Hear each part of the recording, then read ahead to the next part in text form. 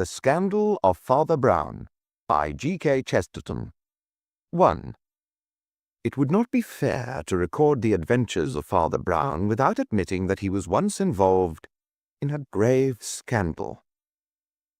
There still are persons, perhaps even of his own community, who would say that there was a sort of blot upon his name. It happened in a picturesque Mexican roadhouse of rather loose repute, as appeared later. And to some it seemed that for once the priest had allowed a romantic streak in him, and his sympathy for human weakness, to lead him into loose and unorthodox action. The story in itself was a simple one, and perhaps the whole surprise of it consisted in its simplicity. Burning Troy began with Helen. This disgraceful story began with the beauty of Hypatia Potter.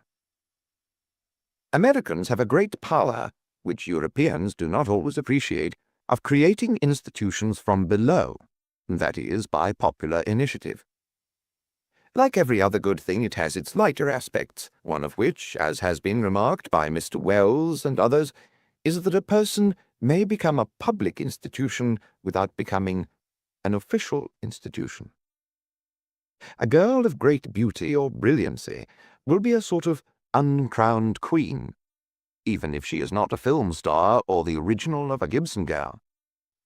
Among those who have the fortune or misfortune to exist beautifully in public in this manner was a certain Hypatia Hard, who had passed through the preliminary stage of receiving florid compliments in society paragraphs of the local press to the position of one who is actually interviewed by real pressmen. On war and peace, and patriotism, and prohibition, and evolution, and the Bible, she had made her pronouncements with a charming smile. And if none of them seemed very near to the real grounds of her own reputation, it was almost equally hard to say what the grounds of her reputation really were. Beauty and being the daughter of a rich man are things not rare in her country. But to these she added whatever it is that attracts the wandering eye of journalism. Next to none of her admirers had even seen her, or even hoped to do so, and none of them could possibly derive any sordid benefit from her father's wealth. It was simply a sort of popular romance, the modern substitute for mythology, and it laid the first foundations of the more turgid and tempestuous sort of romance in which he was to figure later on, and in which many held that the reputation of Father Brown, as well as of others, had been blown to rags. It was accepted, sometimes romantically, sometimes resignedly, by those whom American satire has named the Sob Sisters, that she'd already married a very worthy and respectable businessman of the name of Potter. It was even possible to regard her for a moment as Mrs. Potter, on the universal understanding that her husband was only the husband of Mrs. Potter. Then came the great scandal, by which her friends and enemies were horrified beyond their wildest hopes. Her name was coupled, as the queer phrase goes, with a literary man living in Mexico, in status an American, but in spirit a very Spanish American. Unfortunately, his vices resembled her virtues in being good copy. He was no less a person than the famous or infamous Rudel Romanes, the poet whose works had been so universally popularized by being vetoed by libraries or prosecuted by the police. Anyhow, her pure and placid star was seen in conjunction with this comet. He was of the sort to be compared to a comet, being hairy and hot, the first in his portraits, the second in his poetry. He was also destructive. The comet's tail was a trail of divorces, which some called his success as a lover, and some his prolonged failure as a husband. It was hard on Hypatia. There are disadvantages in conducting the perfect private life in public, like a domestic interior in a shop window. Interviewers reported doubtful utterances about love's larger law of supreme self-realization. The pagans applauded. The sob sisterhood permitted themselves a note of romantic regret, some having even the hardened audacity to quote from the poem of Maud Muller, to the effect that of all the words of tongue or pen, the saddest are, it might have been. And Mr. Agar P. Rock, who hated the sob sisterhood with a holy and righteous hatred, said that in this case he thoroughly agreed with Bret Harte's emendation of the poem, "More sad are those we daily see. It is, but it hadn't ought to be." For Mr. Rock was very firmly and rightly convinced that a very large number of things hadn't ought to be. He was a slashing and savage critic of national degeneration on the Minneapolis Meteor, and a bold and honest man.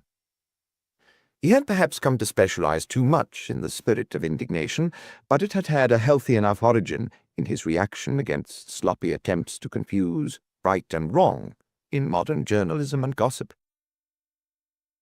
He expressed it first in the form of a protest against an unholy halo of romance being thrown round the gunman and the gangster. Perhaps he was rather too much inclined to assume, in robust impatience, that all gangsters were Dagos, and that all Dagos were gangsters. But his prejudices, even when they were a little provincial, were rather refreshing after a certain sort of maudlin and unmanly hero worship, which was ready to regard a professional murderer as a leader of fashion, so long as the pressmen reported that his smile was irresistible or his tuxedo was all right. Anyhow, the prejudices didn't boil the less in the bosom of Mr. Rock because he was actually in the land of the Dagos when this story opens. Striding furiously up a hill beyond the Mexican border to the white hotel fringed with ornamental palms, in which it was supposed that the Potters were staying, and that the mysterious Hypatia now held her court. Agar Rock was a good specimen of a Puritan, even to look at. He might even have been a virile Puritan of the 17th century rather than the softer and more sophisticated Puritan of the 20th. If you'd told him that his antiquated black hat and habitual black frown and fine flinty features cast a gloom over the sunny land of palms and vines, he would have been very much gratified. He looked to right and left with eyes bright with universal suspicions, and as he did so, he saw two figures on the ridge above him, outlined against the clear subtropical sunset. Figures in a momentary posture which might have made even a less suspicious man suspect something. One of the figures was rather remarkable in itself. It was poised at the exact angle of the turning road above the valley, as if by an instinct for the sight as well as the attitude of statuary. It was wrapped in a great black cloak in the Byronic manner, and the head that rose above it in swarthy beauty was remarkably like Byron's. This man had the same curling hair and curling nostrils, and he seemed to be snorting something of the same scorn and indignation against the world. He grasped in his hand a rather long cane or walking stick, which, having a spike of the sort used for mountaineering, carried at the moment a fanciful suggestion of a spear. It was rendered all the more fanciful by something comically contradictory in the figure of the other man, who carried an umbrella. It was indeed a new and neatly rolled umbrella, very different, for instance, from Father Brown's umbrella, and he was neatly clad, like a clerk, in light holiday clothes. A stumpy, stoutish, bearded man, but the prosaic umbrella was raised and even brandished at an acute angle of attack.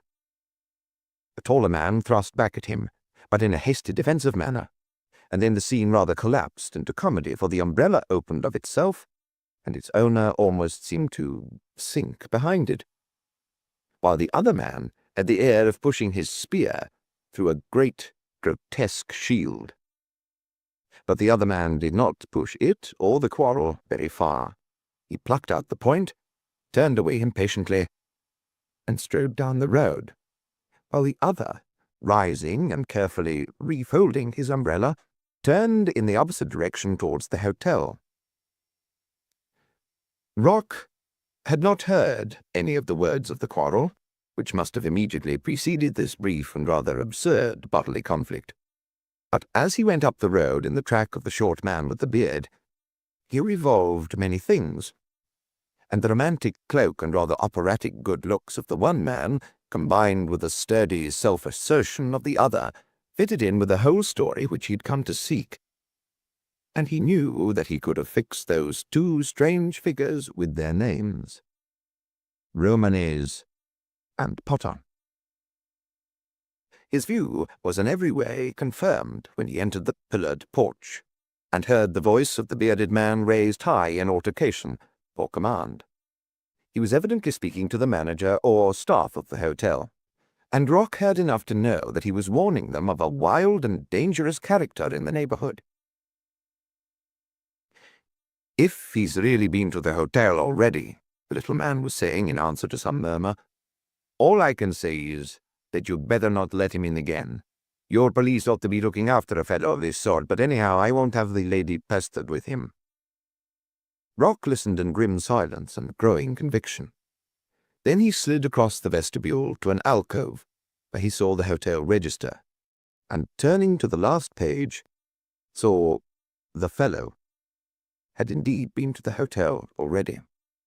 There appeared the name of Rudel Romanes, that romantic public character in very large and florid foreign lettering, and after a space under it, rather close together, the names of Hypatia Potter and Ellis T. Potter in a correct and quite American handwriting. Agar Rock looked moodily about him, and saw in the surroundings, and even the small decorations of the hotel, everything that he hated most. It is perhaps unreasonable to complain of oranges growing on orange trees, even in small tubs, still more of their only growing on threadbare curtains or faded wallpapers as a formal scheme of ornament. But to him, those red and golden moons, decoratively alternated with silver moons, were in a queer way the quintessence of all moonshine.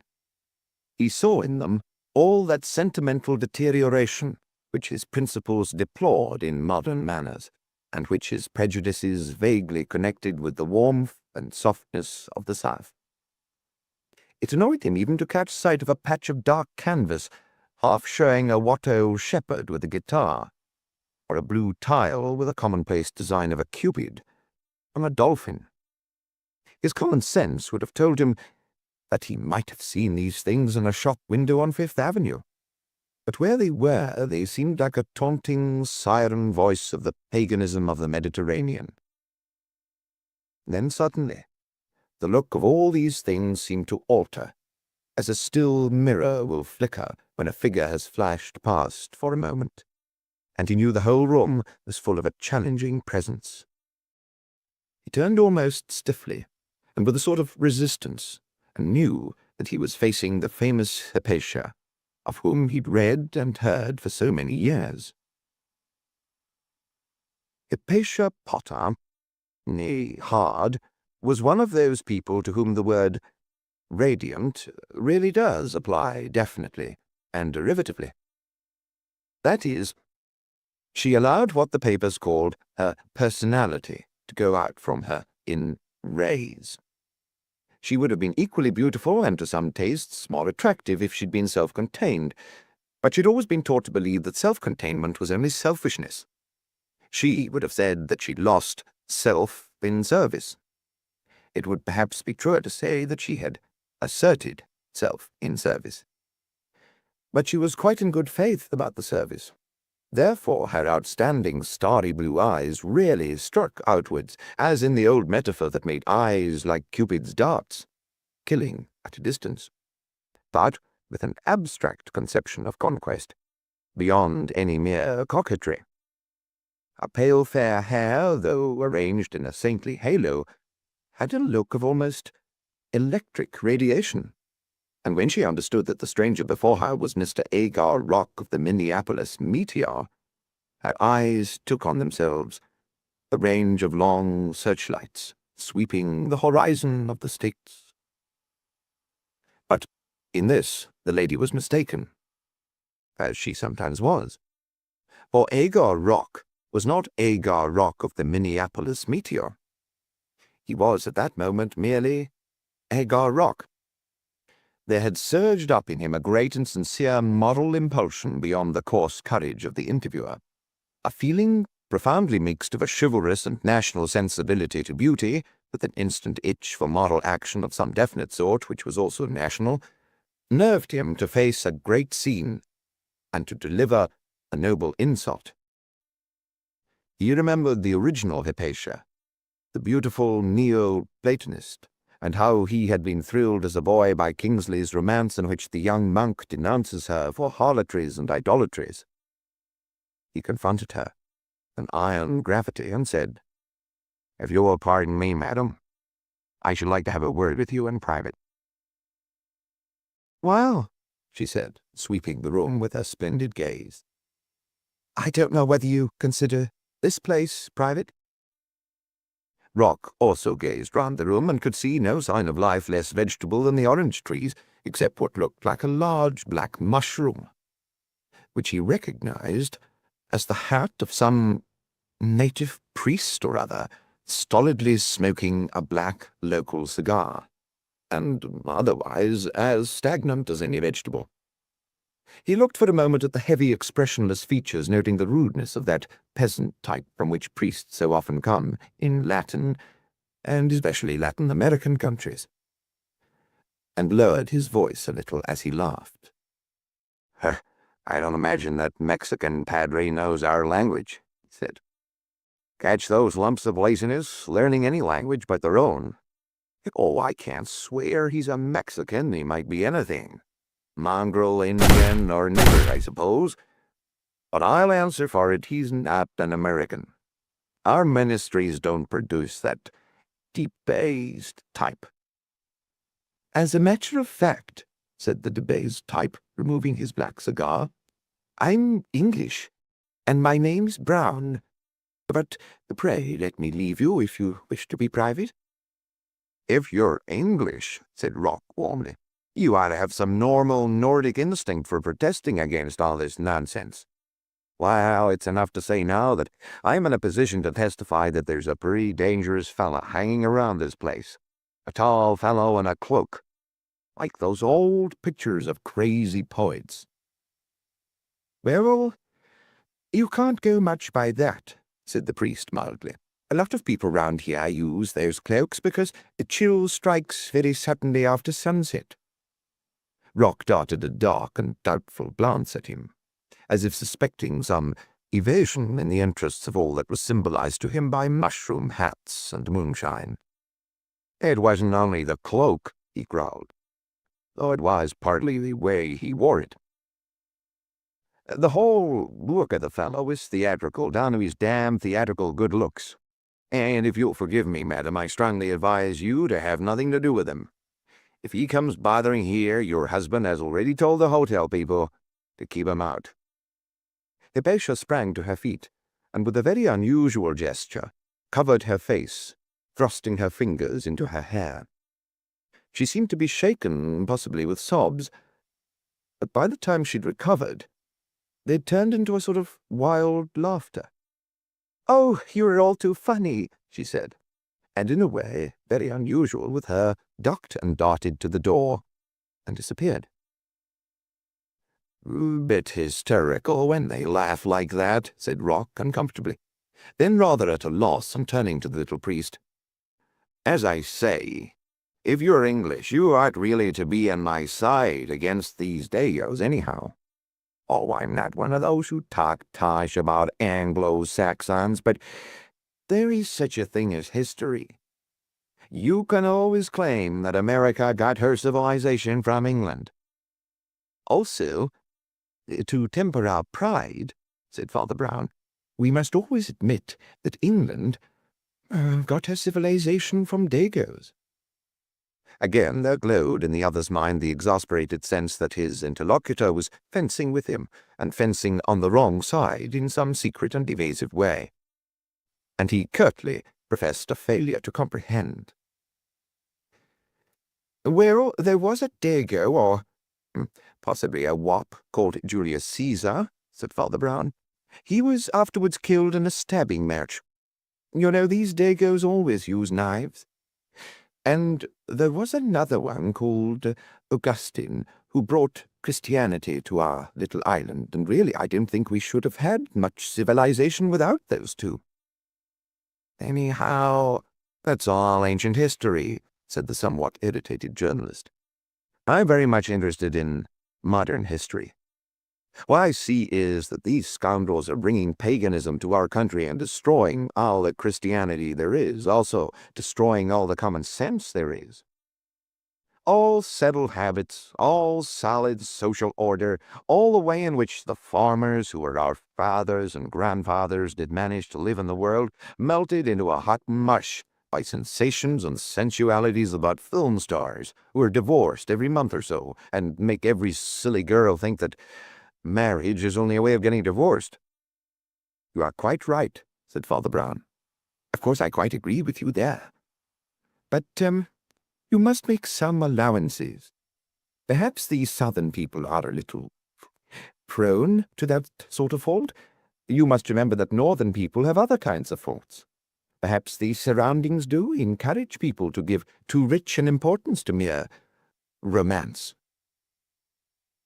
The whole integral indignation of Agar Rock's life rose up within him at the word.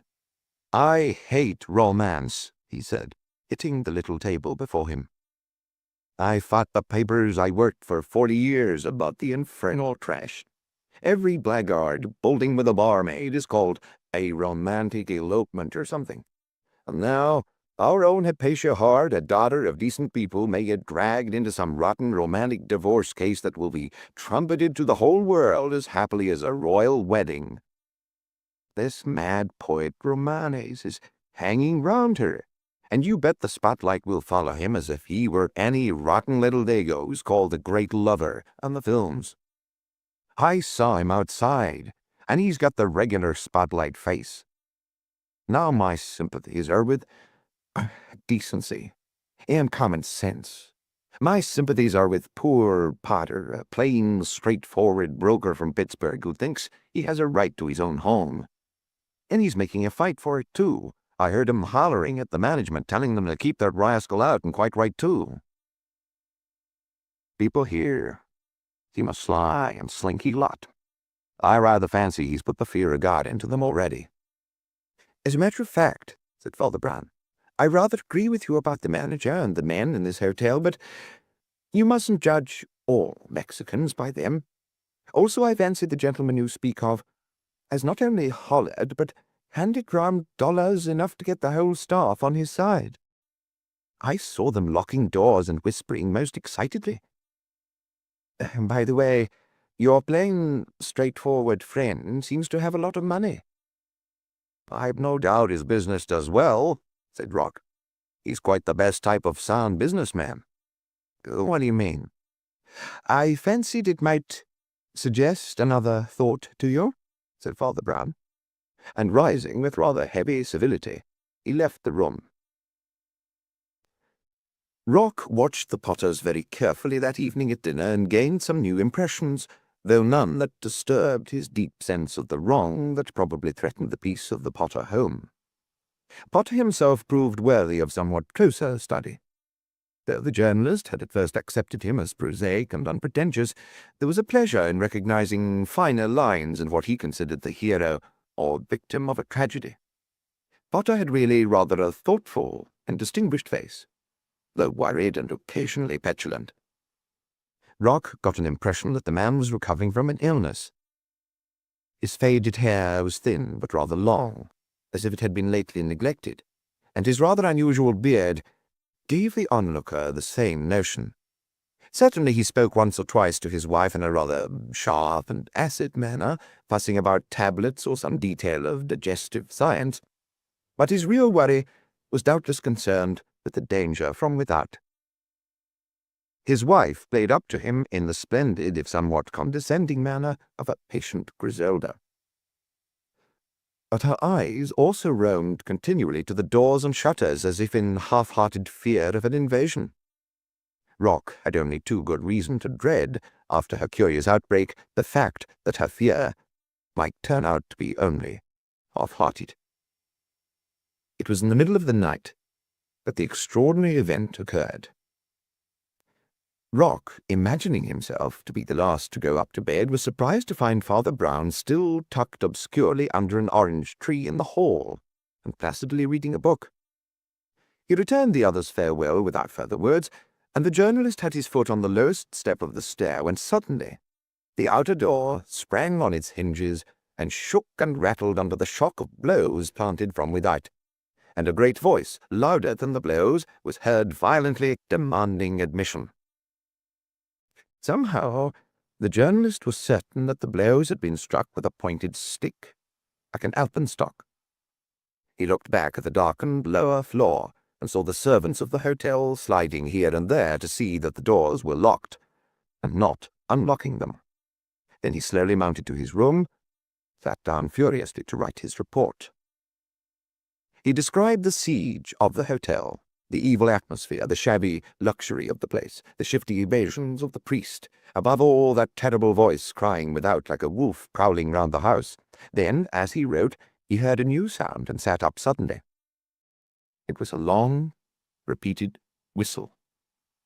And in his mood, he hated it doubly because it was like the signal of a conspirator, and like the love call of a bird. There followed an utter silence in which he sat rigid. Then he rose abruptly, for he'd heard yet another noise. It was a faint swish, followed by a sharp rap or rattle, and he was almost certain that somebody was throwing something at the window. He walked stiffly downstairs to the floor, which was now dark and deserted, or nearly deserted, for the little priest was still sitting under the orange shrub, lit by a low lamp, still reading his book. "You seem to be sitting up late," he said harshly. "Quite a dissipated character," said Father Brown, looking up with a broad smile. "Reading economics of usury at all wild hours of the night." "The place is locked up," said Rock. "Very thoroughly locked up," replied the other. "Your friend with the beard seems to have taken every precaution. And by the way, your friend with the beard is a little rattled. I thought he was rather cross at dinner." "Natural enough," growled the other.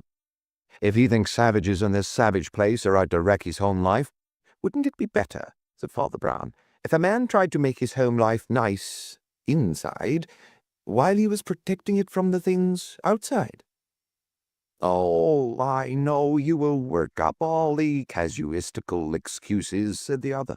"Perhaps he was rather snappy with his wife, but he's got the right on his side. Look here, you seem to me to be rather a deep dog.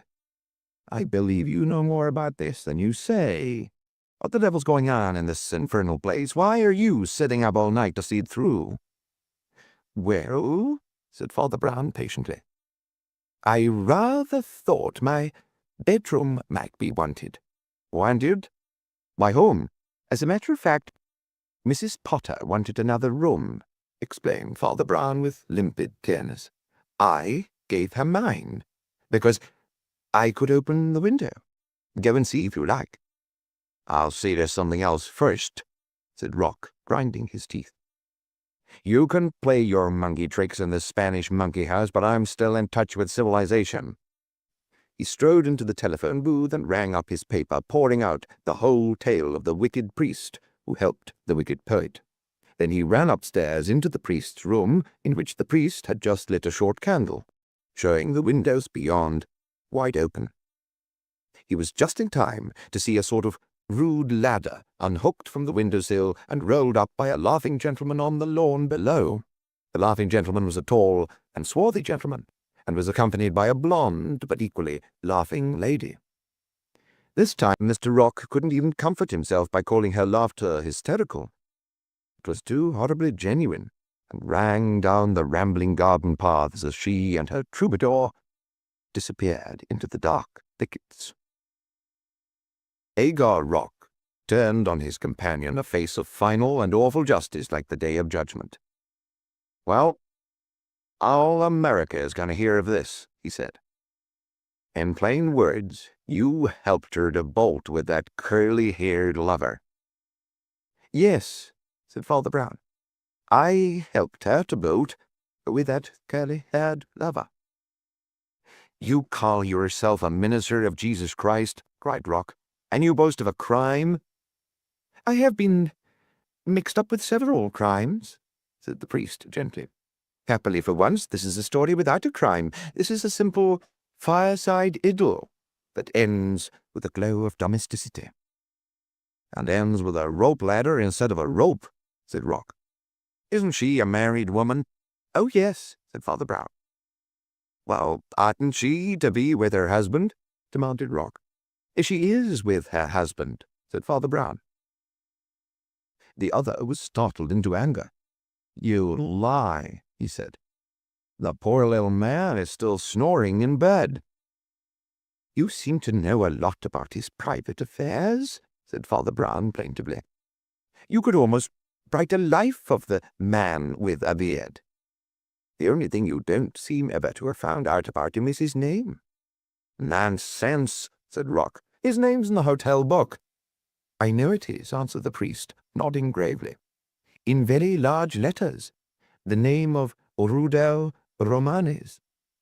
Hypatia Potter, who met him here, put her name boldly under his, when she meant to elope with him, and her husband put his name under that, when he pursued them to this place. He put it very close under hers by way of protest. Then Romanes, who has pots of money, as a popular misanthrope despising men, bribed the brutes in this hotel to bar and bolt it and keep the lawful husband out. And I, as you truly say, helped him to get in."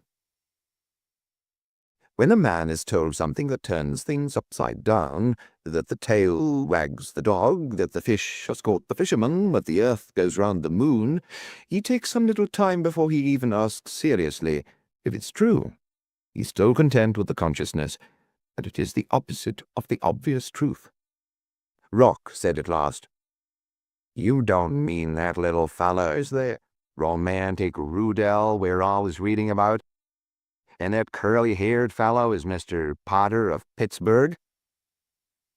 "Yes," said Father Brown. "I knew it the moment I clapped eyes on both of them, but I verified it afterwards." Rock ruminated for a time and said at last, "I suppose it's barely possible you're right. But how did you come to have such a notion, in the face of facts?" Father Brown looked rather abashed, subsided into a chair, and stared into vacancy, until a faint smile began to dawn on his round and rather foolish face. "Well," he said, "you see, the truth is, I'm not romantic." "I don't know what the devil you are," said Rock roughly. "Now you are romantic," said Father Brown helpfully. "For instance, you see somebody looking poetical and you assume he is a poet. Do you know what the majority of poets look like? What a wild confusion was created by that coincidence of three good-looking aristocrats at the beginning of the 19th century, Byron and Goethe and Shelley. Believe me, in the common way a man may write, 'Beauty has laid her flaming lips on mine,' or whatever that chap wrote without being himself particularly beautiful. Besides, do you realize how old a man generally is by the time his fame has filled the world? Watts painted Swinburne with a halo of hair, but Swinburne was bald before most of his last American or Australian admirers had heard of his hyacinthine locks. So was D'Annunzio. As a fact, Romanes still has rather a fine head, as you will see if you look at it closely. He looks like an intellectual man, and he is. Unfortunately, like a good many other intellectual men, he's a fool. He's let himself go to seed with selfishness and fussing about his digestion. So that the ambitious American lady, who thought it would be like soaring to Olympus with the 9 muses to elope with a poet, found that a day or so of it was about enough for her. so that when her husband came after her and stormed the place, she was delighted to go back to him. But her husband? Queried Rock. I am still rather puzzled about her husband.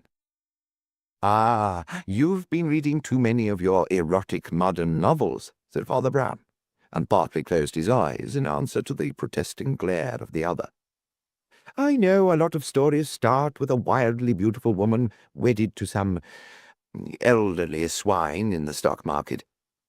But why? In that, as in most things, modern novels are the very reverse of modern. I don't say it never happens, but it hardly ever happens now, except by her own fault. Girls nowadays marry whom they like, especially spoilt girls like Hypatia. And whom do they marry? A beautiful, wealthy girl like that would have a ring of admirers. And whom would she choose? The chances are 100 to 1 that she'd marry very young and choose the handsomest man she met at a dance or a tennis party. Well, ordinary businessmen are sometimes handsome. A young god appeared, called Potter, and she wouldn't care if he was a broker or a burglar, but given the environment, you will admit it's more likely he would be a broker. Also, it's quite likely that he'd be called Potter. You see, you are so incurably romantic that your whole case was founded on the idea that a man looking like a young god couldn't be called Potter. Believe me, names are not so appropriately distributed. Well, said the other after a short pause. What do you suppose happened after that? Father Brown got up rather abruptly from the seat in which he'd collapsed. The candlelight threw the shadow of his short figure across the wall and ceiling, giving an odd impression the balance of the room had been altered. Ah, he muttered, that's the devil of it. That's the real devil. Much worse than the old Indian demons in this jungle.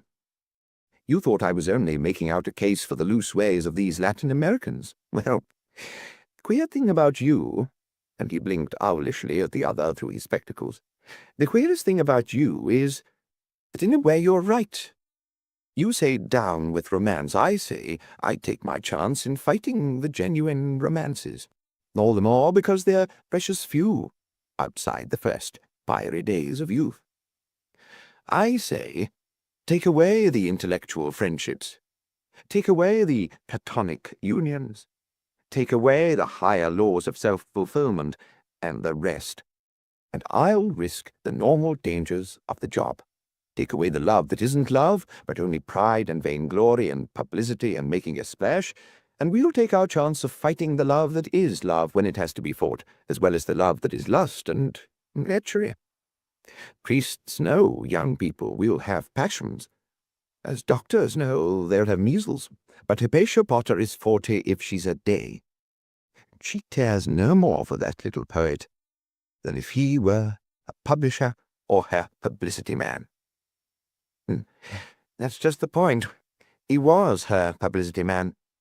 It's your newspapers that have ruined her. It's living in the limelight. It's wanting to see herself in the headlines, even in a scandal, if it were only sufficiently psychic and superior. It's wanting to be George Sand, her name immortally linked with Alfred de Musset. When her real romance of youth was over, it was the sin of middle age that got hold of her, the sin of intellectual ambition. She hasn't got any intellect to speak of. But you don't need any intellect to be an intellectual. I should say she was pretty brainy in one sense, observed Rock reflectively. Yes, in one sense, said Father Brown, in only one sense, in a business sense. But not in any sense that has anything to do with these poor lounging dagos down here. You curse the film stars and tell me you hate romance. Do you suppose the film star who is married for the 5th time is misled by any romance? Such people are very practical, more practical than you are. You say you admire the simple, solid businessman. Do you suppose that Rudel Romanes isn't a businessman? Can't you see he knew quite as well as she did the advertising advantages of this last grand affair with a famous beauty. He also knew very well that his hold on it was pretty insecure, hence his fussing about and bribing servants to lock doors. But what I mean to say first and last is that there'd be a lot less scandal if people didn't idealize sin and pose as sinners. These poor Mexicans may seem sometimes to live like beasts, or rather sin like men, but they don't go in for ideals. He must at least give them credit for that. He sat down again, as abruptly as he had risen, and laughed apologetically. "Well, Mr. Rock," he said, "that is my complete confession, the whole horrible story of how I helped her romantic elopement. You can do what you like with it." "In that case," said Rock, rising, "I'll go to my room and make a few alterations in my report. First of all, I must ring up my paper and tell them I've been telling them a pack of lies." Not much more than half an hour had passed between the time when Rock had telephoned to say the priest was helping the poet to run away with the lady, and the time when he telephoned to say that the priest had prevented the poet from doing precisely the same thing. But in that short interval of time was born and enlarged and scattered upon the winds the scandal of Father Brown. The truth is still half an hour behind the slander, and nobody can be certain when or where it will catch up with it. The garrulity of pressmen and the eagerness of enemies had spread the first story through the city even before it appeared in the first printed version. It was instantly corrected and contradicted by Rock himself in a second message, stating how the story had really ended. But it was by no means certain that the first story was killed. A positively incredible number of people seemed to have read the first issue of the paper, and not the second. Again and again, in every corner of the world, like a flame bursting from blackened ashes, there would appear the old tale of the Brown scandal, or priest ruins Potter home. Tireless apologists of the priest's party watched for it, and patiently tagged after it with contradictions and exposures and letters of protest. Sometimes the letters were published in the papers, and sometimes they were not, but still nobody knew how many people had heard the story without hearing the contradiction. It was possible to find whole blocks of blameless and innocent people who thought the Mexican scandal was an ordinary recorded historical incident like the gunpowder plot. Then somebody would enlighten these simple people, only to discover that the old story had started afresh among a few quite educated people who would seem the last people on earth to be duped by it. And so, the two Father Browns chase each other round the world forever. The first, a shameless criminal fleeing from justice. The second, a martyr broken by slander in a halo of rehabilitation. But neither of them is very like the real Father Brown, who is not broken at all, but goes stumping with his stout umbrella through life, liking most of the people in it, accepting the world as his companion, but never as his judge. 2. A quick one. The strange story of the incongruous strangers is still remembered along that strip of the Sussex coast where the large and quiet hotel called the Maypole and Garland looks across its own gardens to the sea. Two quaintly assorted figures did indeed enter that quiet hotel on that sunny afternoon, one being conspicuous in the sunlight and visible over the whole shore by the fact of wearing a lustrous green turban surrounding a brown face and a black beard. The other would have seemed, to some, even more wild and weird by reason of his wearing a soft black clergyman's hat, with a yellow moustache and yellow hair of leonine length. He at least had often been seen preaching on the sands or conducting Band of Hope services with a little wooden spade. Only he had certainly never been seen going into the bar of an hotel. The arrival of these quaint companions was the climax of the story, but not the beginning of it. And in order to make a rather mysterious story as clear as possible, it is better to begin at the beginning. Half an hour before those two conspicuous figures entered the hotel and were noticed by everybody, two other very inconspicuous figures had also entered it and had been noticed by nobody. One was a large man and handsome in a heavy style, but he had the knack of taking up very little room, like a background.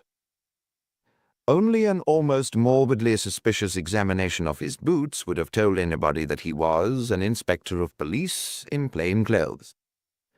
In very plain clothes. The other was a drab and insignificant little man, also in plain clothes, only that they happened to be clerical clothes. But nobody had ever seen him beaching on the sands. These travellers also found themselves in a sort of large smoking room with a bar, for a reason which determined all the events of that tragic afternoon. The truth is that the respectable hotel called the Maypole and Garland was being done up. Those who'd liked it in the past were moved to say that it was being done down, or possibly done in. This was the opinion of the local grumbler, Mr. Ragley, the eccentric old gentleman who drank cherry brandy in a corner and cursed.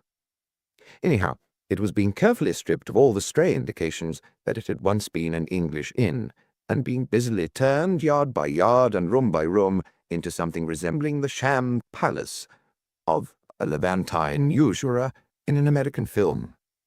It was, in short, being decorated. But the only part where the decoration was complete and where customers could yet be made comfortable was this large room leading out of the hall. It had once been honourably known as a bar parlour, and was now mysteriously known as a saloon lounge, and was newly decorated in the manner of an Asiatic divan.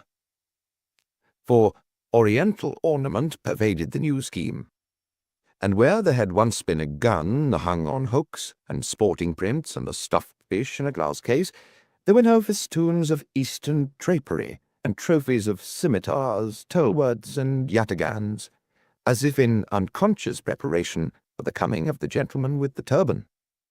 The practical point was, however, that the few guests who did arrive had to be shepherded into this lounge, now swept and garnished, because all the more regular and refined parts of the hotel were still in a state of transition. Perhaps that was also the reason why even those few guests were somewhat neglected, the manager and others being occupied with explanations or exhortations elsewhere. Anyway, the first two travellers who arrived had to kick their heels for some time unattended. The bar was at the moment entirely empty, and the inspector rang and rapped impatiently on the counter. But the little clergyman had already dropped into a lounge seat and seemed in no hurry for anything. Indeed, his friend the policeman, turning his head, saw that the round face of the little cleric had gone quite blank, as it had a way of doing sometimes. He seemed to be staring through his moon-like spectacles at the newly decorated wall. "I may as well offer you a penny for your thoughts," said Inspector Greenwood, turning from the counter with a sigh, "as nobody seems to want my pennies for anything else. This seems to be the only room in the house that isn't full of ladders and whitewash, and this is so empty that there isn't even a potboy to give me a pot of beer." "Oh, my thoughts are not worth a penny, and let alone a pot of beer," answered the cleric, wiping his spectacles. "I don't know why, but I was thinking how easy it would be to commit a murder here." "It's all very well for you, Father Brown," said the inspector good-humouredly. "You've had a lot more murders than your fair share, and we poor policemen sit starving all our lives, even for a little one. But why should you say— Oh, I see. You're looking at all those Turkish daggers on the wall. There are plenty of things to commit a murder with, if that's what you mean, but not more than there are in any ordinary kitchen. Carving knives or pokers or what not. That isn't where the snag of a murder comes in. Father Brown seemed to recall his rambling thoughts in some bewilderment, and said that he supposed it so. "Murder's always easy," said Inspector Greenwood. "There can't possibly be anything more easy than murder. I could murder you at this minute, more easily than I can get a drink in this damned bar. The only difficulty is committing a murder without committing oneself as a murderer. It's this shyness about owning up to a murder, it's this silly modesty of murderers about their own masterpieces that makes the trouble. They will stick to this extraordinary fixed idea of killing people without being found out. And that's what restrains them, even in a room full of daggers. Otherwise, every cutler's shop would be piled with corpses. And that, by the way, explains the one kind of murder that really can't be prevented, which is why, of course, we poor bobbies are always blamed for not preventing it. When a madman murders a king or a president, it can't be prevented. You can't make a king live in a coal cellar, or carry about a president in a steel box. Anybody can murder him who doesn't mind being a murderer. That is where the madman is like the martyr, sort of beyond this world. A real fanatic can always kill anybody he likes. Before the priest could reply, a joyous band of bagmen rolled into the room like a shoal of porpoises, and the magnificent bellow of a big beaming man with an equally big and beaming tie-pin brought the eager and obsequious manager running like a dog to the whistle with a rapidity which the police in plain clothes had failed to inspire. "I'm sure I'm very sorry, Mr. Jukes," said the manager, who wore a rather agitated smile, and a wave or curl of very varnished hair across his forehead. "We're rather understaffed at present, and I had to attend to something in the hotel, Mr. Jukes." Mr. Jukes was magnanimous, but in a noisy way, and ordered drinks all round, conceding one even to the almost cringing manager. Mr. Jukes was a traveller for a very famous and fashionable wine and spirits firm, and may have conceived himself as lawfully the leader in such a place. Anyhow, he began a boisterous monologue, rather tending to tell the manager how to manage his hotel, and the others seemed to accept him as an authority. The policeman and the priest had retired to a low bench and small table in the background, from which they watched events, up to that rather remarkable moment when the policeman had very decisively to intervene. Well, the next thing that happened, as already narrated, was the astonishing apparition of a brown Asiatic in a green turban, accompanied by the, if possible, more astonishing apparition of a nonconformist minister. Omens such as appear before a doom. In this case there was no doubt about evidence for the portent. A taciturn but observant boy cleaning the steps for the last hour, being a leisurely worker, the dark, fat, bulky bar attendant, even the diplomatic but distracted manager, all bore witness to the miracle. The apparitions, as the skeptics say, were due to perfectly natural causes. The man with the mane of yellow hair and the semi-clerical clothes was not only familiar as a preacher on the sands, but as a propagandist throughout the modern world. He was no less a person than the Reverend David Price Jones, whose far-resounding slogan was "Prohibition and Purification for our land and the Britons overseas." He was an excellent public speaker and organizer, and an idea had occurred to him that ought to have occurred to prohibitionists long ago. It was the simple idea that if prohibition is right, some honor is due to the prophet, who was perhaps the first prohibitionist. He had corresponded with the leaders of Mohammedan religious thought, and had finally induced a distinguished Muslim, one of whose names was Akbar, and the rest an untranslatable ululation of Allah with attribute, to come and lecture in England on the ancient Muslim veto on wine. Neither of them certainly had been in a public-house bar before, but they had come there by the process already described, driven from the genteel tea-rooms, shepherded into the newly decorated saloon. Probably all would have been well if the great prohibitionist in his innocence had not advanced to the counter and asked for a glass of milk. The commercial travellers, though a kindly race, emitted involuntary noises of pain. A murmur of suppressed jests was heard as, "Shun the bowl," or "Better bring out the cow." But the magnificent Mr. Jukes, feeling it due to his wealth and type in to produce more refined humour, fanned himself as one about to faint, and said pathetically, "They know they could knock me down with a feather. They know a breath will blow me away. They know my doctor says I'm not to have these shocks, and they come and drink cold milk in cold blood before my very eyes." End of Disc 1. Disc 2. The Reverend David Price Jones, accustomed to deal with hecklers at public meetings, was so unwise as to venture on remonstrance and recrimination in this very different and much more popular atmosphere. The Oriental tittle abstainer abstained from speech as well as spirits, and certainly gained in dignity by doing so. In fact, so far as he was concerned, the Muslim culture certainly scored a silent victory. He was obviously so much more of a gentleman than the commercial gentleman that a faint irritation began to arise against his aristocratic aloofness.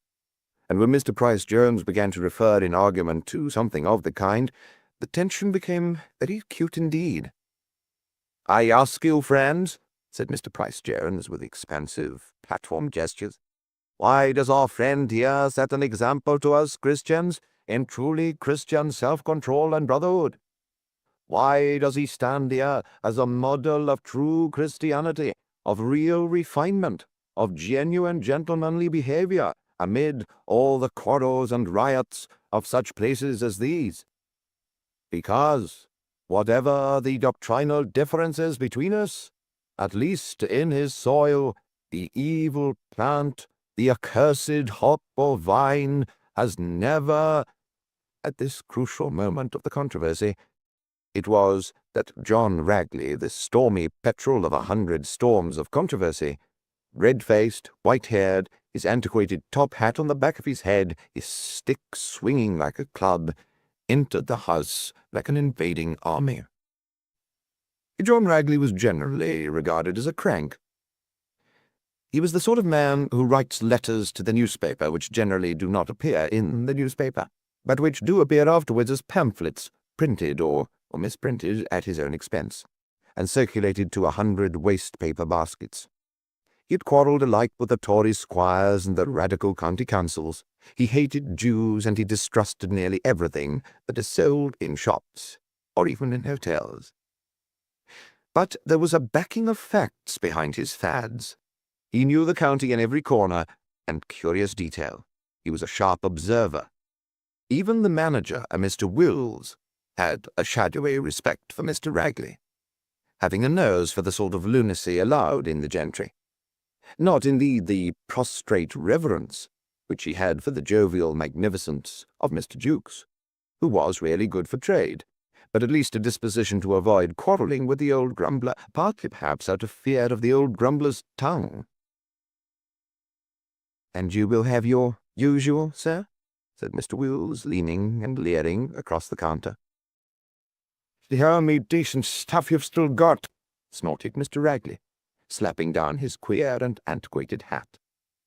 "Damn it, I sometimes think the only English thing left in England is cherry brandy. Cherry brandy does taste of cherries. Can you find me any beer that tastes of hops, or any cider that tastes of apples, or any wine that has the remotest indication of being made out of grapes? There's an infernal swindle going on now in every inn in the country that would have raised a revolution in any other country. I've found out a thing or two about it, I can tell you. You wait till I get it printed and people will sit up. If I could stop our people being poisoned with all this bad drink—" Here again the Reverend David Price Jones showed a certain failure in tact, though it was a virtue he almost worshipped. He was so unwise as to attempt to establish an alliance with Mr. Ragley, by a fine confusion between the idea of bad drink and the idea that drink is bad. Once more he endeavoured to drag his stiff and stately Eastern friend into the argument as a refined foreigner superior to our rough English ways. He was even so foolish as to talk of a broad theological outlook, and ultimately to mention the name of Mohammed, which was echoed in a sort of explosion. "God damn your soul!" roared Mr. Ragley with a less broad theological outlook. "Do you mean that Englishmen mustn't drink English beer because wine was forbidden in a damned desert by the dirty old humbug Mohammed?" In an instant, the inspector of police had reached the middle of the room with a stride. For, the instant before that, a remarkable change had taken place in the demeanour of the Oriental gentleman who had hitherto stood perfectly still with steady and shining eyes. He now proceeded, as his friend had said, to set an example in truly Christian self-control and brotherhood by reaching the wall with the bound of a tiger, tearing down one of the heavy knives hanging there, and sending it smack like a stone from a sling, so that it stuck quivering in the wall exactly half an inch above Mr. Ragley's ear. It would undoubtedly have stuck quivering in Mr. Ragley if Inspector Greenwood had not been just in time to jerk the arm and deflect the aim. Father Brown continued in his seat, watching the scene with screwed-up eyes, and a screw of something almost like a smile at the corners of his mouth, as if he saw something beyond the mere momentary violence of the quarrel. And then the quarrel took a curious turn, which may not be understood by everybody until men like Mr. John Ragley are better understood than they are, for the red-faced old fanatic was standing up and laughing uproariously, as if it were the best joke he'd ever heard. All his snapping, vituperation, and bitterness seemed to have gone out of him, and he regarded the other fanatic, who just tried to murder him, with a sort of boisterous benevolence. "Blast your eyes," he said. "You're the first man I've met in 20 years. "Do you charge this man, sir?" said the inspector, looking doubtful. "Charge him? Of course not," said Ragley. "I'd stand him a drink if he were allowed any drinks. I hadn't any business to insult his religion, and I wish to God all you skunks had the guts to kill a man. I won't say for insulting your religion, because you haven't got any, but for insulting anything. Even your beer." "Now he's called us all skunks," said Father Brown to Greenwood. "Peace and harmony seem to be restored. I wish that teetotal lecturer could get himself impaled on his friend's knife. It was he who made all the mischief." As he spoke, the odd groups in the room were already beginning to break up. It had been found possible to clear the commercial room for the commercial travellers, and they adjourned to it, the potboy carrying a new round of drinks after them on a tray. Father Brown stood for a moment gazing at the glasses left on the counter, recognizing at once the ill-omened glass of milk, and another which smelt of whisky, and then turned just in time to see the parting between those two quaint figures, fanatics of the East and West. Ragley was still ferociously genial.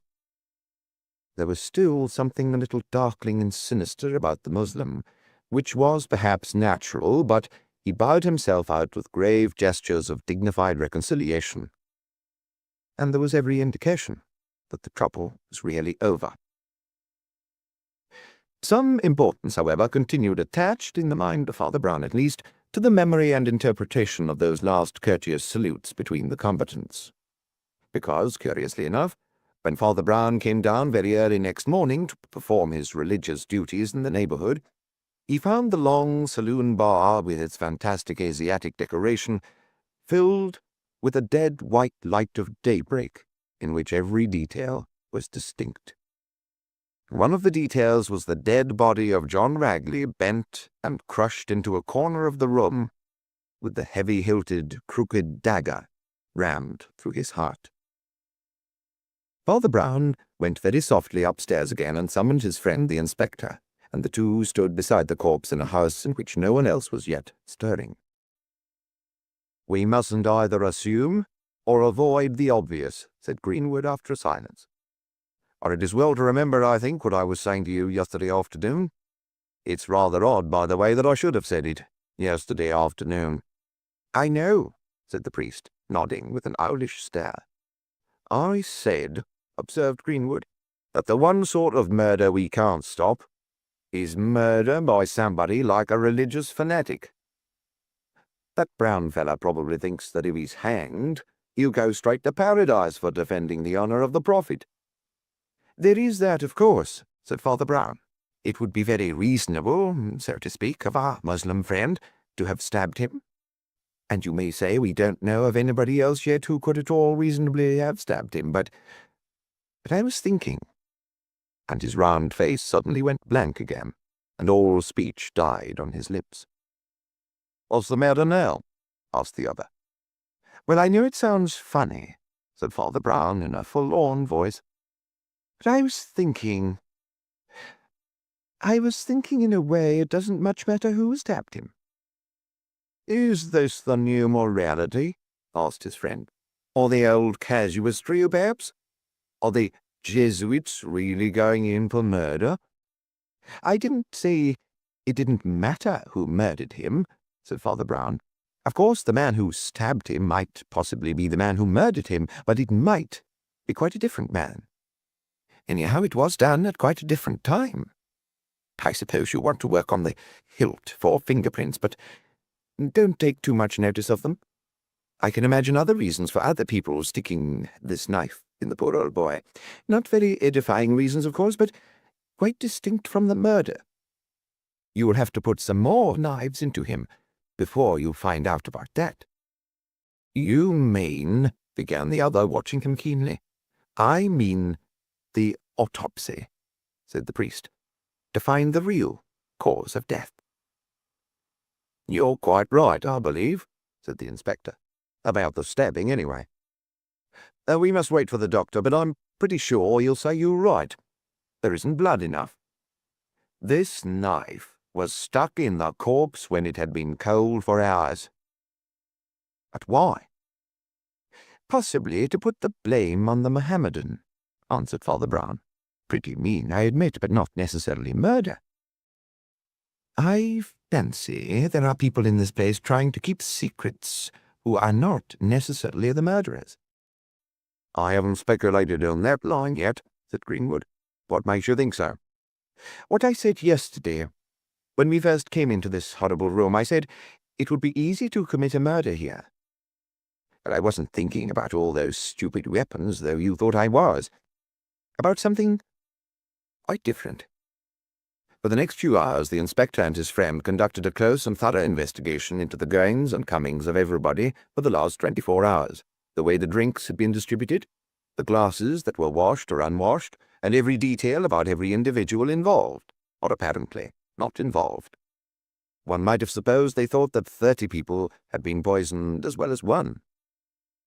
It seemed certain that nobody had entered the building except by the big entrance that adjoined the bar. All the others were blocked in one way or another by the repairs.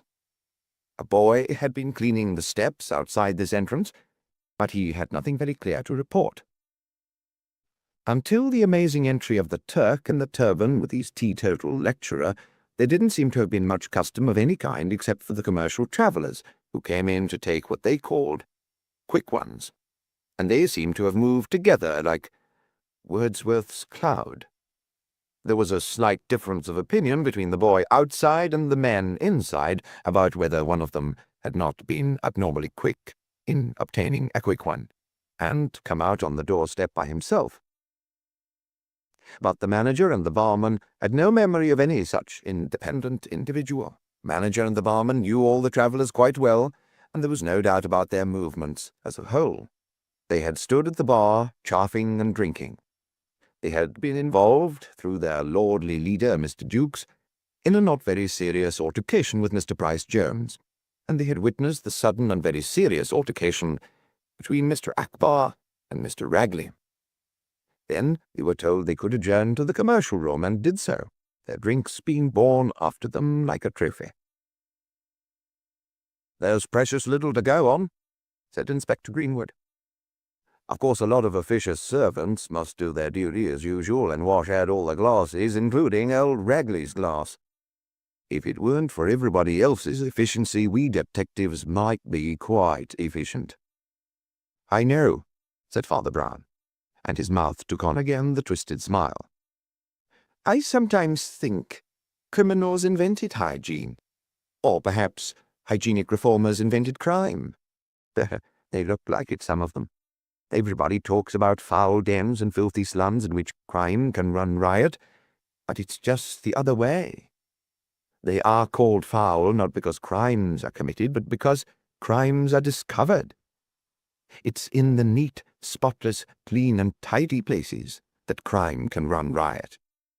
No mud to make footprints, no dregs to contain poison, kind servants washing out all traces of the murder, and the murderer killing and cremating 6 wives, and all for want of a little Christian dirt. Perhaps I expressed myself with too much warmth. But look here. As it happens, I do remember one glass, which has doubtless been cleaned since. But I should like to know more about it." "You mean Ragley's glass?" asked Greenwood. "No, I mean nobody's glass," replied the priest. "It stood near that glass of milk, and it still held an inch or two of whiskey. Well, you and I had no whiskey. I happen to remember that the manager who entreated by the jovial dukes had a drop of gin. I hope you don't suggest that our Muslim was a whiskey drinker disguised in a green turban, or that the Reverend David Price Jones managed to drink whiskey and milk together without noticing it?" "Most of the commercial travellers took whiskey," said the inspector. "They generally do." "Yes, and they generally see they get it too," answered Father Brown. "In this case, they had it all carefully carted after them to their own room. But this glass was left behind." "An accident, I suppose," said Greenwood doubtfully. "The man could easily get another in the commercial room afterwards." Father Brown shook his head. "You've got to see people as they are. Now these sort of men, well, some call them vulgar and some common, but that's all likes and dislikes. I'd be content to say that they are mostly simple men. Lots of them very good men, very glad to go back to the missus and the kids. Some of them might be blackguards, might have had several missuses, and even murdered several missuses. But most of them are simple men. And mark you, just the least tiny little bit drunk. Not much. There's many a duke or don at Oxford drunker. But when that sort of man is at that stage of conviviality, he simply can't help noticing things and noticing them very loud.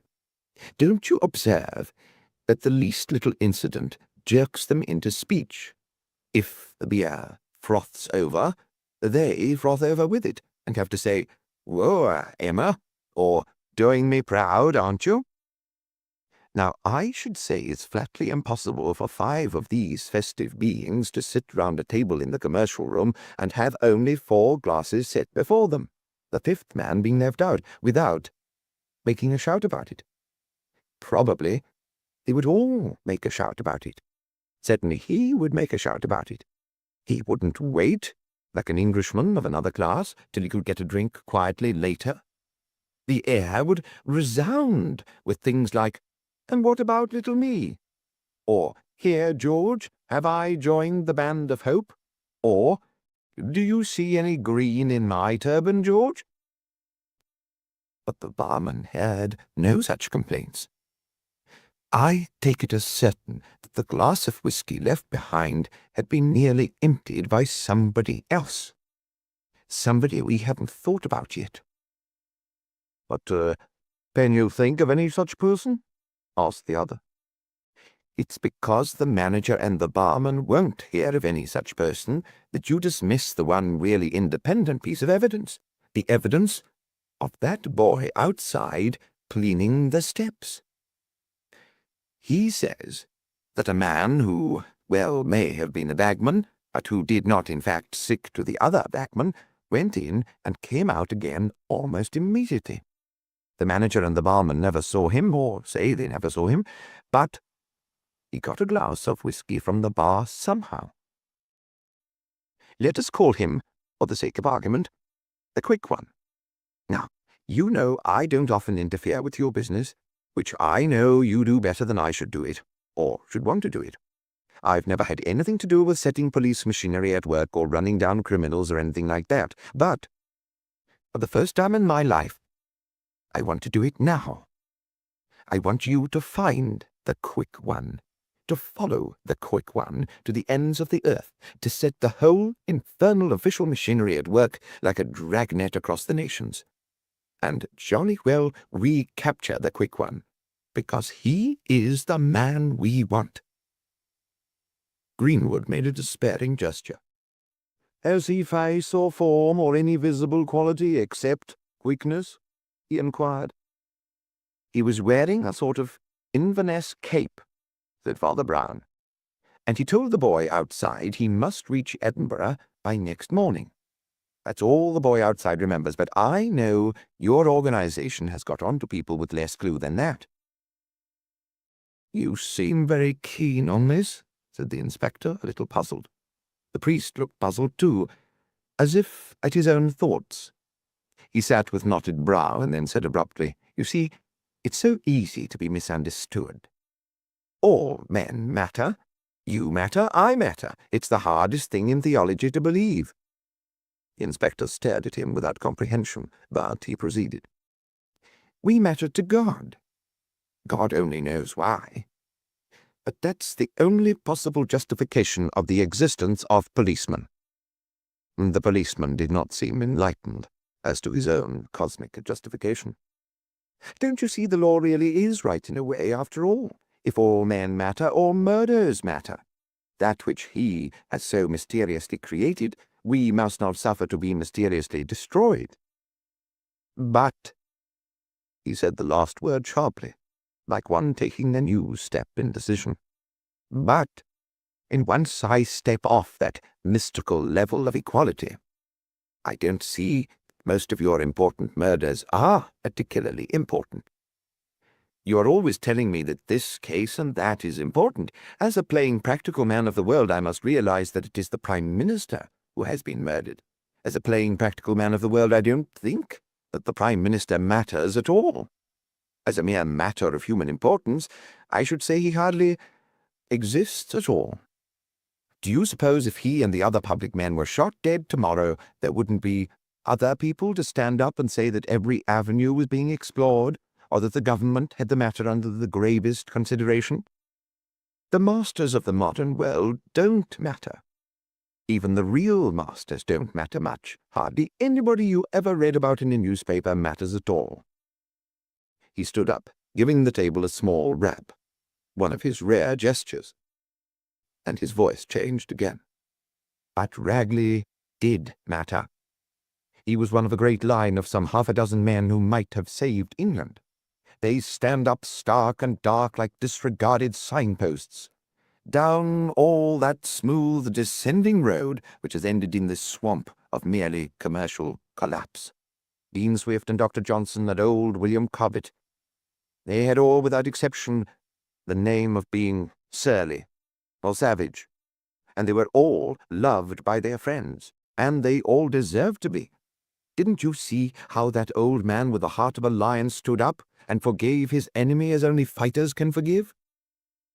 He jolly well did do what that temperance lecturer talked about. He set an example to us Christians, and was a model of Christianity. When there is foul and secret murder of a man like that, then I do think it matters. Matters so much that even the modern machinery of police will be a thing that any respectable person may make use of. No, don't mention it. And so for once in a way, I really do want to make use of you. And so, for some stretch of those strange days and nights, we might almost say that the little figure of Father Brown drove before him into action all the armies and engines of the police forces of the Crown, as the little figure of Napoleon drove the batteries and the battle lines of the vast strategy that covered Europe. Police stations and post offices worked all night. Traffic was stopped, correspondence was intercepted, inquiries were made in 100 places in order to track the flying trail of that ghostly figure without face or name, with an Inverness cape and an Edinburgh ticket. Meanwhile, of course, the other lines of investigation were not neglected. The full report of the post-mortem hadn't yet come in, but everybody seemed certain that it was a case of poisoning. This naturally threw the primary suspicion upon the cherry brandy, and this again naturally threw the primary suspicion on the hotel. "Most probably on the manager of the hotel," said Greenwood gruffly. "He looks a nasty little worm to me. Of course, it might be something to do with some servant, like the barman. He seems rather a sulky specimen, and Ragley might have cursed him a bit, having a flaming temper, though he was generally generous enough afterwards. But after all, as I say, the primary responsibility, and therefore the primary suspicion, rests on the manager." "Oh, I knew the primary suspicion would rest on the manager," said Father Brown. "That was why I didn't suspect him. You see, I rather fancied somebody else must have known that the primary suspicion would rest on the manager, or the servants of the hotel. That is why I said it would be easy to kill anybody in the hotel. But you'd better go and have it out with him, I suppose." The inspector went, but came back again after a surprisingly short interview and found his clerical friend turning over some papers that seemed to be a sort of dossier of the stormy career of John Ragley. "This is a rum go," said the inspector. "I thought I should spend hours cross-examining that slippery little toad there, but we haven't legally got a thing against him, and instead of that, he went to pieces all at once. And I really think he's told me all he knows in sheer funk."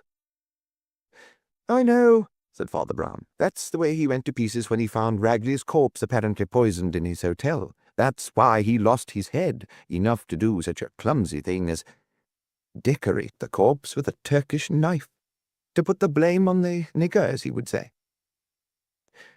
There never is anything the matter with him but funk. He's the very last man that ever would really stick a knife into a live person.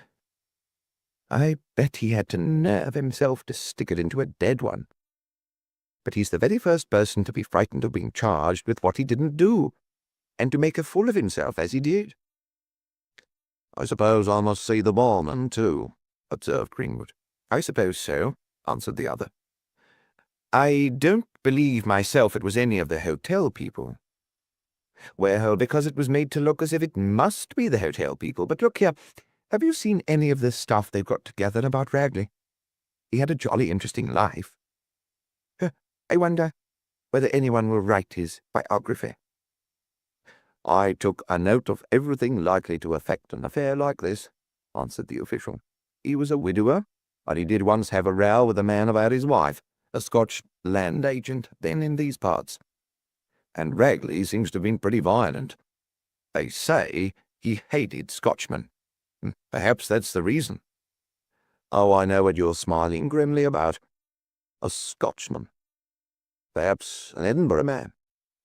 "Perhaps," said Father Brown. "It's quite likely, though, that he did dislike Scotchmen, apart from private reasons.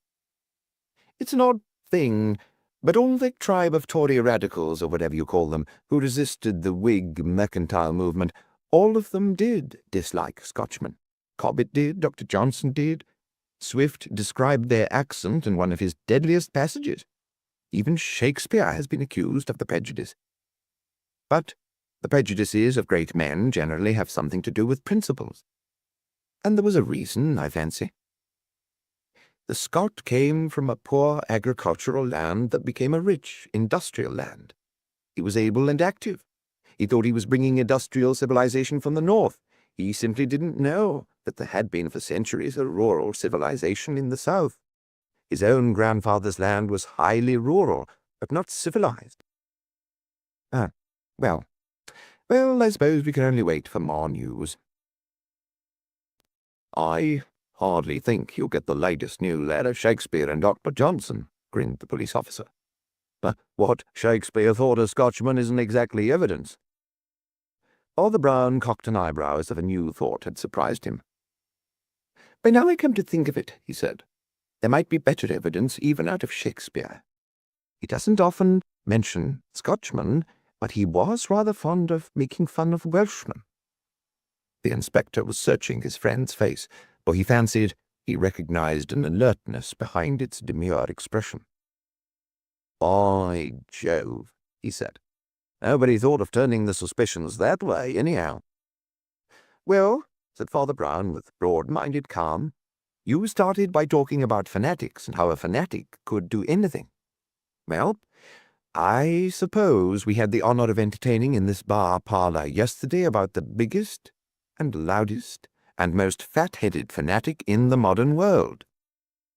If being a pig-headed idiot with one idea is the way to murder, I put in a claim for my reverend brother, Christ Jones the Prohibitionist, in preference to all the fakirs in Asia. And it's perfectly true, as I told you, that his horrible glass of milk, standing side by side on the counter with the mysterious glass of whiskey, which you think was mixed up with the murder," said Greenwood, staring. "Look here, I don't know whether you're really serious or not." Even as he was looking steadily in his friend's face, finding something still inscrutable in its expression, the telephone rang stridently behind the bar. Lifting the flap in the counter, Inspector Greenwood passed rapidly inside, unhooked the receiver, listened for an instant, and then uttered a shout, not addressed to his interlocutor, but to the universe in general. Then he listened still more attentively and said explosively at intervals, "Yes, yes. Come round at once. Bring him round if possible. Good piece of work. Congratulate you." Then Inspector Greenwood came back into the outer lounge like a man who has renewed his youth, sat down squarely on his seat with his hands planted on his knees, stared at his friend and said, "Father Brown, I don't know how you do it. You seem to have known he was a murderer before anybody else knew he was a man. He was nobody, he was nothing, he was a slight confusion in the evidence. Nobody in the hotel saw him. The boy on the steps could hardly swear to him. He was just a fine shade of doubt founded on an extra dirty glass. But we've got him, and he's the man we want." Father Brown had risen with a sense of the crisis, mechanically clutching the papers destined to be so valuable to the biographer of Mr. Ragley, and stood staring at his friend. Perhaps this gesture jerked his friend's mind to fresh confirmations. "Yes, we've got the quick one, and very quick he was, like quicksilver, in making his getaway. We only just stopped him off on a fishing trip to Orkney," he said. "But he's the man all right. He's the Scotch land agent who made love to Ragley's wife. He's the man who drank Scotch whiskey in this bar, then took a train for Edinburgh. And nobody would have known it, but for you." "Well, what I meant," began Father Brown in a rather dazed tone, and at that instant there was a rattle and rumble of heavy vehicles outside the hotel, and 2 or 3 other and subordinate policemen blocked the bar with their presence. One of them, invited by his superior to sit down, did so in an expansive manner, like one at once happy and fatigued, and he also regarded Father Brown with admiring eyes. "Got the murderer, sir?" "Oh, yes," he said. "I know he's a murderer, 'cause he very nearly murdered me. I've captured some tough characters before now, but never one like this. Hit me in the stomach like the kick of a horse, and nearly got away from 5 men. Oh, you got a real killer this time, Inspector." "Where is he?" asked Father Brown, staring. "Outside in the van in handcuffs," replied the policeman. "And if you're wise, you'll leave him there for the present." Father Brown sank into a chair in a sort of soft collapse, and the papers he'd been nervously clutching were shed around him, shooting and sliding about the floor like sheets of breaking snow. Not only his face, but his whole body conveyed the impression of a punctured balloon. "Oh, oh," he repeated, as if any further oath would be inadequate. "Oh, I've done it again." "If you mean you've caught the criminal again," began Greenwood, but his friend stopped him with a feeble explosion like that of expiring soda water. "I mean," said Father Brown, "that it's always happening, and really I don't know why. I always try to say what I mean, but everybody else means such a lot by what I say." "What in the world's the matter now?" cried Greenwood, suddenly exasperated. "Well, I say things," said Father Brown in a weak voice, which could alone convey the weakness of the words. "I say things, but everybody seems to know they mean more than they say. Once I saw a broken mirror and said, 'Something has happened.' And they all answered, 'Yes, yes, as you truly say. 2 men wrestled and one ran into the garden,' and so on. I don't understand it. Something happened, and 2 men wrestled. Don't seem to me at all the same. But I dare say I read old books of logic. Well, it's like that here. You seem to be all certain this man is a murderer. But I never said he was a murderer. I said he was the man we wanted. He is. I want him very much. I want him frightfully. I want him as the one thing we haven't got in the whole of this horrible case. A witness." They all stared at him, but in a frowning fashion, like men trying to follow a sharp new turn of the argument, and it was he who resumed the argument. "From the first minute I entered that big empty bar or saloon, I knew what was the matter with all this business was emptiness, solitude, too many chances for anybody to be alone. In a word, the absence of witnesses. All we knew was that when we came in, the manager and the barman were not in the bar. But when were they in the bar? What chance was there of making any sort of timetable of when anybody was anywhere? The whole thing was blank for want of witnesses. I rather fancy the barman or somebody was in the bar just before we came, and that's how the Scotchman got his Scotch whisky. He certainly didn't get it after we came. But we can't begin to inquire whether anybody in the hotel poisoned poor Ragley's cherry brandy till we really know who was in the bar and when. Now, I want you to do me another favor, in spite of this stupid muddle, which is probably all my fault. I want you to collect all the people involved in this room. I think they're all still available, unless the Asiatic has gone back to Asia, and then take the poor Scotchman out of his handcuffs and bring him in here, and let him tell us who did serve him with whisky, and who was in the bar, and who else was in the room, and all the rest. He's the only man whose evidence can cover just that period when the crime was done. I don't see the slightest reason for doubting his word." "But look here," said Greenwood, "this brings it all back to the hotel authorities. And I thought you agreed that the manager isn't the murderer. Is it the barman? Or what?" "I don't know," said the priest blandly. "I don't know for certain even about the manager. I don't know anything about the barman. I fancy the manager might be a bit of a conspirator, even if he wasn't a murderer. I do know there's one solitary witness on earth who may have seen something. And that's why I set all your police dogs on his trail to the ends of the earth."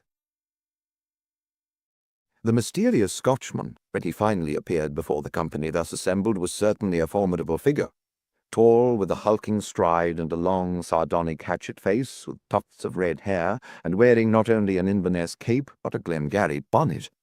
He might well be excused for a somewhat acrid attitude.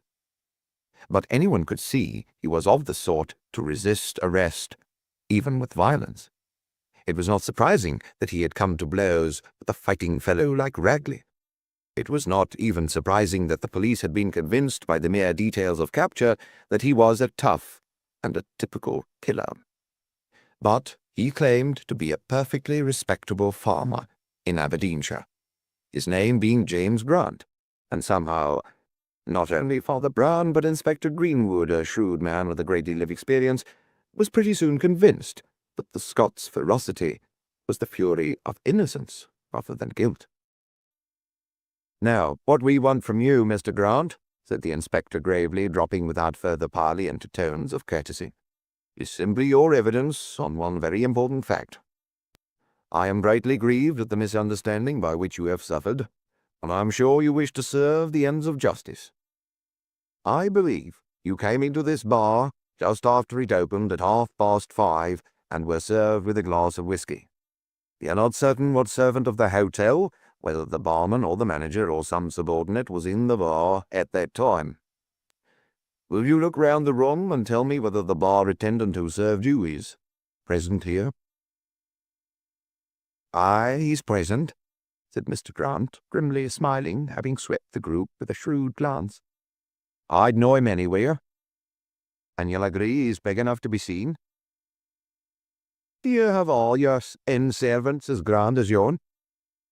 The inspector's eye remained hard and steady, and his voice colourless and continuous.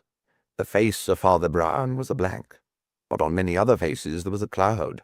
The barman was not particularly big and not at all grand, and the manager was decidedly small. "We only want the barman identified," said the inspector calmly. "Of course we know him, but we should like you to verify it independently." "You mean—" and he stopped suddenly. "Well, there he is, plain enough," said the Scotchman wearily, and made a gesture, and with that gesture the gigantic Jukes, the prince of commercial travellers, rose like a trumpeting elephant, and in a flash had 3 policemen fastened onto him like hounds on a wild beast. "Well, but all that was simple enough," said Father Brown to his friend afterwards. "As I told you, the instant I entered the empty bar-room, my first thought was that if the barman left the bar unguarded like that, there was nothing in the world to stop you, or me, or anybody else lifting the flap and walking in and putting poison in any of the bottles standing waiting for customers. Of course, a practical poisoner would probably do it as Jukes did, by substituting a poisoned bottle for the ordinary bottle. That could be done in a flash. It was easy enough for him, as he travelled in bottles, to carry a flask of cherry brandy prepared and of the same pattern. Of course it requires one condition, but it's a fairly common condition. It would hardly do to start poisoning the beer or whiskey that scores of people drink. It would cause a massacre. But when a man is well known as drinking only one special thing, like cherry brandy, that isn't very widely drunk, it's just like poisoning him in his own home. Only it's a jolly sight safer, for practically the whole suspicion instantly falls on the hotel, or somebody to do with the hotel, and there's no earthly argument to show that it was done by any one out of 100 customers that might come into the bar, even if people realized that a customer could do it. It was about as absolutely anonymous and irresponsible a murder as a man could commit." "And why exactly did the murderer commit it?" asked his friend. Father Brown rose and gravely gathered the papers which he'd previously scattered in a moment of distraction. "May I recall your attention," he said, smiling, "to the materials of the forthcoming life and letters of the late John Ragley, or, for that matter, his own spoken words. He said in this very bar that he was going to expose a scandal about the management of hotels. And the scandal was the pretty common one of a corrupt agreement between hotel proprietors and a salesman who took and gave secret commissions so that his business had a monopoly of all the drink sold in the place. It wasn't even an open slavery like an ordinary tide house. It was a swindle at the expense of everybody the manager was supposed to serve. It was a legal offence. So the ingenious Jukes, taking the first moment when the bar was empty, as it often was, stepped inside and made the exchange of bottles. Unfortunately, at that very moment, a Scotchman in an Inverness cape came in, harshly demanding whisky. Jukes saw his only chance was to pretend to be the barman and serve the customer. He was very much relieved that the customer was a quick one. "I think you're rather a quick one yourself," observed Greenwood, "if you say you smelt something at the start in the mere air of an empty room." "Did you suspect Jukes at all at the start?" "Well, he sounded rather rich somehow," answered Father Brown vaguely. You know, when a man has a rich voice, and I did sort of ask myself why he should have such a disgustingly rich voice, when all those honest fellows were fairly poor. But I think I knew he was a sham when I saw that big, shining breastpin. You mean because it was a sham? Asked Greenwood doubtfully. Oh, no, because it was genuine, said Father Brown. 3. The Blast of the Book. Professor Openshaw always lost his temper with a loud bang if anybody called him a spiritualist, or a believer in spiritualism. This, however, did not exhaust his explosive elements, for he also lost his temper if anybody called him a disbeliever in spiritualism. It was his pride to have given his whole life to investigating psychic phenomena. It was also his pride never to have given a hint of whether he thought they were really psychic or merely phenomenal. He enjoyed nothing so much as to sit in a circle of devout spiritualists and give devastating descriptions of how he had exposed medium after medium and detected fraud after fraud, for indeed he was a man of much detective talent and insight, and once he had fixed his eye on an object, and he always fixed his eye on a medium as a highly suspicious object. There was a story of his having spotted the same spiritualist mountebank under 3 different disguises, dressed as a woman, a white-bearded old man, and a Brahmin of a rich chocolate brown. These recitals made the true believers rather restless, as indeed they were intended to do. But they could hardly complain, for no spiritualist denies the existence of fraudulent mediums. Only the professor's flowing narrative might well seem to indicate that all mediums were fraudulent. But woe to the simple-minded and innocent materialist, and materialists as a race are rather innocent and simple-minded, who, presuming on this narrative tendency, should advance the thesis that ghosts were against the laws of nature, or that such things were only old superstitions, or that it was all tosh, or, alternatively, bunk. Him would the professor, suddenly reversing all his scientific batteries, sweep from the field with a cannonade of unquestionable cases and unexplained phenomena of which the wretched rationalist had never heard in his life, giving all the dates and details, stating all the attempted and abandoned natural explanations. Stating everything, indeed, except whether he, John Oliver Openshaw, did or did not believe in spirits, and that neither spiritualist nor materialist could ever boast of finding out.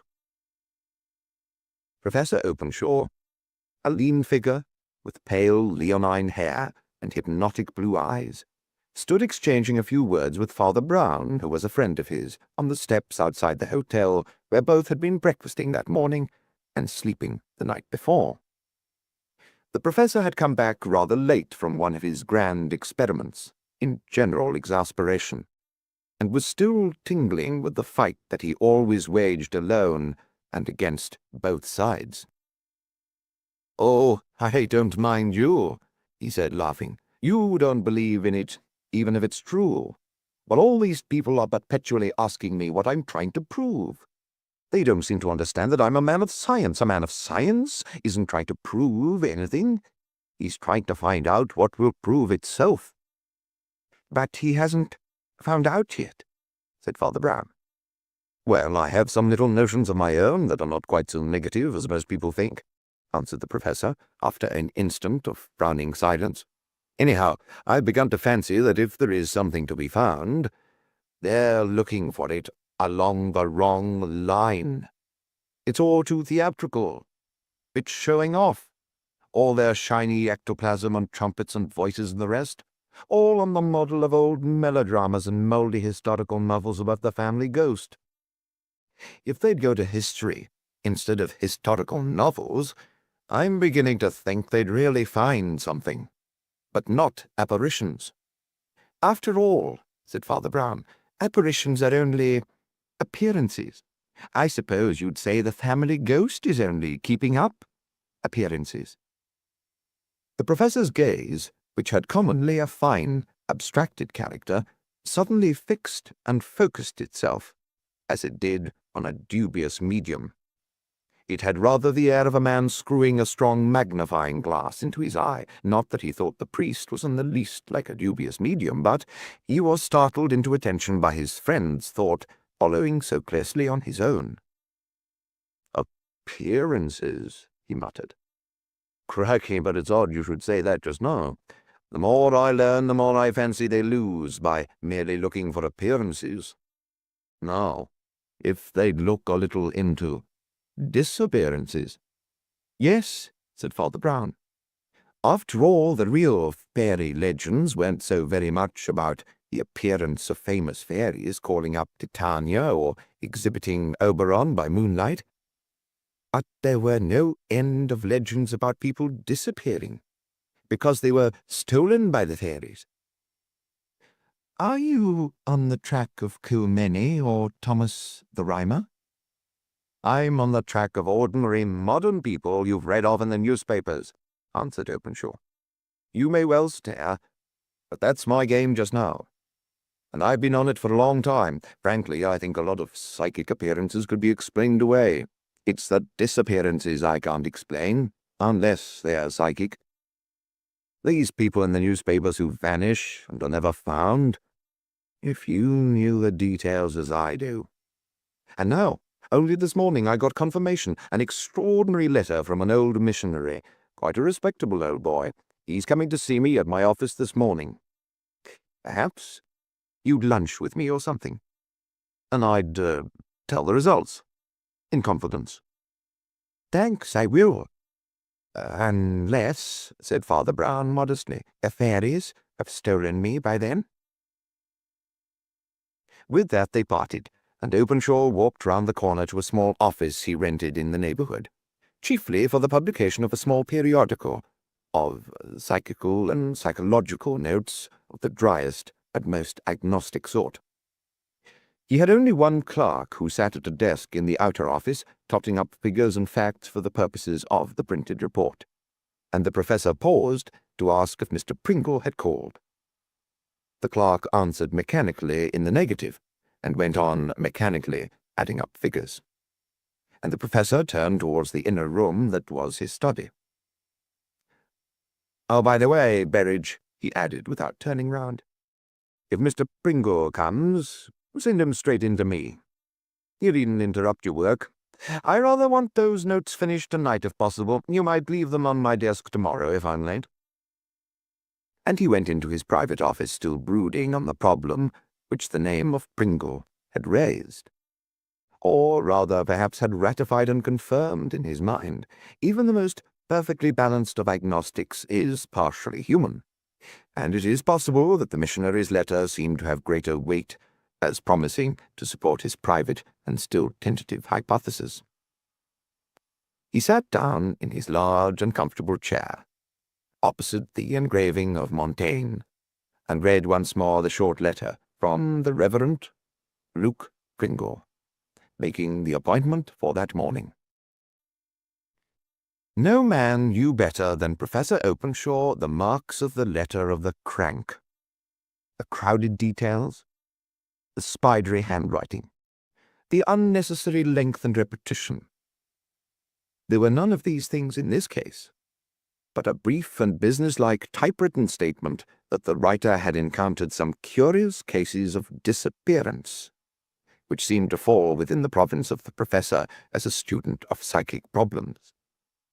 The professor was favourably impressed, nor had he any unfavourable impression, in spite of a slight movement of surprise, when he looked up and saw that the Reverend Luke Pringle was already in the room. "Your clerk told me I was to come straight in," said Mr. Pringle apologetically, but with a broad and rather agreeable grin. The grin was partly masked by masses of reddish-grey beard and whiskers.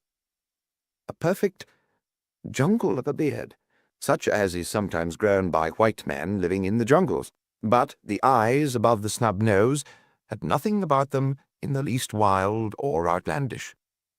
Openshaw had instantly turned on them that concentrated spotlight or burning glass of sceptical scrutiny which he turned on many men to see if they were mountebanks or maniacs. And in this case, he had a rather unusual sense of reassurance.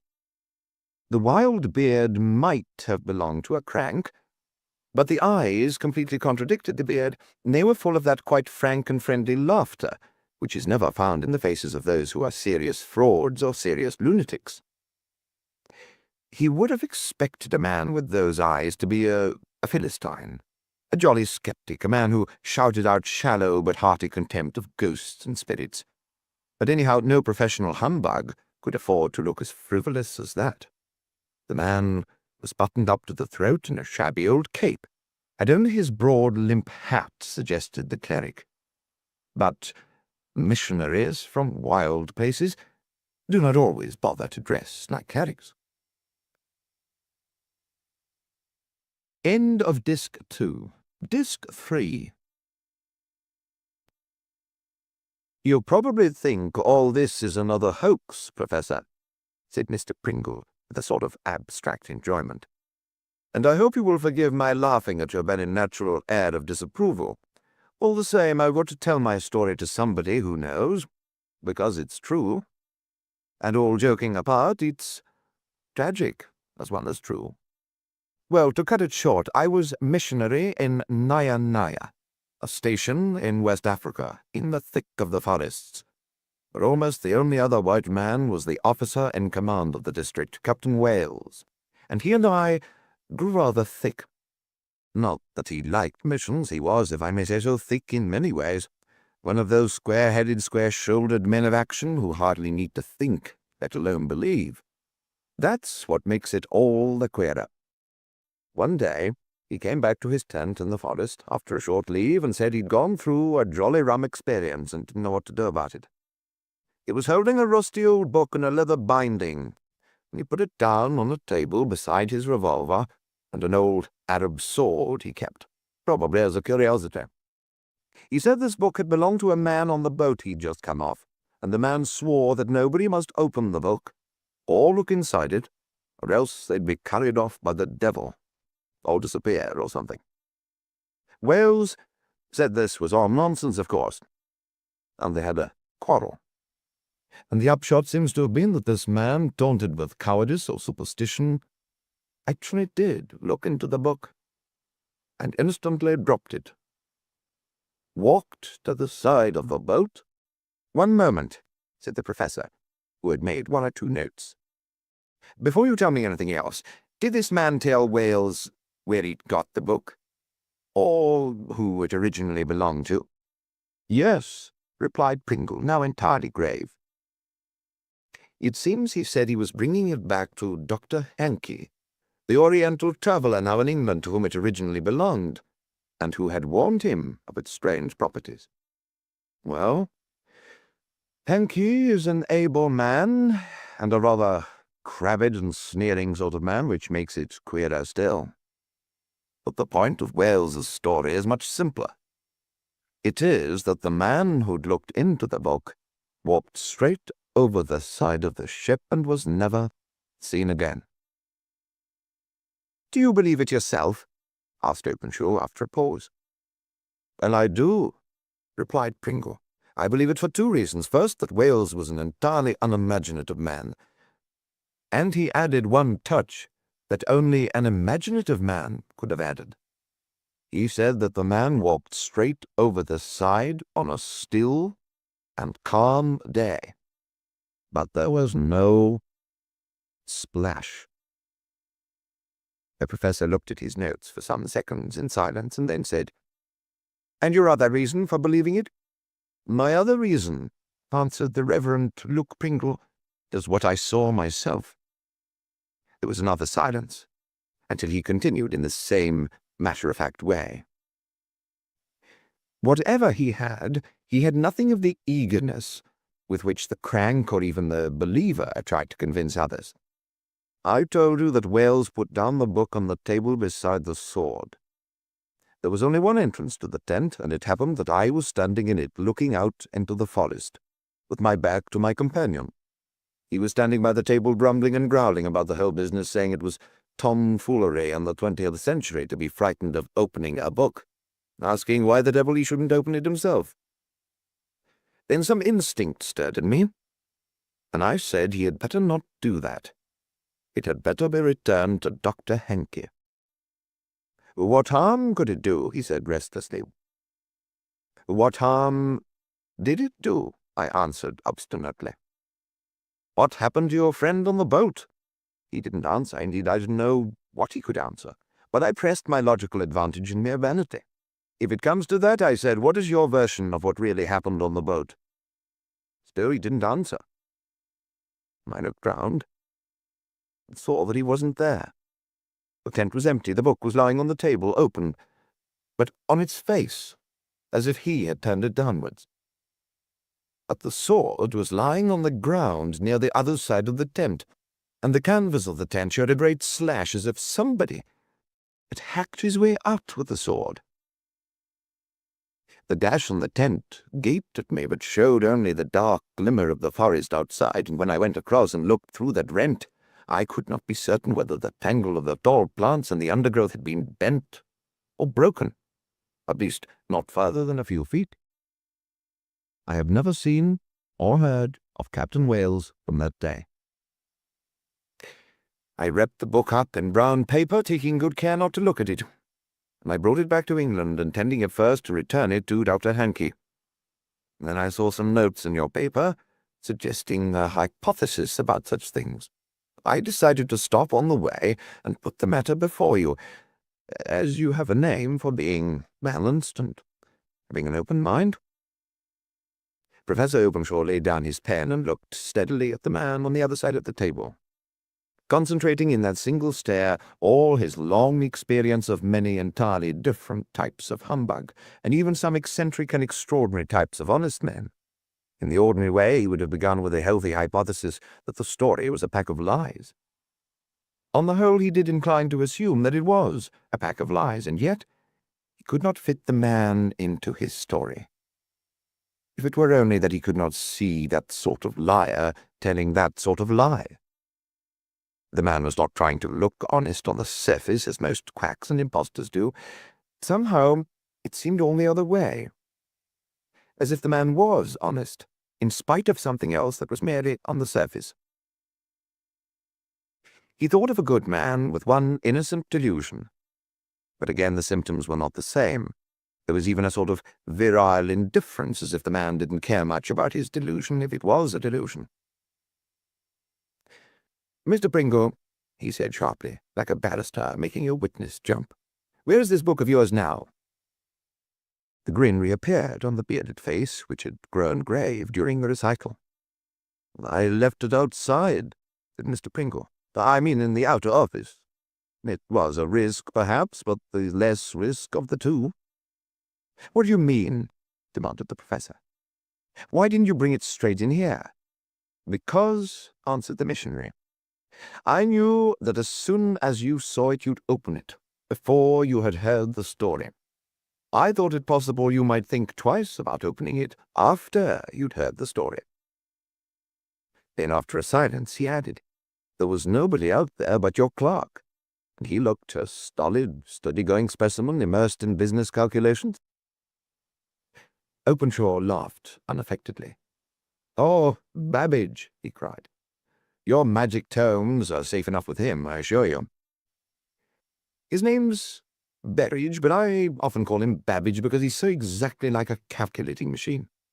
No human being, if you can call him a human being, would be less likely to open other people's brown paper parcels.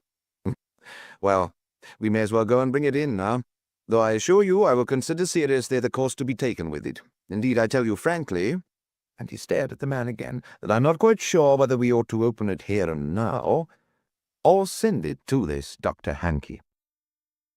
The two had passed together out of the inner into the outer office, and even as they did so, Mr. Pringle gave a cry and ran forward to the clerk's desk. For the clerk's desk was there, but not the clerk. On the clerk's desk lay a faded old leather book, torn out of its brown paper wrappings and lying closed. but as if it had just been opened.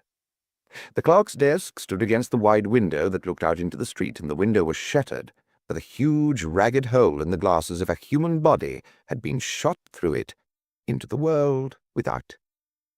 There was no other trace of Mr. Berridge. Both the two men left in the office stood as still as statues, and then it was the professor who slowly came to life. He looked even more judicial than he'd ever looked in his life, as he slowly turned and held out his hand to the missionary.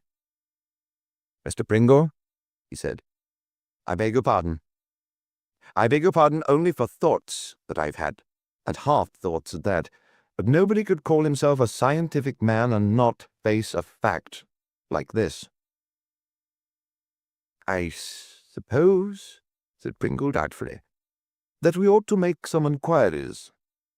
Can you ring up his house and find out if he has gone home?" "I don't know that he's on the telephone," answered Openshaw, rather absently.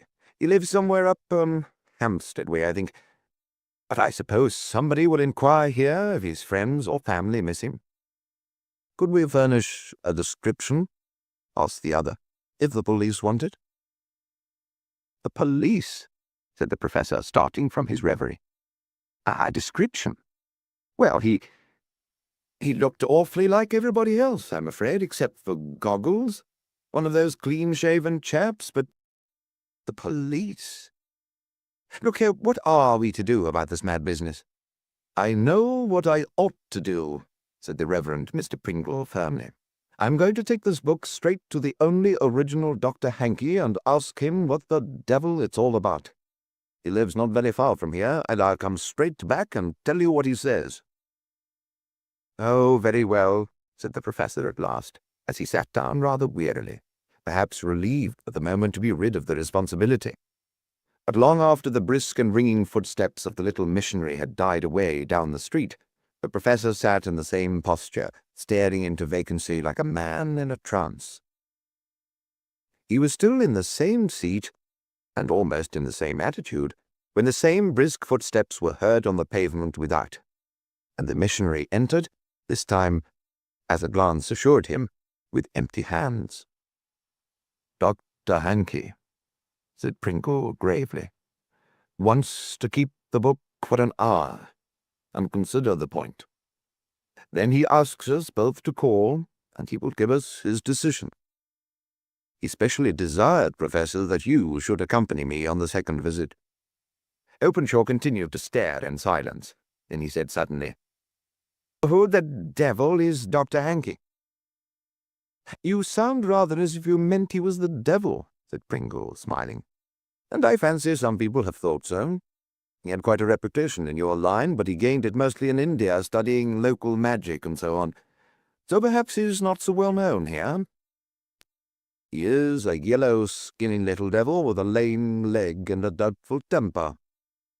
But he seems to have set up in an ordinary, respectable practice in these parts. And I don't know anything definitely wrong about him, unless it's wrong to be the only person who can possibly know anything about all this crazy affair."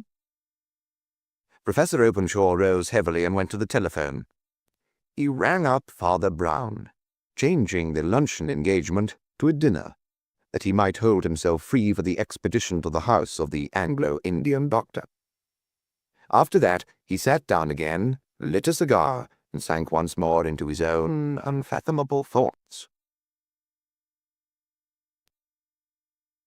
Father Brown went round to the restaurant appointed for dinner, and kicked his heels for some time in a vestibule full of mirrors and palms in pots. He had been informed of Openshaw's afternoon engagement, and as the evening closed in, dark and stormy round the glass and the green plants, guessed that it had produced something unexpected and unduly prolonged. He even wondered for a moment whether the professor would turn up at all, but when the professor eventually did, it was clear that his own more general guesses had been justified. For it was a very wild-eyed and even wild-haired professor who eventually drove back with Mr. Pringle from the expedition to the north of London, where suburbs are still fringed with heathy wastes and scraps of common, looking more sombre under the rather thunderstorm sunset. Nevertheless, they had apparently found the house standing a little apart, though within hail of other houses. He had verified the brass plate duly engraved J.I. Hankey, M.D., M.R.C.S., only they did not find J.I. Hankey, M.D., M.R.C.S. They found only what a nightmare whisper had already subconsciously prepared them to find. A commonplace parlour, with the accursed volume lying on the table, as if it had just been read.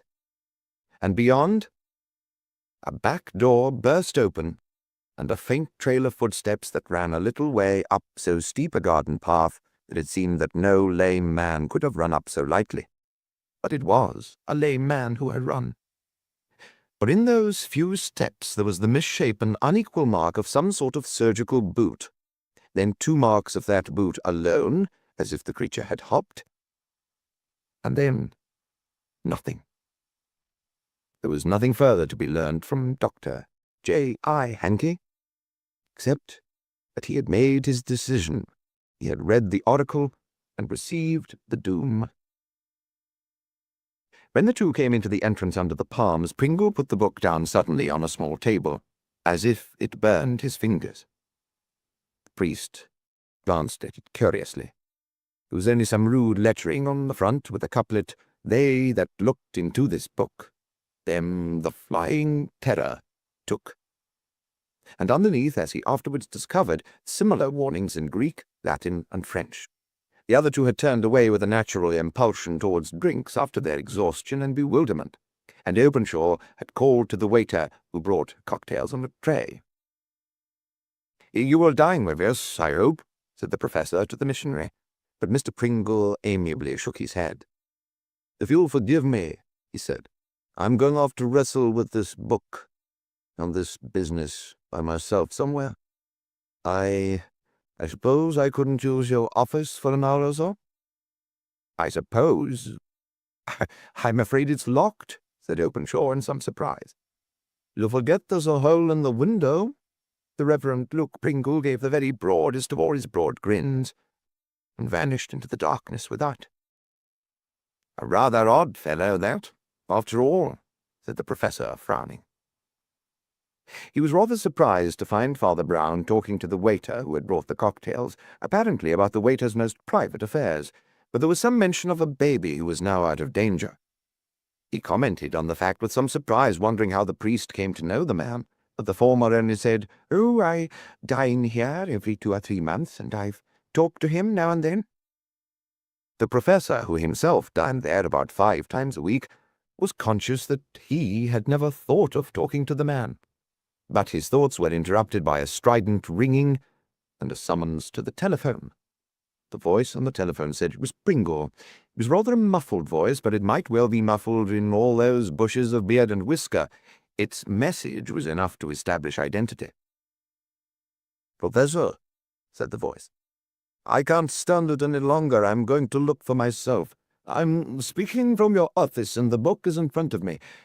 If anything happens to me, this is to say, goodbye. No, it's no good trying to stop me. You wouldn't be in time anyhow.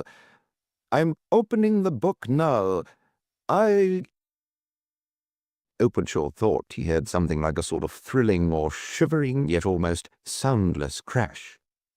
Then he shouted the name of Pringle again and again, but heard no more. He hung up the receiver and restored to a superb academic calm, rather like the calm of despair, went back and quietly took his seat at the dinner table. Then, as coolly as if he were describing the failure of some small, silly trick at a séance, he told the priest every detail of this monstrous mystery. 5 men have now vanished in this impossible way, he said. Everyone is extraordinary, and yet the one case I simply can't get over is my clerk Berridge. It's just because he was the quietest creature that he's the queerest case." "Yes," replied Father Brown. "It was a queer thing for Berridge to do, anyway. He was awfully conscientious. He was always so jolly careful to keep all the office business separate from any fun of his own. Why, hardly anybody knew he was quite a humorist at home. And Berridge," cried the professor, What on earth are you talking about? Did you know him? Oh, no, said Father Brown carelessly. Only, as you say, I know the waiter. I've often had to wait in your office till you turned up, and of course I passed the time of day with poor Berridge. He was rather a card. I remember he once said he would like to collect valueless things, as collectors did the silly things they thought valuable. You know the old story about the woman who collected valueless things? I'm not sure I know what you're talking about, said Openshaw. But even if my clerk was eccentric, and I never knew a man I should have thought less so, it wouldn't explain what happened to him. And it certainly wouldn't explain the others. What others? Asked the priest.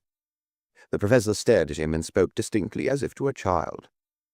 My dear Father Brown, 5 men have disappeared. My dear Professor Openshaw, no men have disappeared. Father Brown gazed back at his host with equal steadiness and spoke with equal distinctness. Nevertheless, the professor required the words repeated, and they were repeated as distinctly. I say that no men have disappeared. After a moment's silence, he added, I suppose the hardest thing is to convince anybody that 0 plus 0 plus 0 is equal to 0. Men believe the oddest things if they are in a series.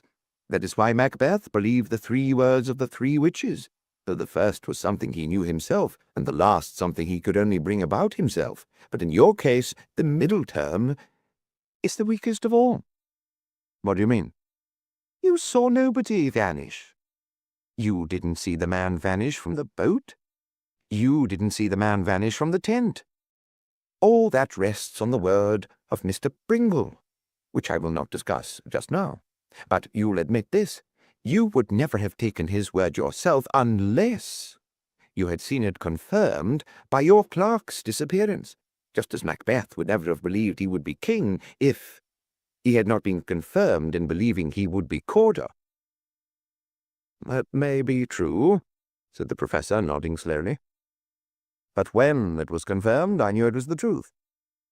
You say I saw nothing myself, but I did. I saw my own clerk disappear. Berridge did disappear. Berridge did not disappear, said Father Brown. On the contrary.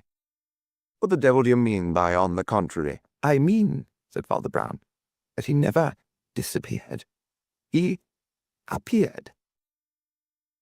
Openshaw stared across at his friend, but the eyes had already altered in his head as they did when they concentrated on a new presentation of a problem.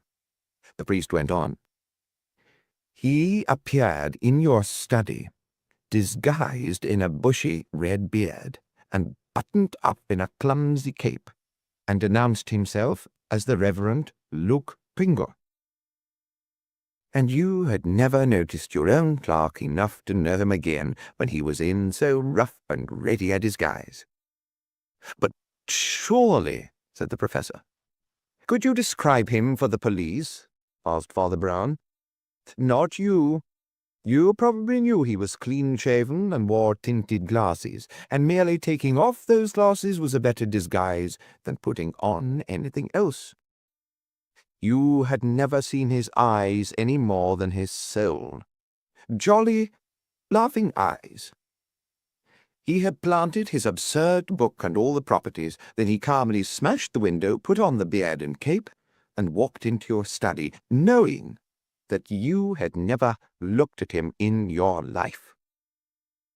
But why should he play me such an insane trick?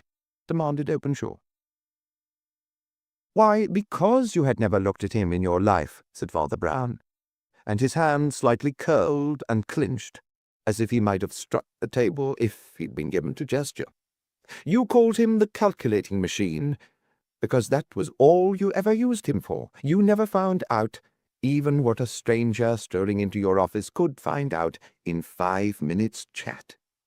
That he was a character, that he was full of antics, that he had all sorts of views on you and your theories and your reputation for spotting people.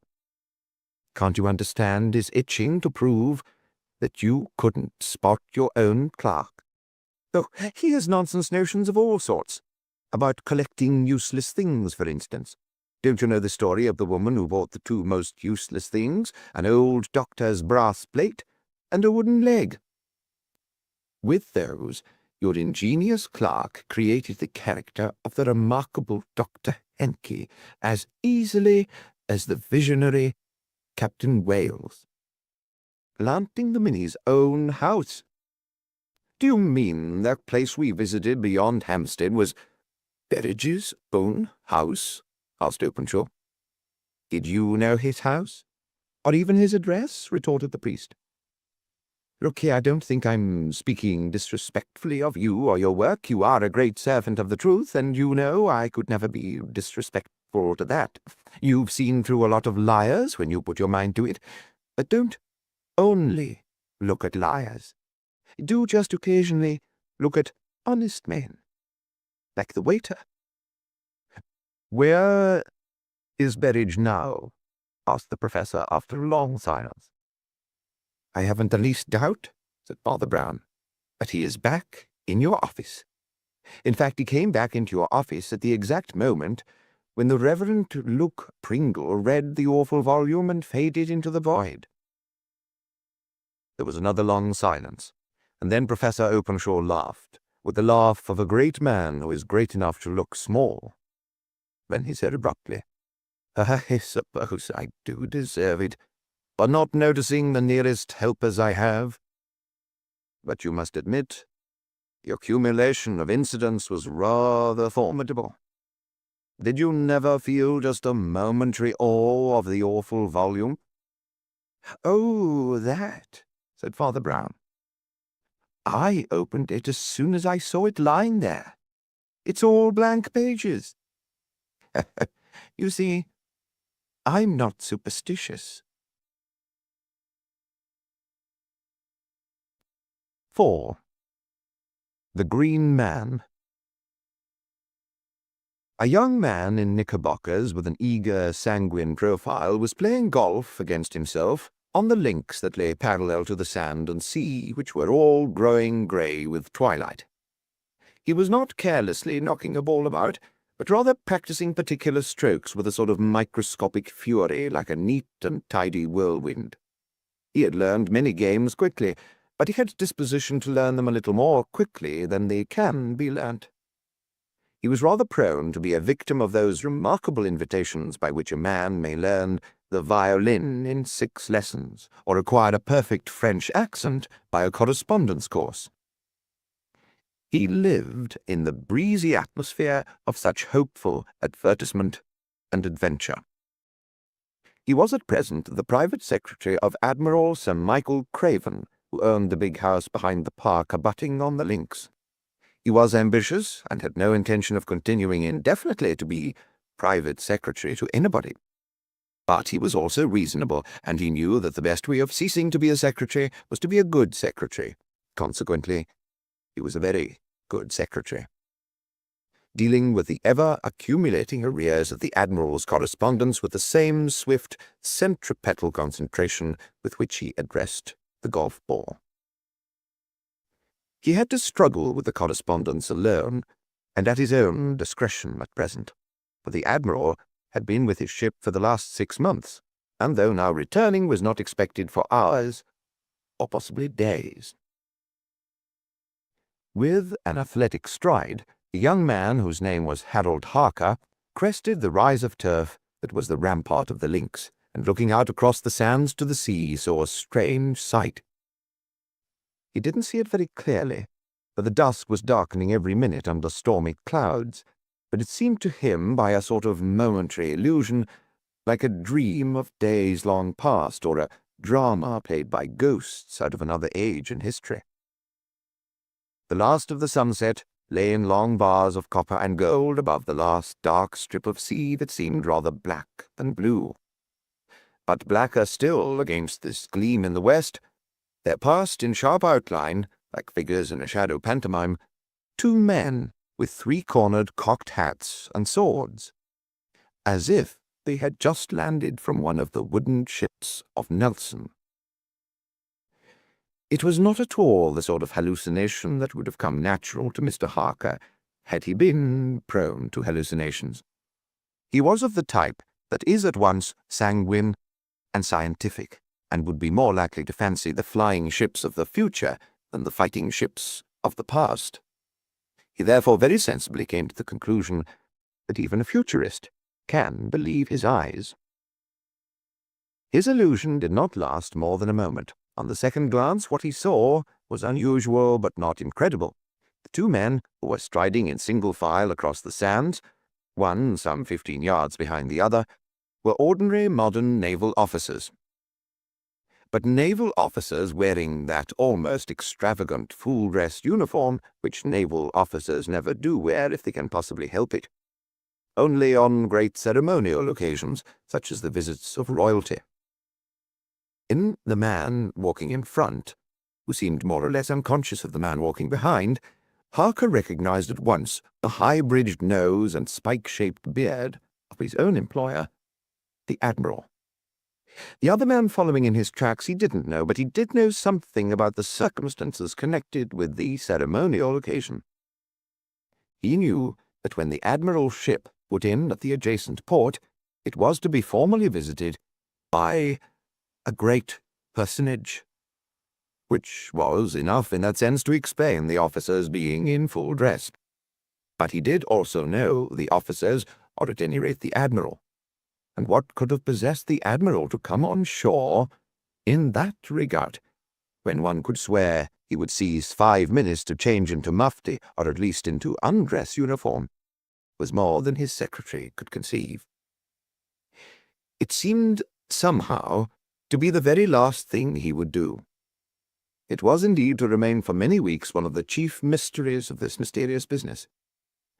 As it was, the outline of these fantastic court uniforms against the empty scenery, striped with dark sea and sand, had something suggestive of comic opera, and reminded the spectator of Pinafore. The second figure was much more singular. Somewhat singular in appearance, despite his correct lieutenant's uniform, and still more extraordinary in behavior. He walked in a strangely irregular and uneasy manner, sometimes quickly and sometimes slowly, as if he couldn't make up his mind whether to overtake the Admiral or not. The Admiral was rather deaf, and certainly heard no footsteps behind him on the yielding sand. But the footsteps behind him, if traced in the detective manner, would have given rise to 20 conjectures, from a limp to a dance. The man's face was swarthy as well as darkened with shadow, and every now and then the eyes in it shifted and shone as if to accent his agitation. Once he began to run, then abruptly relapsed into a swaggering slowness and carelessness. Then he did something which Mr. Harker could never have conceived any normal naval officer in His Britannic Majesty's service doing, even in a lunatic asylum. He drew his sword. It was at this bursting point of the prodigy that the two passing figures disappeared behind a headland on the shore. The staring secretary had just time to notice the swarthy stranger, with a resumption of carelessness, knock off a head of sea holly with his glittering blade. He seemed then to have abandoned all idea of catching the other man up, but Mr. Harold Harker's face became very thoughtful indeed, and he stood there, ruminating for some time, before he gravely took himself inland towards the road that ran past the gates of the great house, and so by a long curve down to the sea. It was up this curving road from the coast that the Admiral might be expected to come, considering the direction in which he'd been walking, and making the natural assumption that he was bound for his own door.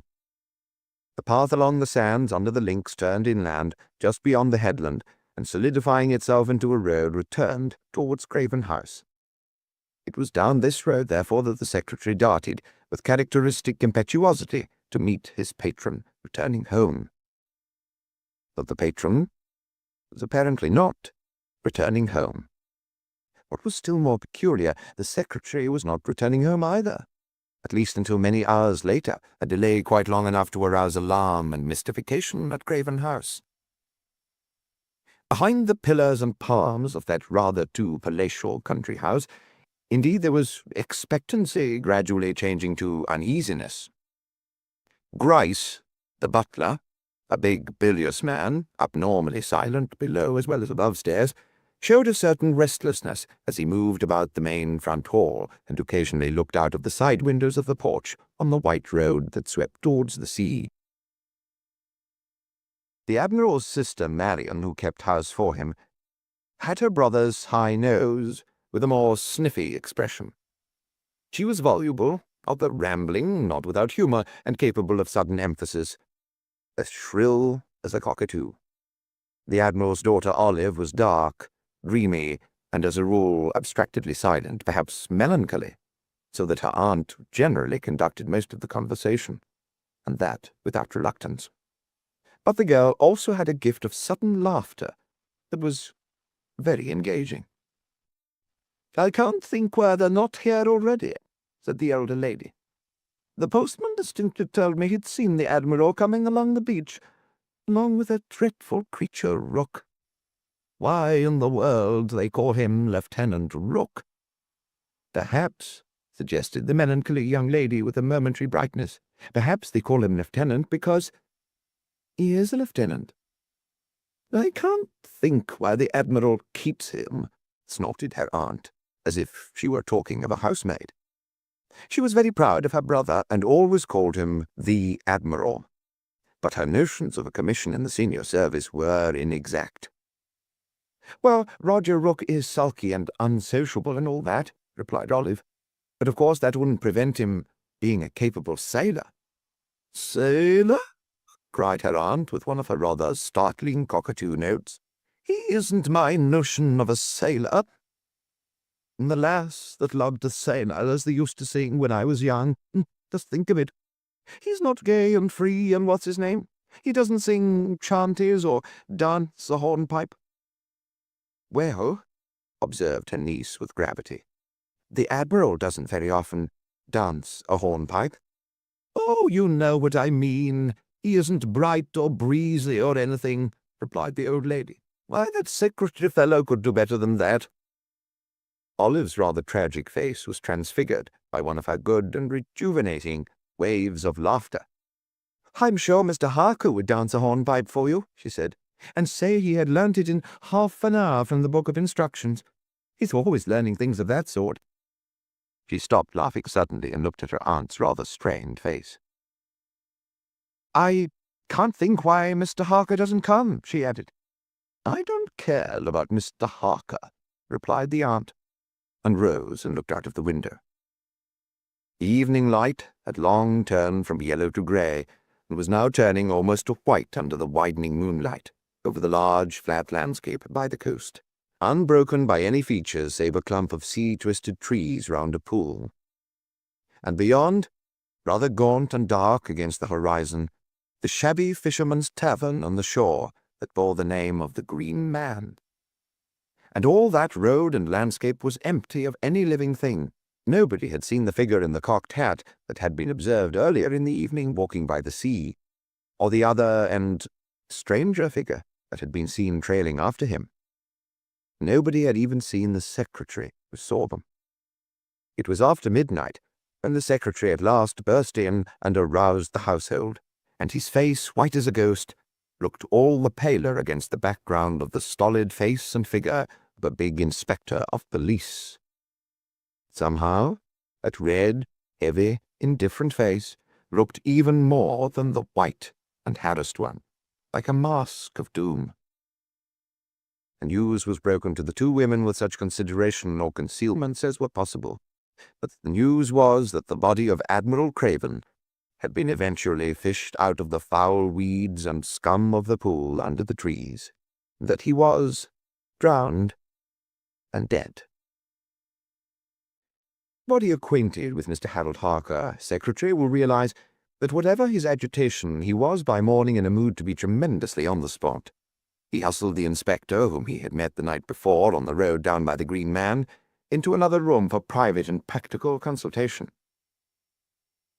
He questioned the inspector, rather as the inspector might have questioned a yokel. But Inspector Burns was a stolid character, and was either too stupid or too clever to resent such trifles. It soon began to look as if he were by no means so stupid as he looked, for he disposed of Harker's eager questions in a manner that was slow, but methodical and rational.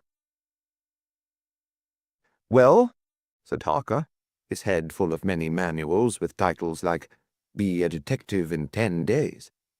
"Well, it's the old triangle, I suppose. Accident, suicide, or murder?" "I don't see how it could be accident," answered the policeman. "Wasn't even dark yet, and the pool's 50 yards from the straight road that he knew like his own doorstep. He'd no more have got into that pond than he'd go and carefully lie down in a puddle in the street. As for suicide, it's rather a responsibility to suggest it, and rather improbable, too. The Admiral was a pretty spry and successful man, and frightfully rich, nearly a millionaire, in fact. Of course, that doesn't prove anything. He seemed to be pretty normal and comfortable in his private life, too. He's the last man I should suspect of drowning himself." "So that we come," said the secretary, lowering his voice with the thrill, "I suppose we come to the third possibility."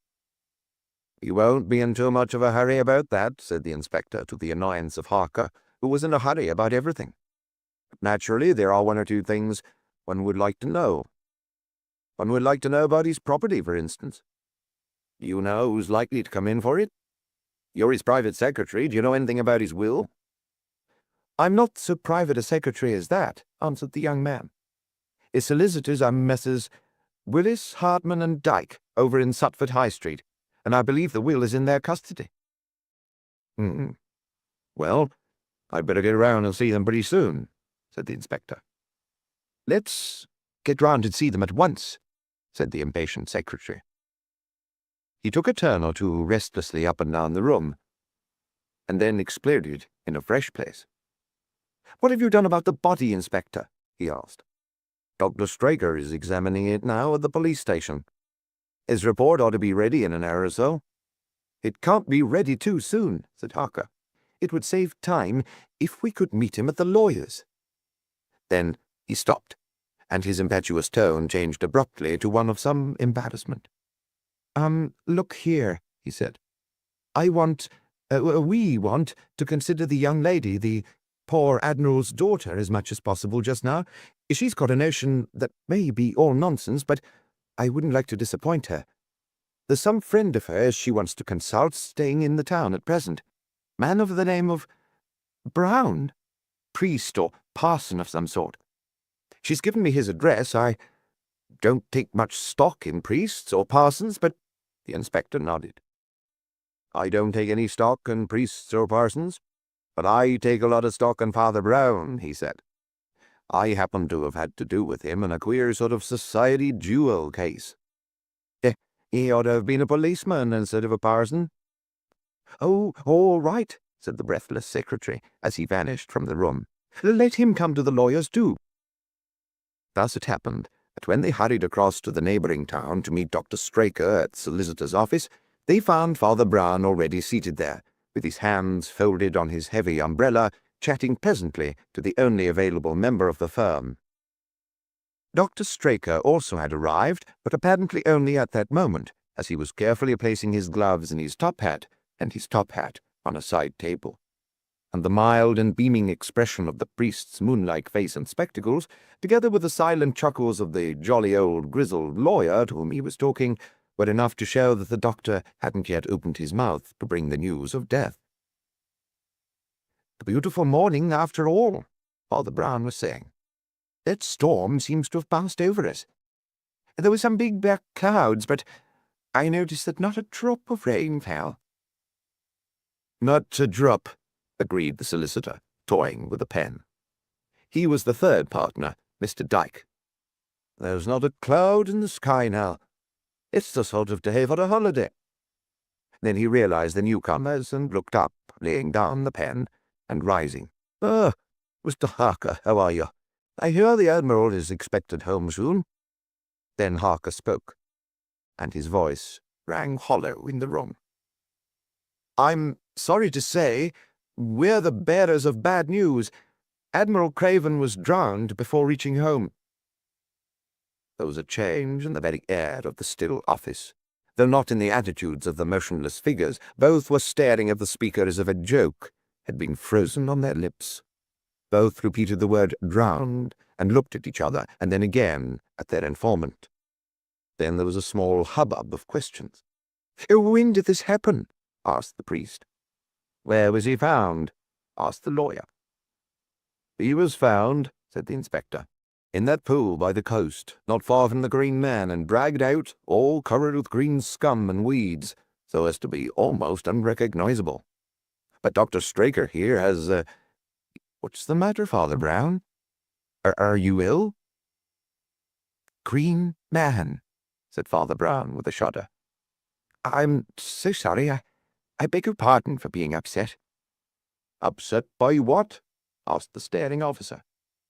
"By his being covered with green scum, I suppose," said the priest, with a rather shaky laugh. Then he added rather more firmly, "I thought it might have been seaweed." By this time everybody was looking at the priest with a not unnatural suspicion that he was mad, and yet the next crucial surprise was not to come from him.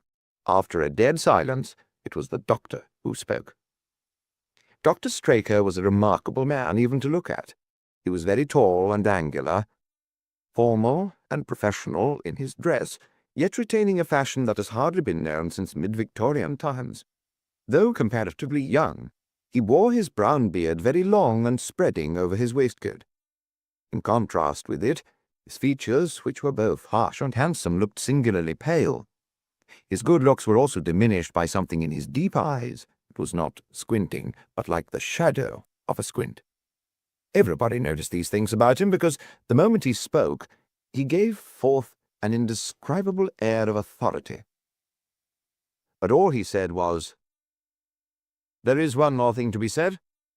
If you come to details about Admiral Craven being drowned—" Then he added reflectively, "Admiral Craven was not drowned."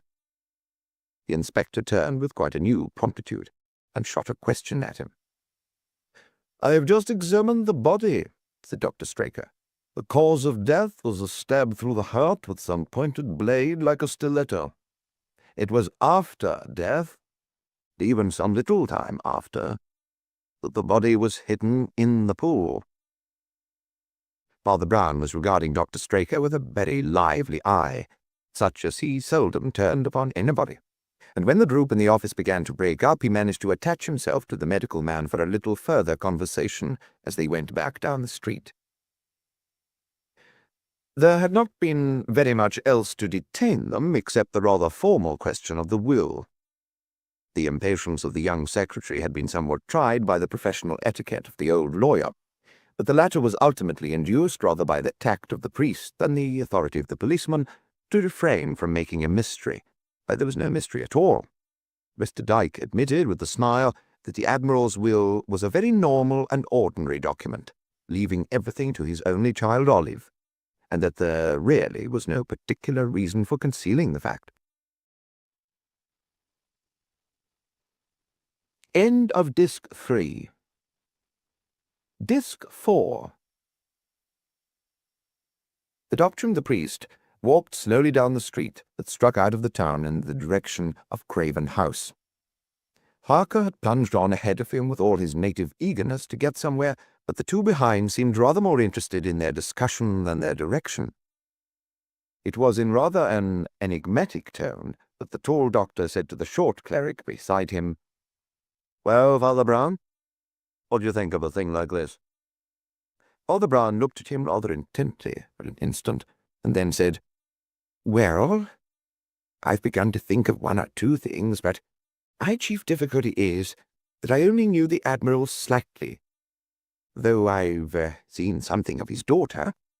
"The Admiral," said the doctor with a grim immobility of feature, "was the sort of man of whom it is said that he had not an enemy in the world." "I suppose you mean," answered the priest, "that there's something else that will not be said." "Oh, it's no affair of mine," said Straker, hastily but rather harshly. "He had his moods, I suppose. He once threatened me with a legal action about an operation, but I think he thought better of it. I can imagine his being rather rough with a subordinate." Father Brown's eyes were fixed on the figure of the secretary striding far ahead, and as he gazed he realized the special cause of his hurry. Some 50 yards further ahead, the Admiral's daughter was dawdling along the road towards the Admiral's house.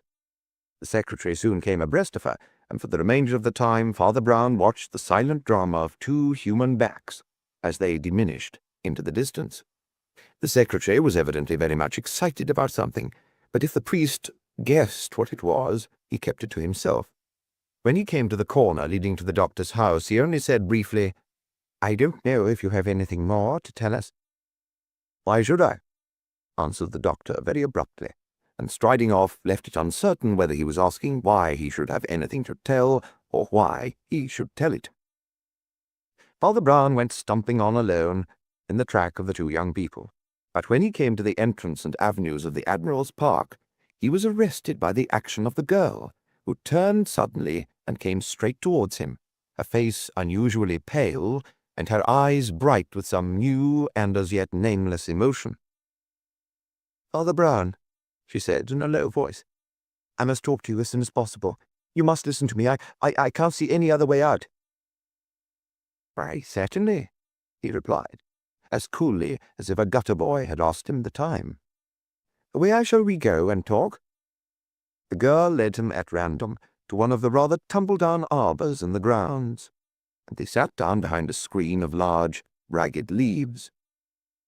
She began instantly as if she must relieve her feelings or faint. "Harold Harker," she said, "has been talking to me about things, terrible things." The priest nodded, and the girl went on hastily. "About Roger Rooke. Do you know about Roger?" "I've been told," he answered, "that his fellow seamen call him the Jolly Roger because he is never jolly and looks like the pirate's skull and crossbones." "He was not always like that," said Olive in a low voice. "Something very queer must have happened to him. I knew him well when we were children. We used to play over there on the sands. He was harum-scarum and always talking about being a pirate. Dare say he was the sort they say might take to crime through reading shockers, but there was something poetical in his way of being piratical. Here he was, a Jolly Roger then. I suppose he was the last boy who kept up the old legend of really running away to sea. And at last his family had to agree to his joining the Navy." "Well?" "Yes," said Father Brown patiently. "Well," she admitted, caught in one of her rare moments of mirth, "I suppose poor Roger found it disappointing. Naval officers so seldom carry knives in their teeth or wave bloody cutlasses and black flags, but that doesn't explain the change in him. He just stiffened, grew dull and dumb, like a dead man walking about. He always avoids me, but that doesn't matter. I supposed some great grief that's no business of mine had broken him up. And now, well, if what Harold says is true, the grief is neither more nor less than going mad, or being possessed of a devil." "And what does Harold say?" asked the priest. "It's so awful I can hardly say it," she answered. "He swears he saw Roger creeping behind my father that night, hesitating and then drawing his sword, and the doctor says father was stabbed with a steel point. I can't believe Roger Rooke had anything to do with it. His sulks and my father's temper sometimes led to quarrels, but what are quarrels? I can't exactly say I'm standing up for an old friend because he isn't even friendly, but you can't help feeling sure of some things, even about an old acquaintance. And yet Harold swears that he—" "Harold seems to swear a great deal," said Father Brown. There was a sudden silence, after which she said in a different tone, "Well, he does swear other things too. Harold Harker proposed to me just now." "Am I to congratulate you, or rather him?" inquired her companion. "I told him he must wait. He isn't good at waiting." She was caught again in a ripple of her incongruous sense of the comic. "He said I was his ideal, and his ambition, and so on. He has lived in the States, but somehow I never remember it when he's talking about dollars, only when he's talking about ideals." And I suppose," said Father Brown very softly, "that it is because you have to decide about Harold that you want to know the truth about Roger." She stiffened and frowned, and then equally abruptly smiled, saying, "Ah, you know too much." "I know very little, especially in this affair," said the priest gravely. "I only know who murdered your father." She started up and stood staring down at him, stricken white. Father Brown made a wry face as he went on. "I made a fool of myself when I first realized it, when they'd just been asking where he was found, and went on talking about green scum and the green man." Then he also rose. Clutching his clumsy umbrella with a new resolution, he addressed the girl with a new gravity. "There is something else that I know, which is the key to all these riddles of yours. I won't tell you yet. I suppose it's bad news, but it's nothing like so bad as the things you've been fancying." He buttoned up his coat and turned towards the gate. "I'm going to see this Mr. Rook of yours in a shed by the shore, near where Mr. Harker saw him walking. I rather think he lives there." And he went bustling off in the direction of the beach. Olive was an imaginative person, perhaps too imaginative to be safely left to brood over such hints as her friends had thrown out, but he was in rather a hurry to find the best relief for her broodings. The mysterious connection between Father Brown's first shock of enlightenment and the chance language about the pool and the inn hag-rode her fancy in 100 forms of ugly symbolism. The green man became a ghost, trailing loathsome weeds and walking the countryside under the moon. The sign of the green man became a human figure hanging as from a gibbet, and the tarn itself became a tavern, a dark, subaqueous tavern with the dead sailors. And yet he had taken the most rapid method to overthrow all such nightmares, with a burst of blinding daylight which seemed more mysterious than the night. For before the sun had set, something had come back into her life that turned her whole world topsy-turvy once more, something she'd hardly known that she desired until it was abruptly granted, something that was, like a dream, old and familiar, and yet remained incomprehensible and incredible. For Roger Rook had come striding across the sands, and even when he was a dot in the distance she knew he was transfigured, and as he came nearer and nearer, she saw that his dark face was alive with laughter and exultation. He came straight towards her, as if they'd never parted, and seized her shoulders, saying, "Now I can look after you. Thank God." She hardly knew what she answered, but she heard herself questioning rather wildly why he seemed so changed and so happy. "Because I am happy," he answered. "I have heard the bad news." All parties concerned, including some who seemed rather unconcerned, found themselves assembled on the garden path leading to Craven House, to hear the formality, now truly formal, of the lawyer's reading of the will, and the probable and more practical sequel of the lawyer's advice upon the crisis. Besides the grey-haired solicitor himself, armed with a testamentary document, there was the inspector, armed with more direct authority touching the crime, and Lieutenant Rook in undisguised attendance on the lady. Some were rather mystified on seeing the tall figure of the doctor. Some smiled a little on seeing the dumpy figure of the priest. Mr. Harker, that flying Mercury, had shot down to the lodge gates to meet them, led them back onto the lawn, and then dashed ahead of them again to prepare their reception. He said he would be back in a jiffy. And anyone observing his piston-rod of energy could well believe it, but for the moment they were left rather stranded on the lawn outside the house. "Minds me of somebody making runs at cricket," said the lieutenant. "That young man," said the lawyer, "is rather annoyed that the law cannot move quite so quickly as he does. Fortunately, Miss Craven understands our professional difficulties and delays. She has kindly assured me that she still has confidence in my slowness." "I wish," said the doctor suddenly, but I had as much confidence in his quickness. "Why, what do you mean?" asked Rook, knitting his brows. "Do you mean that Harker is too quick?" "Too quick and too slow," said Dr. Straker, in his rather cryptic fashion. "I know one occasion at least when he was not so very quick. Why was he hanging about half the night by the pond on the Green Man before the inspector came down and found the body? Why did he meet the inspector? Why should he expect to meet the inspector outside the Green Man?" "I don't understand you," said Rook. "Do you mean that Harker wasn't telling the truth?" Dr. Straker was silent. The grizzled lawyer laughed with grim good humour. "I have nothing more serious to say against the young man," he said, "than that he made a prompt and praiseworthy attempt to teach me my own business."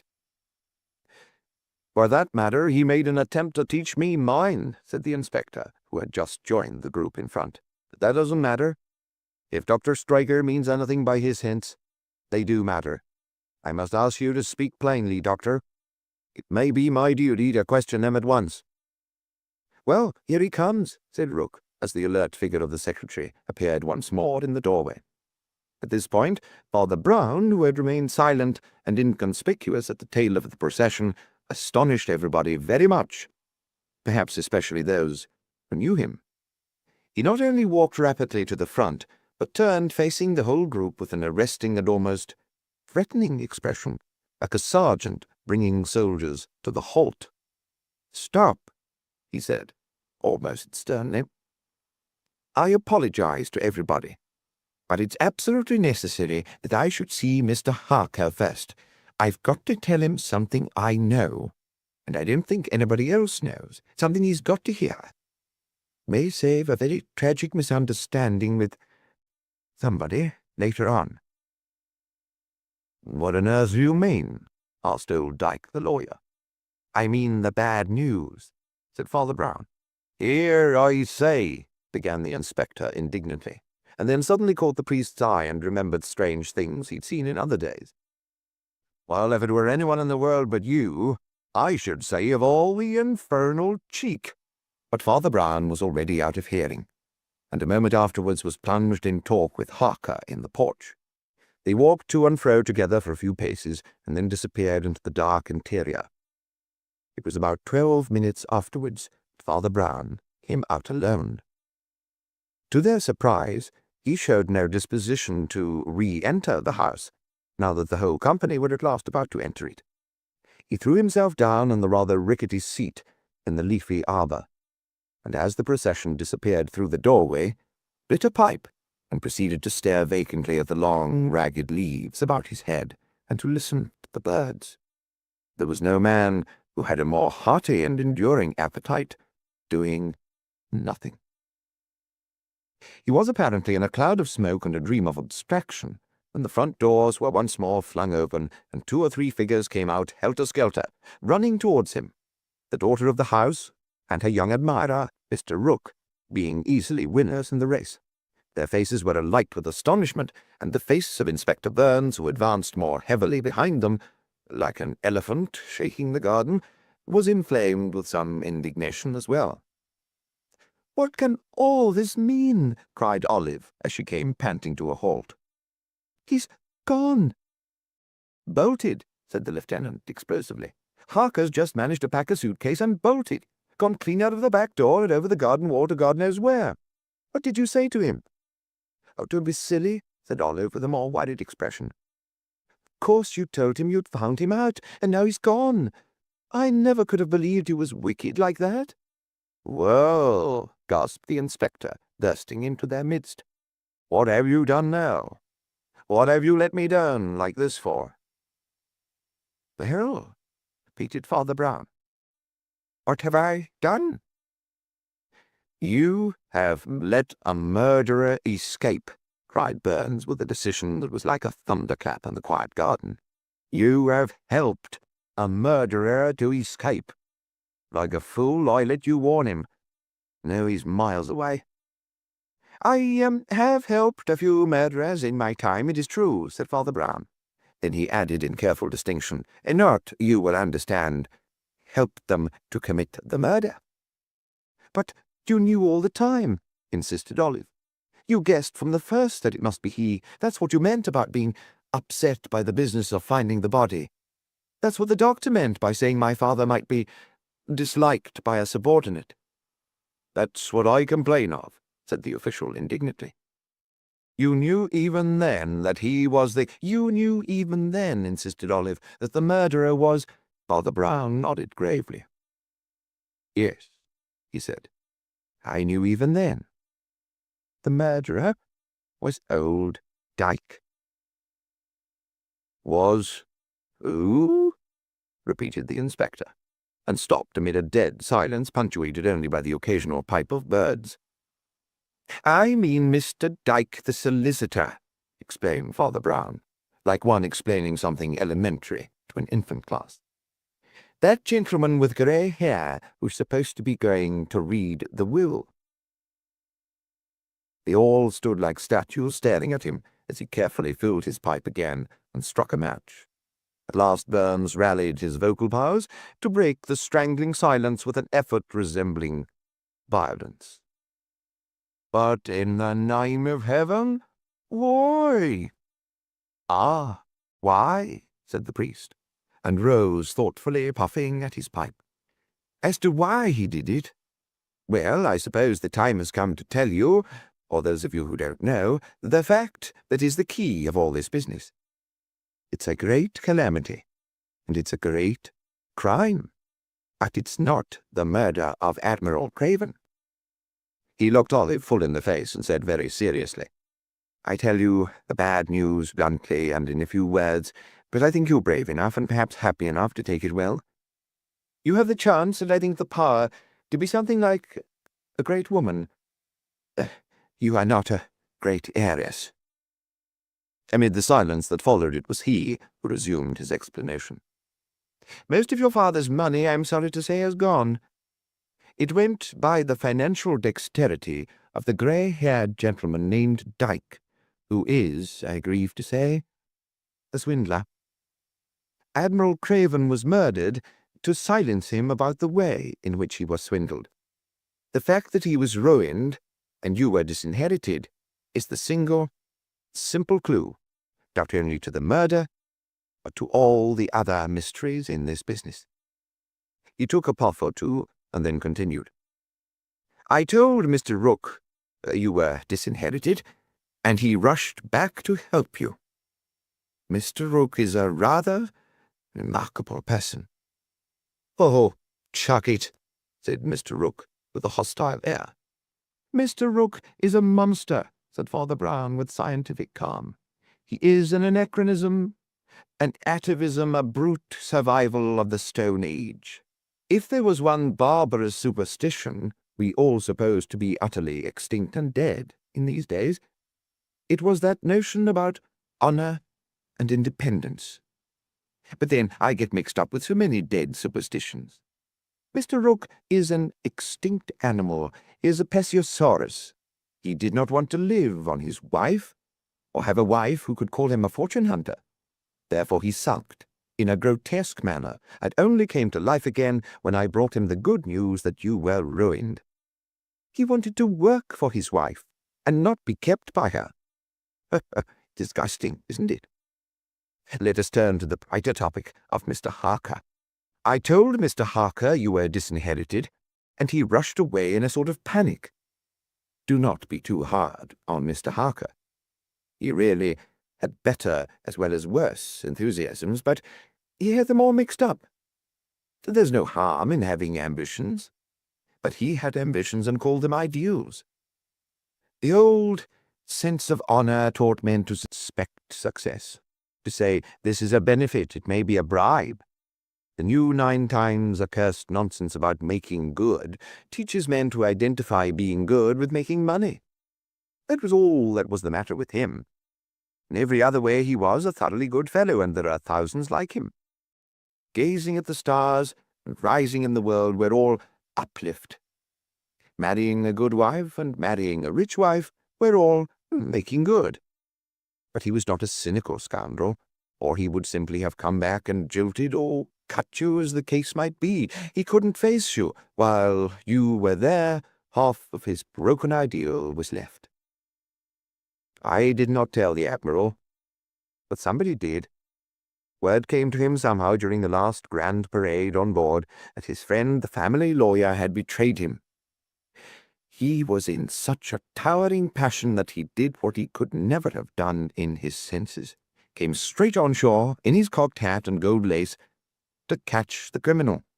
He wired to the police station, and that was why the inspector was wandering around the Green Man. Lieutenant Rook followed him on shore because he suspected some family trouble, and had half a hope he might help and put himself right, hence his hesitating behaviour. As for his drawing his sword when he dropped behind and thought he was alone, well, that's a matter of imagination. He was a romantic person who dreamed of swords and run away to sea and found himself in a service where he wasn't even allowed to wear a sword except about once in 3 years. He thought he was quite alone on the sands where he played as a boy. If you don't understand what he did, I can only say, like Stevenson, you will never be a pirate. Also, you will never be a poet, and you have never been a boy. I never have, answered Olive gravely. Yet I think I understand. Almost every man, continued the priest, musing, will play with anything shaped like a sword or dagger, even if it is a paper knife. That is why I thought it so odd when the lawyer didn't. What do you mean? Asked Burns. Didn't what? Why, didn't you notice, answered Brown, at that first meeting in the office the lawyer played with a pen, and not with a paper knife, though he had a beautiful bright steel paper knife in the pattern of a stiletto. The pens were dusty and splashed with ink, but the knife had just been cleaned. But he didn't play with it. There are limits to the irony of assassins. After a silence, the inspector said, like one waking from a dream, Look here, I don't know whether I'm on my head or my heels. I don't know whether you think you got to the end, but I haven't got to the beginning. Where'd you get all this lawyer stuff from? What started you out on that trail? Father Brown laughed curtly and without mirth. The murderer made a slip at the start, he said, and I can't think why nobody else noticed it. When you brought the first news of the death to the solicitor's office, nobody was supposed to know anything there except that the Admiral was expected home. When you said he was drowned, I asked when it happened. And Mr. Dyke asked where the corpse was found. He paused for a moment, knocked out his pipe, and resumed reflectively. Now, when you are simply told of a seaman returning from the sea that he has been drowned, it is natural to assume that he has been drowned at sea. At any rate, to allow that he may have been drowned at sea. If he had been washed overboard, or gone down with his ship, or had his body committed to the deep, there would be no reason to expect his body to be found at all. The moment that man asked where it was found, I was sure he knew where it was found, because he had put it there. Nobody but the murderer need have thought of anything so unlikely as a seaman being drowned in a landlocked pool a few 100 yards from the sea. That is why I suddenly felt sick and turned green, I dare say, as green as the Green Man.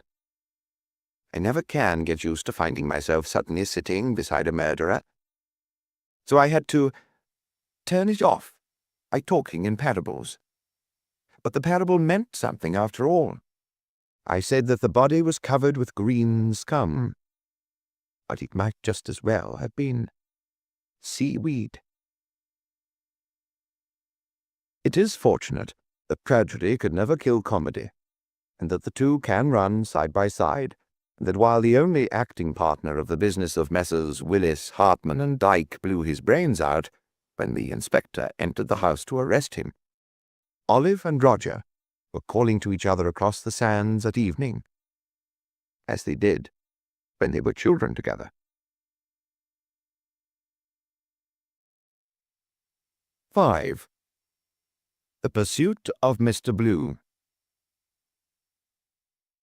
Along the seaside parade on a sunny afternoon, a person with the depressing name of Muggleton was moving with suitable gloom. There was a horseshoe of worry in his forehead, and the numerous groups and strings of entertainers, stretched along the beach below, looked up to him in vain for applause. Pierrots turned up their pale moon faces like the white bellies of dead fish, without improving his spirits. Niggers with faces entirely grey with a sort of grimy soot were equally unsuccessful in filling his fancy with brighter things. He was a sad and disappointed man. His other features, besides the bald brow with its furrow, were retiring and almost sunken, and a certain dingy refinement about them made more incongruous the one aggressive ornament of his face. It was an outstanding and bristling military moustache, and it looked suspiciously like a false moustache. It is possible, indeed, that it was a false moustache. It is possible, on the other hand, that even if it was not false, it was forced. He might almost have grown it in a hurry by a mere act of will. So much was it a part of his job, rather than his personality. But the truth is that Mr. Muggleton was a private detective in a small way, and the cloud on his brow was due to a big blunder in his professional career. Anyhow, it was connected with something darker than the mere possession of such a surname. He might almost, in an obscure sort of way, have been proud of his surname, for he came of poor but decent nonconformist people who claimed some connection with the founder of the Muggletonians, the only man who had hitherto had the courage to appear with that name in human history.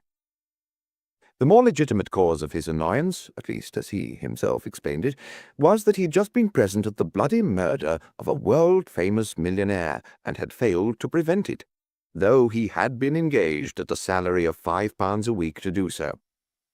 Thus we may explain the fact that even the languorous singing of the song entitled "Won't You Be My Luda-Dooda-Day" failed to fill him with the joy of life.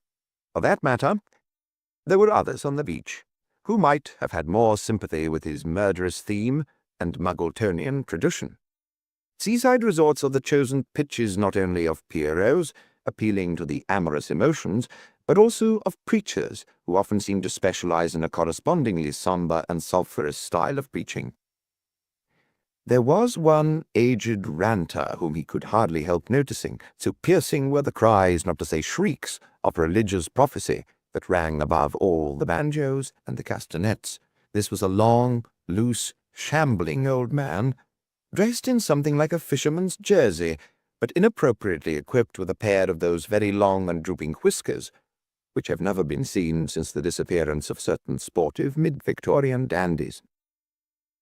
As it was the custom for all mountebanks on the beach to display something as if they were selling it, the old man displayed a rather rotten-looking fisherman's net, which he generally spread out invitingly on the sands, as if it were a carpet for queens, but occasionally whirled wildly round his head with a gesture almost as terrific as that of the Roman retiarius, ready to impale people on a trident. Indeed, he might really have impaled people if he'd had a trident. His words were always pointed towards punishment. His hearers heard nothing except threats to the body or the soul. He was so far in the same mood as Mr. Muggleton that he might almost have been a mad hangman addressing a crowd of murderers. The boys called him Old Brimstone, but he had other eccentricities besides the purely theological. One of his eccentricities was to climb up into the nest of iron girders under the pier and trail his net in the water, declaring that he got his living by fishing, though it is doubtful whether anybody had ever seen him catching fish. Worldly trippers, however, would sometimes start at a voice in their ear, threatening judgment as from a thundercloud, but really coming from the perch under the iron roof, where the old monomaniac sat glaring, his fantastic whiskers hanging like grey seaweed. The detective, however, could have put up with Old Brimstone much better than with the other parson he was destined to meet. To explain this second and more momentous meeting, It must be pointed out that Muggleton, after his remarkable experience in the matter of the murder, had very properly put all his cards on the table. He told his story to the police, and to the only available representative of Braham Bruce, the dead millionaire. That is, to his very dapper secretary, a Mr. Anthony Taylor. The inspector was more sympathetic than the secretary, but the sequel of his sympathy was the last thing Muggleton would normally have associated with police advice. The inspector, after some reflection, very much surprised Mr. Muggleton by advising him to consult an able amateur whom he knew to be staying in the town. Mr. Muggleton had read reports and romances about the great criminologist, who sits in his library like an intellectual spider, and throws out theoretical filaments of a web as large as the world. He was prepared to be led to the lonely chateau, where the expert wore a purple dressing-gown, to the attic where he lived on opium and acrostics, to the vast laboratory or the lonely tower. To his astonishment, he was led to the very edge of the crowded beach, by the pier, to meet a dumpy little clergyman with a broad hat and a broad grin, who was at that moment hopping about on the sands with a crowd of poor children and excitedly waving a very little wooden spade. When the criminological clergyman, whose name appeared to be Brown, had at last been detached from the children, though not from the spade, he seemed to Muggleton to grow more and more unsatisfactory. He hung about helplessly among the idiotic sideshows of the seashore, talking about random topics and particularly attaching himself to those rows of automatic machines which are set up in such places, solemnly spending penny after penny in order to play vicarious games of golf, football, cricket, conducted by clockwork figures, and finally contenting himself with a miniature exhibition of a race in which one metal doll appeared merely to run and jump after the other. And yet, all the time, he was listening very carefully to the story which the defeated detective poured out to him. Only his way of not letting his right hand know what his left hand was doing with pennies got very much on the detective's nerves. "Can't we go and sit down somewhere?" said Muggleton impatiently. "I've got a letter you ought to see, if you're to know anything at all of this business." Father Brown turned away with a sigh from the jumping dolls, and went and sat down with his companion on an iron seat on the shore. His companion had already unfolded the letter, and handed it silently to him. It was an abrupt and queer sort of letter, Father Brown thought. He knew that millionaires didn't always specialize in manners, especially in dealing with dependents like detectives, but there seemed to be something more in the letter than mere brusquerie. Dear Muggleton, I never thought I should come down to wanting help of this sort, but I'm about through with things. It's been getting more and more intolerable for the last 2 years. I guess all you need to know about the story is this. There is a dirty rascal who is a cousin of mine, I'm ashamed to say. He's been a tout, a tramp, a quack doctor, an actor and all that. Even has the brass to act under our name and call himself Bertrand Bruce. I believe he's either got some potty job at the theatre here, or is looking for one. But you may take it from me that the job isn't his real job. His real job is running me down and knocking me out for good, if he can. It's an old story and no business of anybody's. There was a time when we started neck and neck and ran a race of ambition, and what they call love as well. Was it my fault that he was a rotter and I was a man who succeeds in things? But the dirty devil swears he'll succeed yet, shoot me and run off with my— Never mind. I suppose he's a sort of madman, but he'll jolly soon try to be some sort of murderer. I'll give you £5 a week if you'll meet me at the lodge at the end of the pier just after the pier closes tonight, and take on my job. It's the only safe place to meet, if anything is safe by this time. J. Braham Bruce. Dear me, said Father Brown mildly. Dear me. Rather hurried letter. Makoto nodded, and after a pause began his own story, in an oddly refined voice contrasting with his clumsy appearance. The priest knew well the hobbies of concealed culture hidden in many dingy lower and middle-class men, but even he was startled by the excellent choice of words, only a shade too pedantic. The man talked like a book. I arrived at the little round house at the end of the pier before there was any sign of my distinguished client. I opened the door and went inside, feeling that he might prefer me, as well as himself, to be as inconspicuous as possible. Not that it mattered very much, for the pier was too long for anybody to have seen us from the beach or the parade. And, on glancing at my watch, I saw by the time that the pier entrance must have already closed. It was flattering after a fashion that he should thus ensure that we should be alone together at the rendezvous, as showing that he did really rely on my assistance or protection.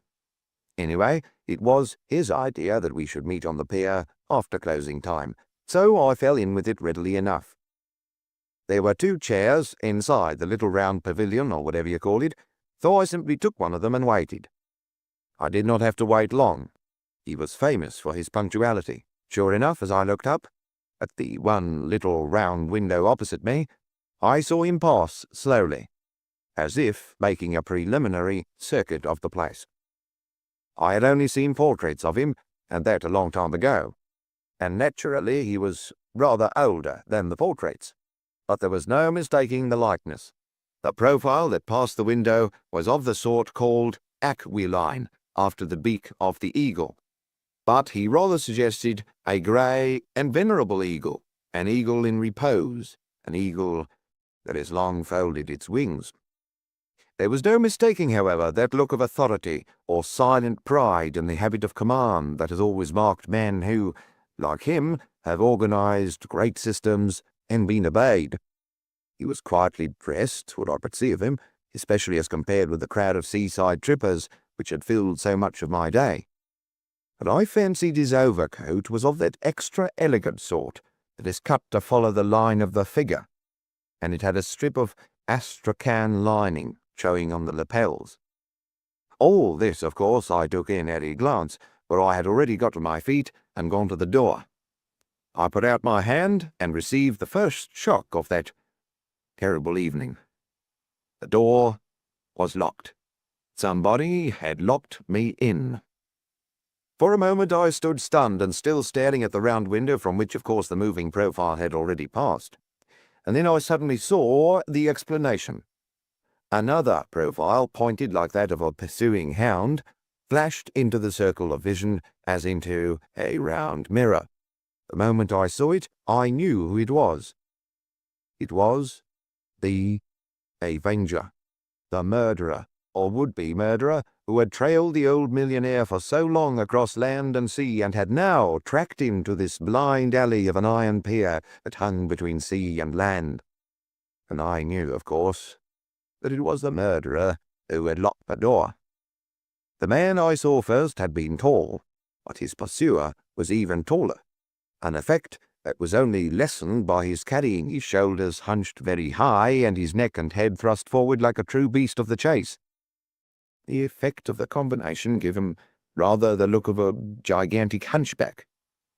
But something of the blood relationship that connected this ruffian with his famous kinsman showed in the 2 profiles as they passed across the circle of glass. The pursuer also had a nose rather like the beak of a bird, though his general air of ragged degradation suggested the vulture rather than the eagle. He was unshaven to the point of being bearded, and the humped look of his shoulders was increased by the coils of a coarse woolen scarf. All these are trivialities and can give no impression of the ugly energy of that outline, or the sense of avenging doom in that stooping and striding figure. Have you ever seen William Blake's design, sometimes called with some levity the ghost of a flea, but also called with somewhat greater lucidity a vision of blood guilt, or something of that kind? That is just such a nightmare of a stealthy giant with high shoulders carrying a knife and bowl. This man carried neither, As he passed the window the second time, I saw with my own eyes that he loosened a revolver from the folds of the scarf and held it gripped and poised in his hand. The eyes in his head shifted and shone in the moonlight, and that in a very creepy way. They shot forward and back with lightning leaps, almost as if he could shoot them out like luminous horns, as do certain reptiles. 3 times the pursued and the pursuer passed in succession outside the window, treading their narrow circle before I fully awoke to the need of some action, however desperate. I shook the door with rattling violence. When next I saw the face of the unconscious victim, I beat furiously on the window. Then I tried to break the window, but it was a double window of exceptionally thick glass, and so deep was the embrasure that I doubted if I could properly reach the outer window at all. Anyhow, my dignified client took no notice of my noise or signals, and the revolving shadow pantomime of those 2 masks of doom continued to turn round and round me till I felt almost dizzy, as well as sick. Then they suddenly ceased to reappear. I waited, and I knew they would not come again. I knew that the crisis had come. I need not tell you more. You can almost imagine the rest. Even as I sat there helpless, trying to imagine it or trying not to imagine it, it's enough to say that in that awful silence in which all sounds of footsteps had died away, there were only 2 other noises besides the rumbling undertones of the sea. The first was the loud noise of a shot, and the second, a duller noise of a splash. My client had been murdered within a few yards of me, and I could make no sign. I will not trouble you with what I felt about that, but even if I could recover from the murder, I'm still confronted with the mystery. Yes, said Father Brown very gently. Which mystery? The mystery of how the murderer got away, answered the other. The instant people were admitted to the pier next morning, I was released from my prison and went racing back to the entrance gates to inquire who had left the pier since they were opened. Without bothering you with details, I may explain that they were, by a rather unusual arrangement, real, full-size iron doors that would keep anybody out or in until they were opened. The officials there had seen nobody in the least resembling the assassin returning that way, and he was a rather unmistakable person. Even if he'd disguised himself somehow, he could hardly have disguised his extraordinary height or got rid of his family nose. It's extremely unlikely that he tried to swim ashore, for the sea was very rough, and there are certainly no traces of any landing. And somehow, having seen the face of that fiend even once, let alone about 6 times, something gives me an overwhelming conviction that he did not simply drown himself in the hour of triumph. I quite understand what you mean by that, replied Father Brown. Besides, it would be silly and inconsistent with the tone of his original threatening letter, in which he promised himself all sorts of benefits after the crime. There's another point it might be well to verify. What about the structure of the pier underneath? Piers are often made with a whole network of iron supports, which a man might climb through as a monkey climbs through a forest. Yes, I thought of that, replied the private investigator. Unfortunately, this pier is oddly constructed in more ways than one. It's quite unusually long, and they're all iron columns with all that tangle of iron girders, only they're very far apart, and I can't see any way a man could climb from one to the other. I only mentioned it, said Father Brown thoughtfully, because that queer fish with the long whiskers, the old man who preaches on the sand, often climbs up onto the nearest girder. I believe he sits there fishing when the tide comes up, and he's a very queer fish to go fishing. Why? What do you mean? Well, said Father Brown very slowly, twiddling with a button and gazing abstractedly out to the great green waters, glittering in the last evening light after the sunset. Well, I tried to talk to him in a friendly sort of way, friendly and not too funny, if you understand, about his combining the ancient trades of fishing and preaching. I think I made the obvious reference, the text that refers to fishing for living souls, and he said quite queerly and harshly as he jumped back onto his iron perch, Well, at least I fish for dead bodies." "Good God!" exclaimed the detective, staring at him. "Yes," said the priest. "It seemed to me an odd remark to make in a chatty way, to a stranger playing with children on the sands." After another staring silence, his companion eventually ejaculated, "You don't mean you think he had anything to do with the death?" "I think," answered Father Brown, "that he might throw some light on it." "Well, it's beyond me now," said the detective. "It's beyond me to believe that anybody can throw any light on it. It's like a welter of wild waters in the pitch dark, the sort of waters that he fell into. It's simply stark staring unreason, a big man vanishing like a bubble. Nobody could possibly— Look here—" He stopped suddenly, staring at the priest, who had not moved, but was still twiddling with the button and staring at the breakers. "What do you mean? What are you looking like that for? You don't mean to say that you can make any sense of it?" "It would be much better if it remained nonsense," said Father Brown in a low voice. "Well, if you ask me right out, yes, I think I can make some sense of it."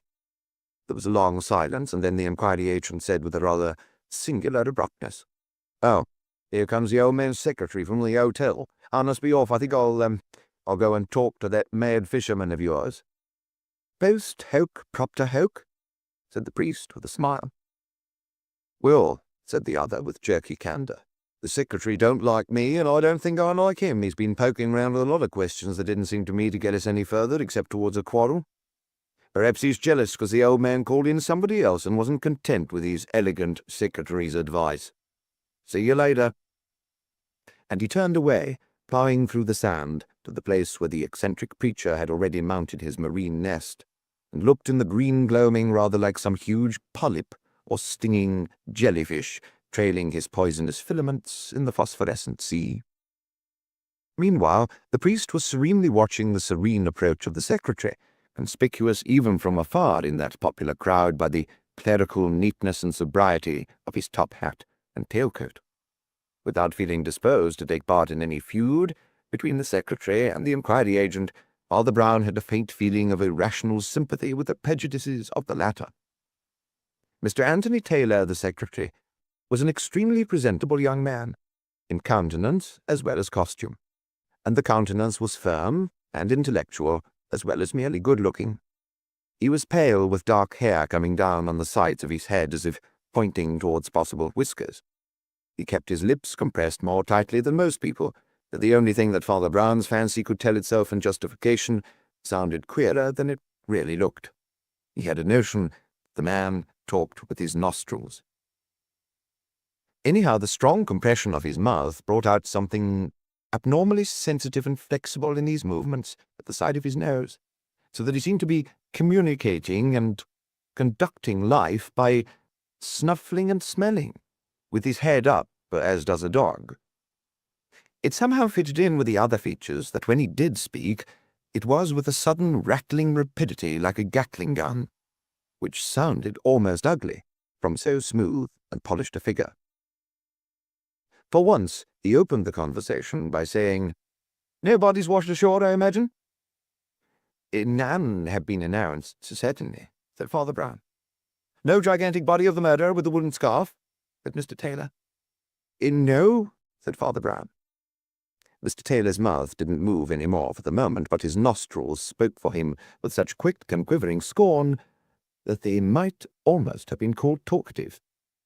When he did speak again, after some polite commonplaces from the priest, it was to say curtly, "Here comes the inspector.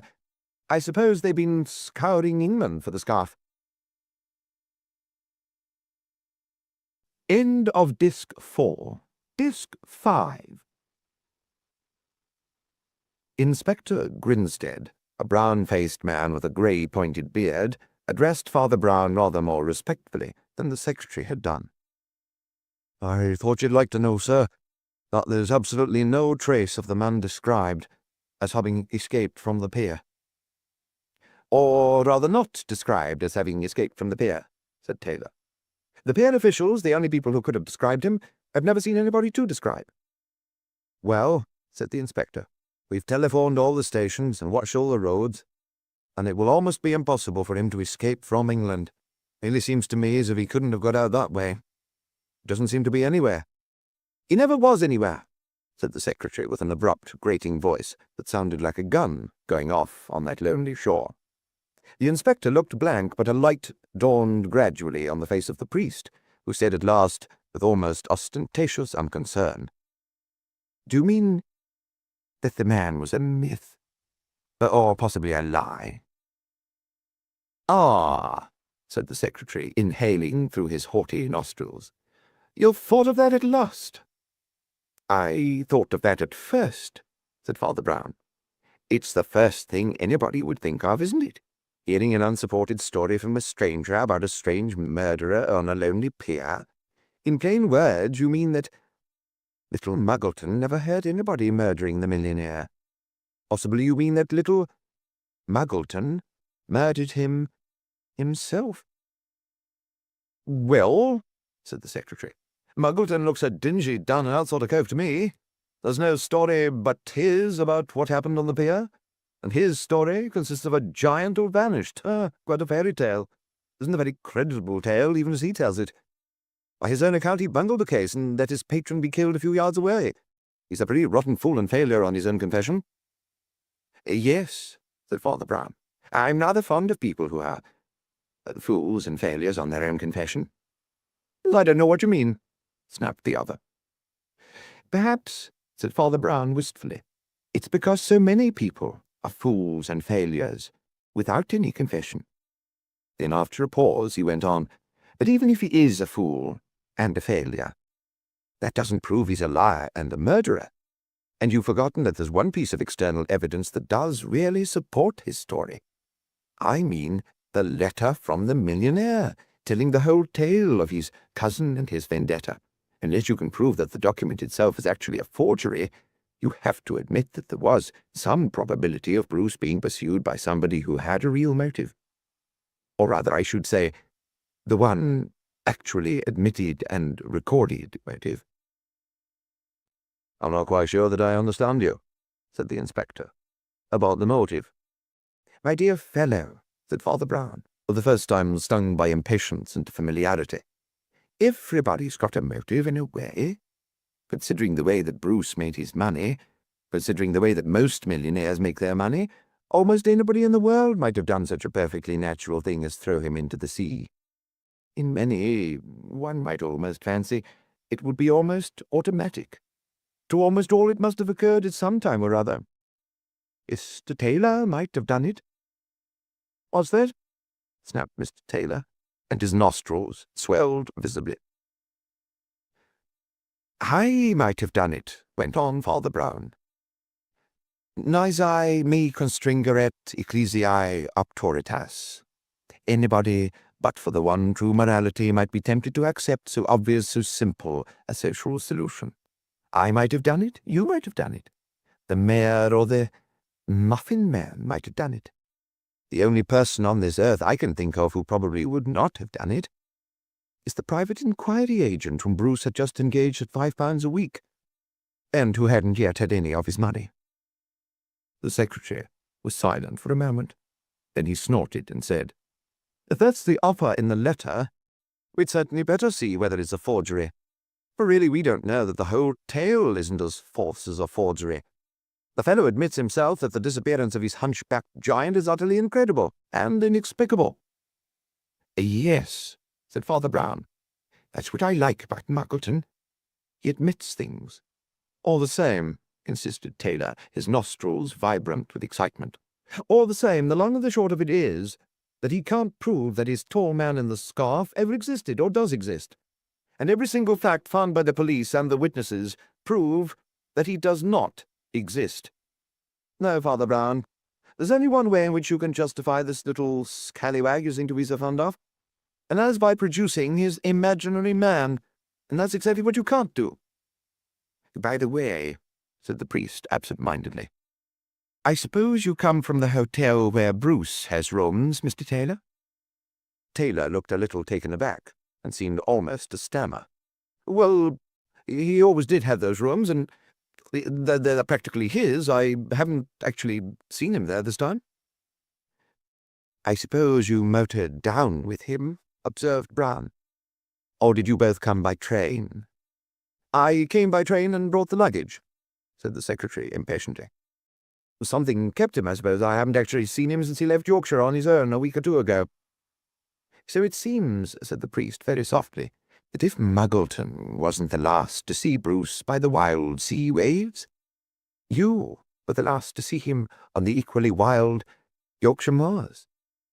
Taylor had turned quite white, but he forced his grating voice to composure. "I never said Muggleton didn't see Bruce on the pier." "No? And why didn't you?" asked Father Brown. "If he made up one man on the pier, why shouldn't he make up two men on the pier? Of course, we do know that Bruce did exist, but we don't seem to know what has happened to him for several weeks. Perhaps he was left behind in Yorkshire?" The rather strident voice of the secretary rose almost to a scream, or his veneer of society's suavity seemed to have vanished. "You're simply shuffling. You're simply shirking or trying to drag in mad insinuations about me simply because you can't answer my question." "Let me see," said Father Brown reminiscently. "What was your question?" "You know well enough what it was, and you know you're damn well stumped by it. Where is the man with the scarf? Who has seen him? Who ever heard him or spoke of him, except that little liar of yours? If you want to convince us, you must produce him. If he ever existed, he may be hiding in the Hebrides or off to Callao. But you've got to produce him. Though I know he doesn't exist. Well then, where is he?"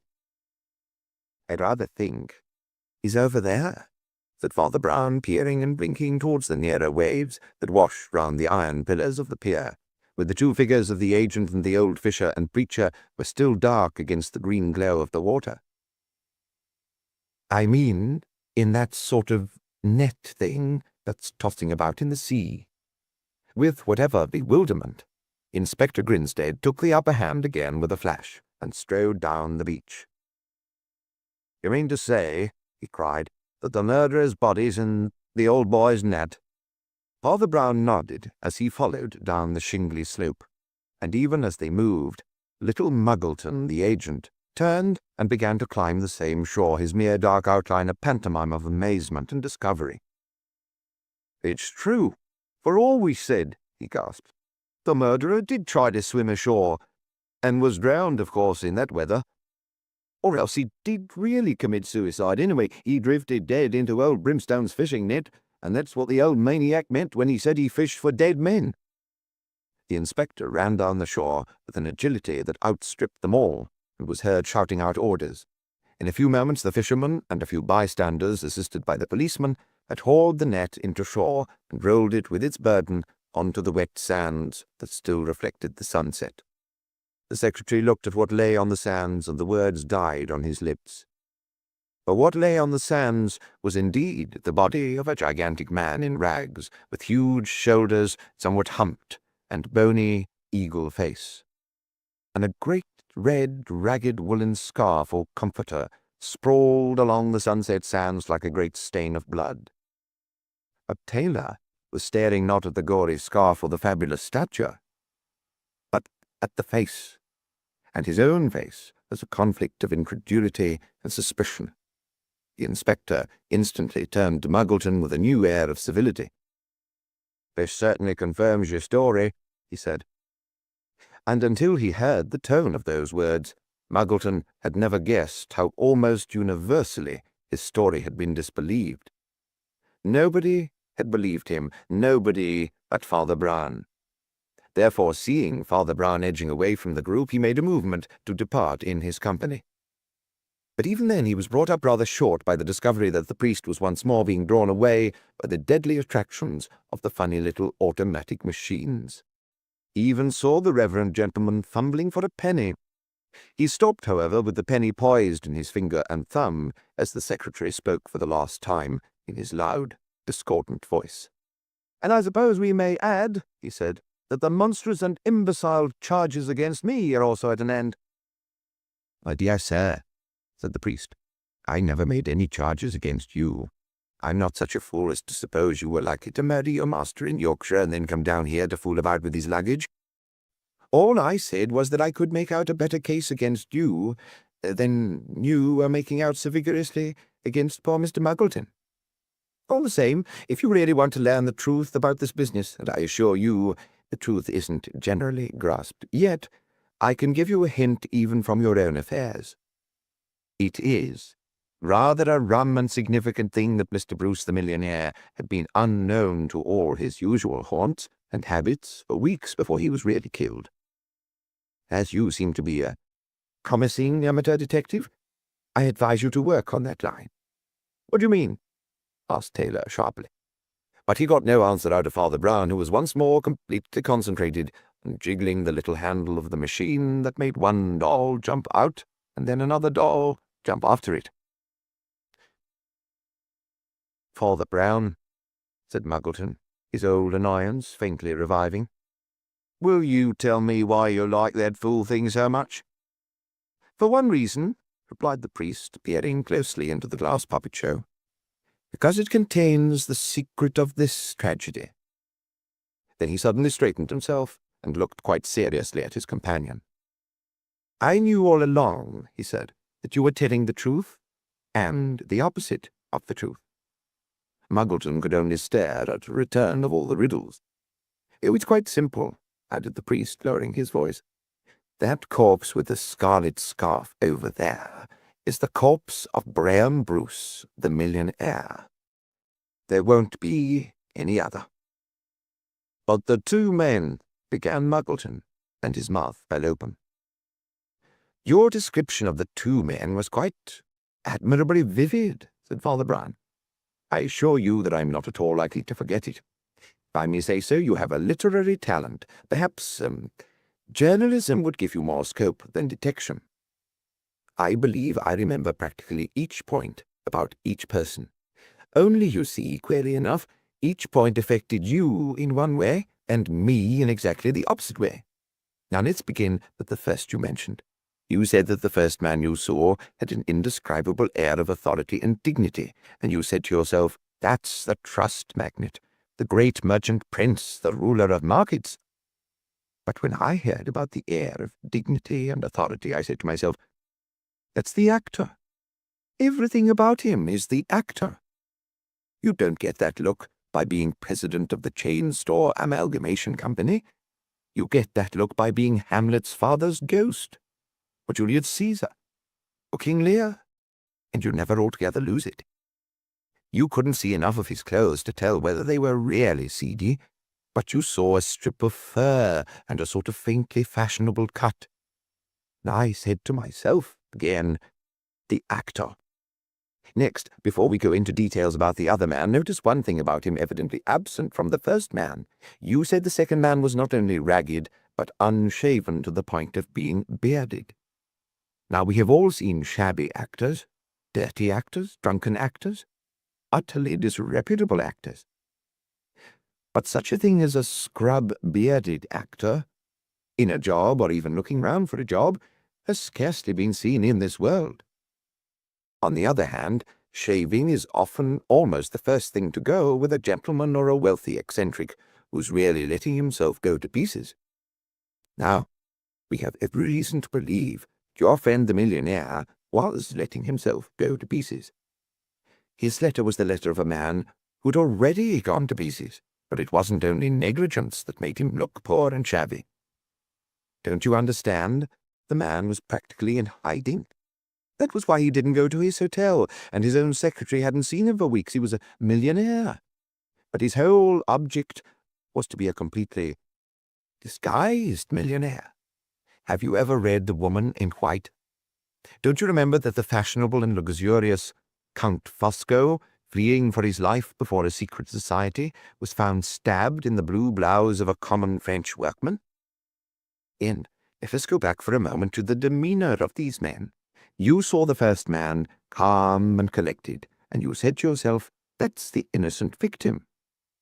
Though the innocent victim's own letter wasn't at all calm and collected.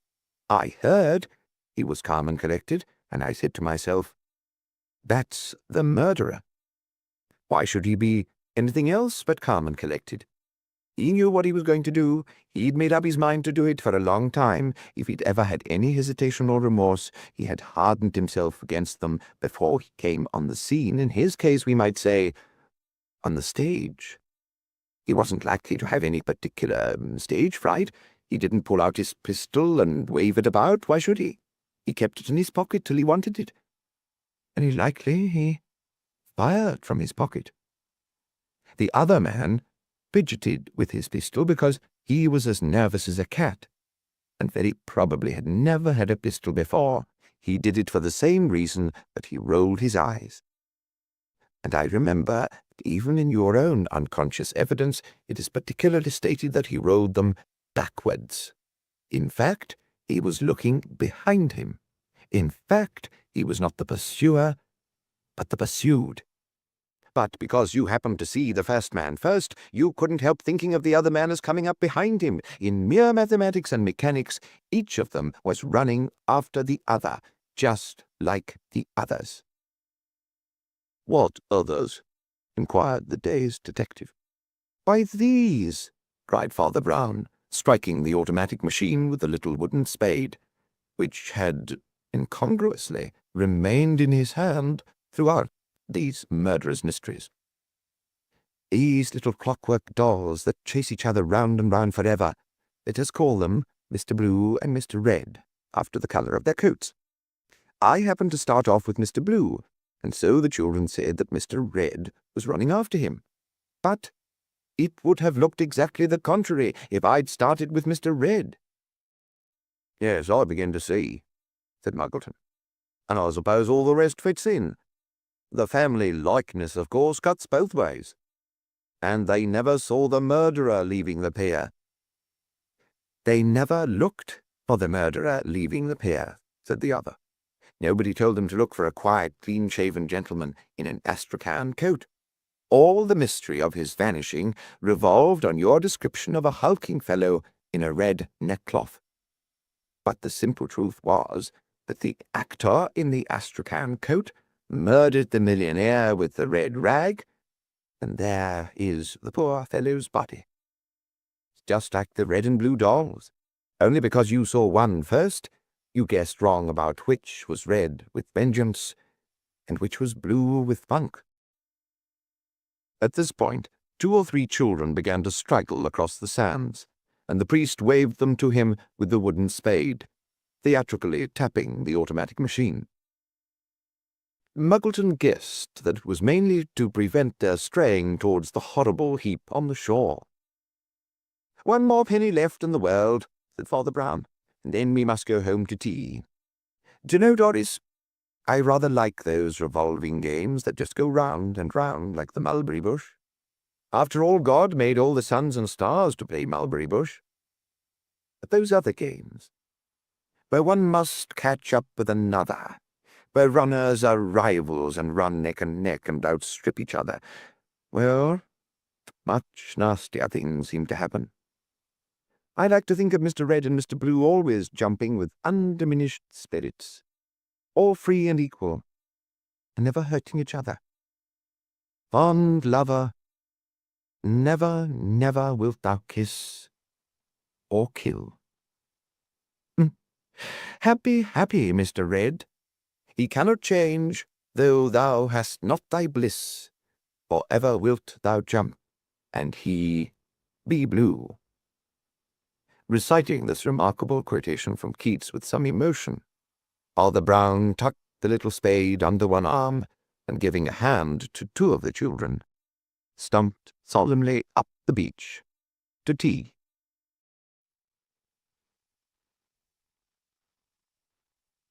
6. The point of a pin. Father Brown always declared that he solved this problem in his sleep. And this was true, though in rather an odd fashion, because it occurred at a time when his sleep was rather disturbed. It was disturbed very early in the morning by the hammering that began in the huge building or half-building that was in process of erection opposite to his rooms. A colossal pile of flats, still mostly covered with scaffolding and with boards announcing Messrs. Swindon and Sand, as the builders and owners. The hammering was renewed at regular intervals, and was easily recognizable, because Messrs. Swindon and Sand specialized in some new American system of cement flooring which, in spite of its subsequent smoothness, solidity, impenetrability, and permanent comfort, as described in the advertisements, had to be clamped down at certain points with heavy tools. Father Brown endeavored, however, to extract exiguous comfort from it, saying that it always woke him up in time for the very earliest Mass, and was therefore something almost in the nature of a carillon. After all, he said, it was almost as poetic that Christians should be awakened by hammers as by bells. As a fact, however, the building operations were a little on his nerves for another reason. For there was, hanging like a cloud over the half-built skyscraper, the possibility of a labor crisis, which the newspapers doggedly insisted on describing as a strike. As a matter of fact, if ever it happened, it would be a lockout. But he worried a good deal about whether it would happen, and it might be questioned whether hammering is more of a strain on the attention because it may go on forever, or because it may stop at any minute. As a mere matter of caste and fancy, said Father Brown, staring up at the edifice with his owlish spectacles, I rather wish it would stop. I wish all houses would stop while they still have the scaffolding up. It seems almost a pity that houses are ever finished. They look so fresh and hopeful with all that fairy filigree of white wood, all light and bright in the sun. And a man so often only finishes a house by turning it into a tomb. As he turned away from the object of his scrutiny, he nearly ran into a man who had just darted across the road towards him. It was a man whom he knew slightly, but sufficiently to regard him, in the circumstances, as something of a bird of ill omen. Mr. Mastic was a squat man with a square head that looked hardly European, dressed with a heavy dandyism that seemed rather too consciously Europeanized. But Brown had seen him lately talking to young Sand of the building firm, and he didn't like it. This man Mastic was the head of an organization rather new in English industrial politics, produced by extremes at both ends, a definite army of non-union and largely alien labor hired out in gangs to various firms, and he was obviously hovering about in the hope of hiring it out to this one. In short, he might negotiate some way of outmaneuvering the trade union and flooding the works with blacklegs. Father Brown had been drawn into some of the debates, being in some sense called in on both sides, and as the capitalists all reported that to their positive knowledge he was a Bolshevist, and as the Bolshevists all testified that he was a reactionary rigidly attached to bourgeois ideologies, it may be inferred that he talked a certain amount of sense, without any appreciable effect on anybody. The news brought by Mr. Mastic, however, was calculated to jerk everybody out of the ordinary rut of the dispute. "They want you to go over there at once," said Mr. Mastic, in awkwardly accented English. "There is a threat to murder."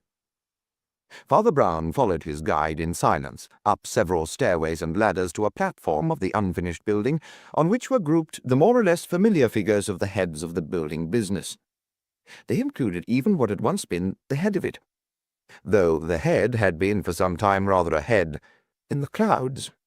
It was, at least, a head in a coronet that hid it from human sight like a cloud. Lord Staines, in other words, had not only retired from the business, but been caught up into the House of Lords, and disappeared. His rare reappearances were languid and somewhat dreary, but this one, in conjunction with that of Mastic, seemed none the less menacing. Lord Staines was a lean, long-headed, hollow-eyed man, with very faint fair hair fading into baldness, and he was the most evasive person the priest had ever met.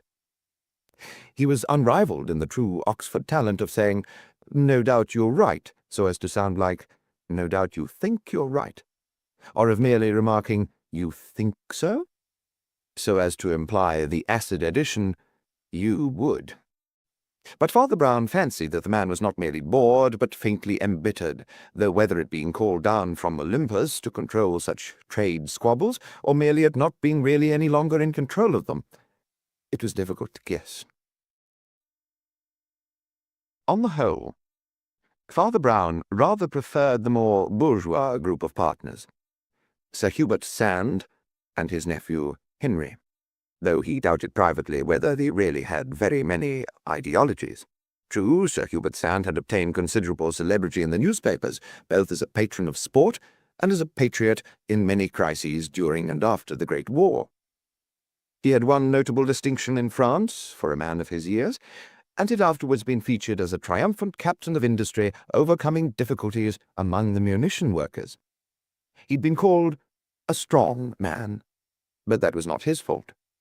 He was, in fact, a heavy, hearty Englishman, a great swimmer, a good squire, an admirable amateur colonel. Indeed, something that can only be called a military make-up pervaded his appearance. He was growing stout, but he kept his shoulders set back. His curly hair and moustache were still brown, while the colours of his face were already somewhat withered and faded. His nephew was a burly youth of the pushing, or rather shouldering sort, with a relatively small head thrust out on a thick neck, as if he went at things with his head down, a gesture somehow rendered rather quaint and boyish by the pince-nez that were balanced on his pugnacious pug nose. Father Brown had looked at all these things before, and at that moment everybody was looking at something entirely new. In the centre of the woodwork there was nailed up a large, loose, flapping piece of paper, on which something was scrawled in crude and almost crazy capital letters, as if the writer were either almost illiterate or were affecting or parodying illiteracy. The words actually ran, "The Council of the Workers warns Hubert Sand that he will lower wages and lock out workmen at his peril. If the notices go out tomorrow, he will be dead by the justice of the people." Lord Staines was just stepping back from his examination of the paper, and looking across at his partner, he said with a rather curious intonation, "Well, it's you they want to murder. Evidently I'm not considered worth murdering." One of those still electric shocks of fancy that sometimes thrilled Father Brown's mind in an almost meaningless way shot through him at that particular instant. He had a queer notion that the man who was speaking could not now be murdered because he was already dead. It was, he cheerfully admitted, a perfectly senseless idea, but there was something that always gave him the creeps about the cold, disenchanted detachment of the noble senior partner, about his cadaverous colour and inhospitable eyes.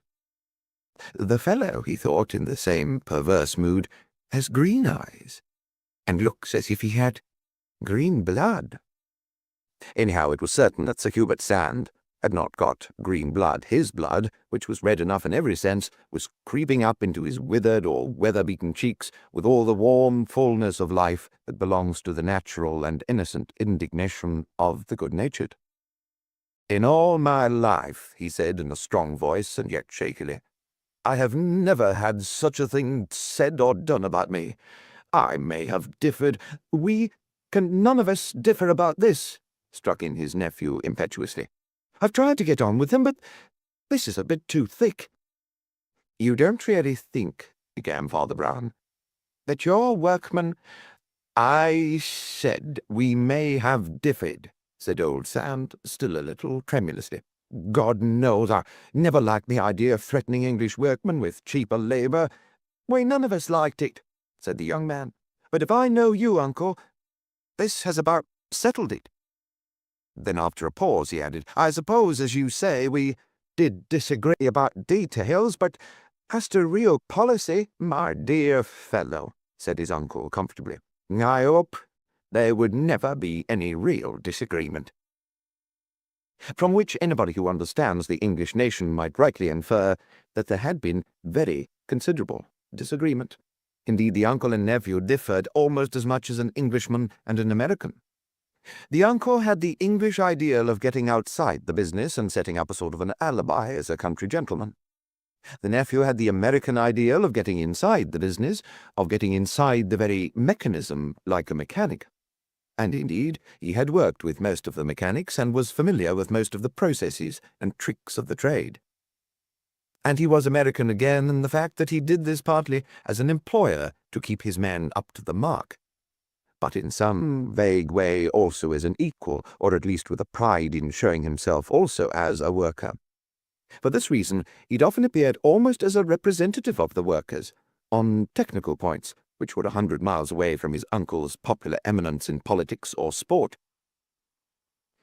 The memory of those many occasions when young Henry had practically come out of the workshop in his shirt-sleeves to demand some concession about the conditions of the work lent a peculiar force and even violence to his present reaction the other way.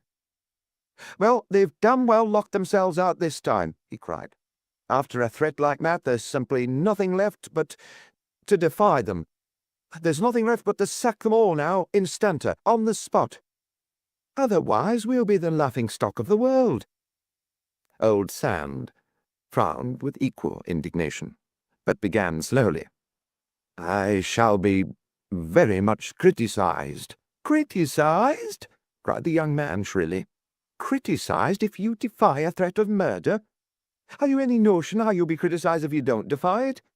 Or do you enjoy the headlines? 'Great capitalist terrorized, employer yields to murder threat'?" "Particularly," said Lord Staines, with something faintly unpleasant in his tone, "particularly when he has been in so many headlines already, as the strong man of steel building." Sand had gone very red again, and his voice came thickly from under his thick moustache. "Of course, you're right there. If these brutes think I'm afraid—" At this point there was an interruption in the conversation of the group, and a slim young man came towards them swiftly. The first notable thing about him was that he was one of those whom men, and women too, think are just a little too nice-looking to look nice. He had beautiful dark curly hair and a silken moustache, and he spoke like a gentleman, but with almost too refined and exactly modulated an accent. Father Brown knew him at once as Rupert Ray, the secretary of Sir Hubert, whom he'd often seen pottering about in Sir Hubert's house, but never with such impatience in his movements or such a wrinkle on his brow. "I'm sorry, sir," he said to his employer, "but there's a man been hanging about over there. I've done my best to get rid of him. He's only got a letter, but he swears he must give it to you personally." "You mean he went first to my house?" said Sand, glancing swiftly at his secretary. "I suppose you've been there all the morning?" "Yes, sir," said Mr. Rupert Ray. There was a short silence, and then Sir Hubert Sand curtly intimated that the man had better be brought along, and the man duly appeared. Nobody, not even the least fastidious lady, would have said that the newcomer was too nice-looking. He had very large ears and a face like a frog, and he stared before him with an almost ghastly fixity which Father Brown attributed to his having a glass eye. In fact, his fancy was tempted to equip the man with 2 glass eyes, with so glassy a stare did he contemplate the company. But the priest's experience, as distinct from his fancy, was able to suggest several natural causes for that unnatural waxwork glare. One of them being the abuse of the divine gift of fermented liquor. The man was short and shabby, and carried a large bowler hat in one hand, and a large sealed letter in the other. Sir Hubert Sand looked at him, and then said, quietly enough, but in a voice that somehow seemed curiously small, coming out of the fullness of his bodily presence, "Oh, is she ill?" He held out his hand for the letter, and then looked around apologetically with poised finger before ripping it open and reading it. When he'd read it, he stuffed it into his inside pocket and said hastily and a little harshly, "Well, I suppose all this business is over, as you say. No more negotiations possible now. We couldn't pay the wages they want anyhow. But I shall want to see you again, Henry, about winding things up generally." "All right," said Henry, a little sulkily perhaps, as if he would have preferred to wind them up by himself. I shall be up in number 188 after lunch. Got to know how far they've got up there." The man with the glass eye, if it was a glass eye, stumped stiffly away, and the eye of Father Brown, which was by no means a glass eye, followed him thoughtfully as he threaded his way through the ladders and disappeared into the street. It was on the following morning that Father Brown had the unusual experience of oversleeping himself, or at least of starting from sleep with a subjective conviction that he must be late. This was partly due to his remembering, as a man may remember a dream, the fact of having been half awakened at a more regular hour and fallen asleep again. A common enough occurrence with most of us, but a very uncommon occurrence with Father Brown. And he was afterwards oddly convinced, with that mystic side of him which was normally turned away from the world, that in that detached, dark islet of dreamland, between the two wakings, there lay like a buried treasure the truth of this tale. As it was, he jumped up with great promptitude, plunged into his clothes, seized his big knobby umbrella, and bustled out into the street, where the bleak white morning was breaking like splintered ice about the huge black building facing him. He was surprised to find that the street shone almost empty in the cold, crystalline light. The very look of it told him it could hardly be so late as he'd feared. Then, suddenly, the stillness was cloven by the arrow-like swiftness of a long grey car which halted before the big deserted flats. Lord Staines unfolded himself from within and approached the door, carrying, rather languidly, 2 large suitcases. At the same moment the door opened and somebody seemed to step back, instead of stepping out into the street. Staines called twice to the man within before that person seemed to complete his original gesture by coming out onto the doorstep. Then the two held a brief colloquy, ending in the nobleman carrying his suitcases upstairs, and the other coming out into full daylight and revealing the heavy shoulders and peering head of young Henry Sand. Father Brown made no more of this rather odd meeting until 2 days later the young man drove up in his own car and implored the priest to enter it. "Something awful has happened," he said, "and I'd rather talk to you than Staines. You know Staines arrived the other day with some mad idea of camping in one of the flats that's just finished. That's why I had to go there early and open the door to him. But all that will keep. I want you to come up to my uncle's place at once." "Is he ill?" inquired the priest quickly. "I think he's dead," answered the nephew. "What do you mean by saying you think he's dead?" asked Father Brown a little briskly. "Have you got a doctor?" "No," answered the other. "I haven't got a doctor, or a patient either. It's no good calling in doctors to examine the body because the body has run away. But I'm afraid I know where it's run to. The truth is, we kept it dark for 2 days, but he's disappeared." "Wouldn't it be better," said Father Brown mildly, "if you told me what has really happened from the beginning?" "I know," answered Henry Sand. "It's an infernal shame to talk flippantly like this about the poor old boy, but people get like that when they're rattled. I'm not much good at hiding things. The long and the short of it is— well, I won't tell you the long of it now. It's what some people would call rather a long shot, shooting suspicions at random and so on. But the short of it is that my unfortunate uncle has committed suicide." They were by this time skimming along in the car through the last fringes of the town and the first fringes of the forest and park beyond it. The lodge gates of Sir Hubert Sand's small estate were about half a mile further on, amid the thickening throng of the beeches. The estate consisted chiefly of a small park and a large ornamental garden, which descended in terraces of a certain classical pomp to the very edge of the chief river of the district. As soon as they arrived at the house, Henry took the priest somewhat hastily through the old Georgian rooms and out upon the other side, where they silently descended the slope, a rather steep slope embanked with flowers, from which they could see the pale river spread out before them, almost as flat as in a bird's-eye view. They were just turning the corner of the path under an enormous classical urn crowned with a somewhat incongruous garland of geraniums, when Father Brown saw a movement in the bushes and thin trees just below him that seemed as swift as a movement of startled birds. In the tangle of thin trees by the river, two figures seemed to divide or scatter. One of them glided swiftly into the shadows, and the other came forward to face them, bringing them to a halt and an abrupt and rather unaccountable silence. Then Henry Sand said in his heavy way, "I think you know Father Brown. Lady Sand." Father Brown did know her, but at that moment he might almost have said that he did not know her. The pallor and constriction of her face was like a mask of tragedy.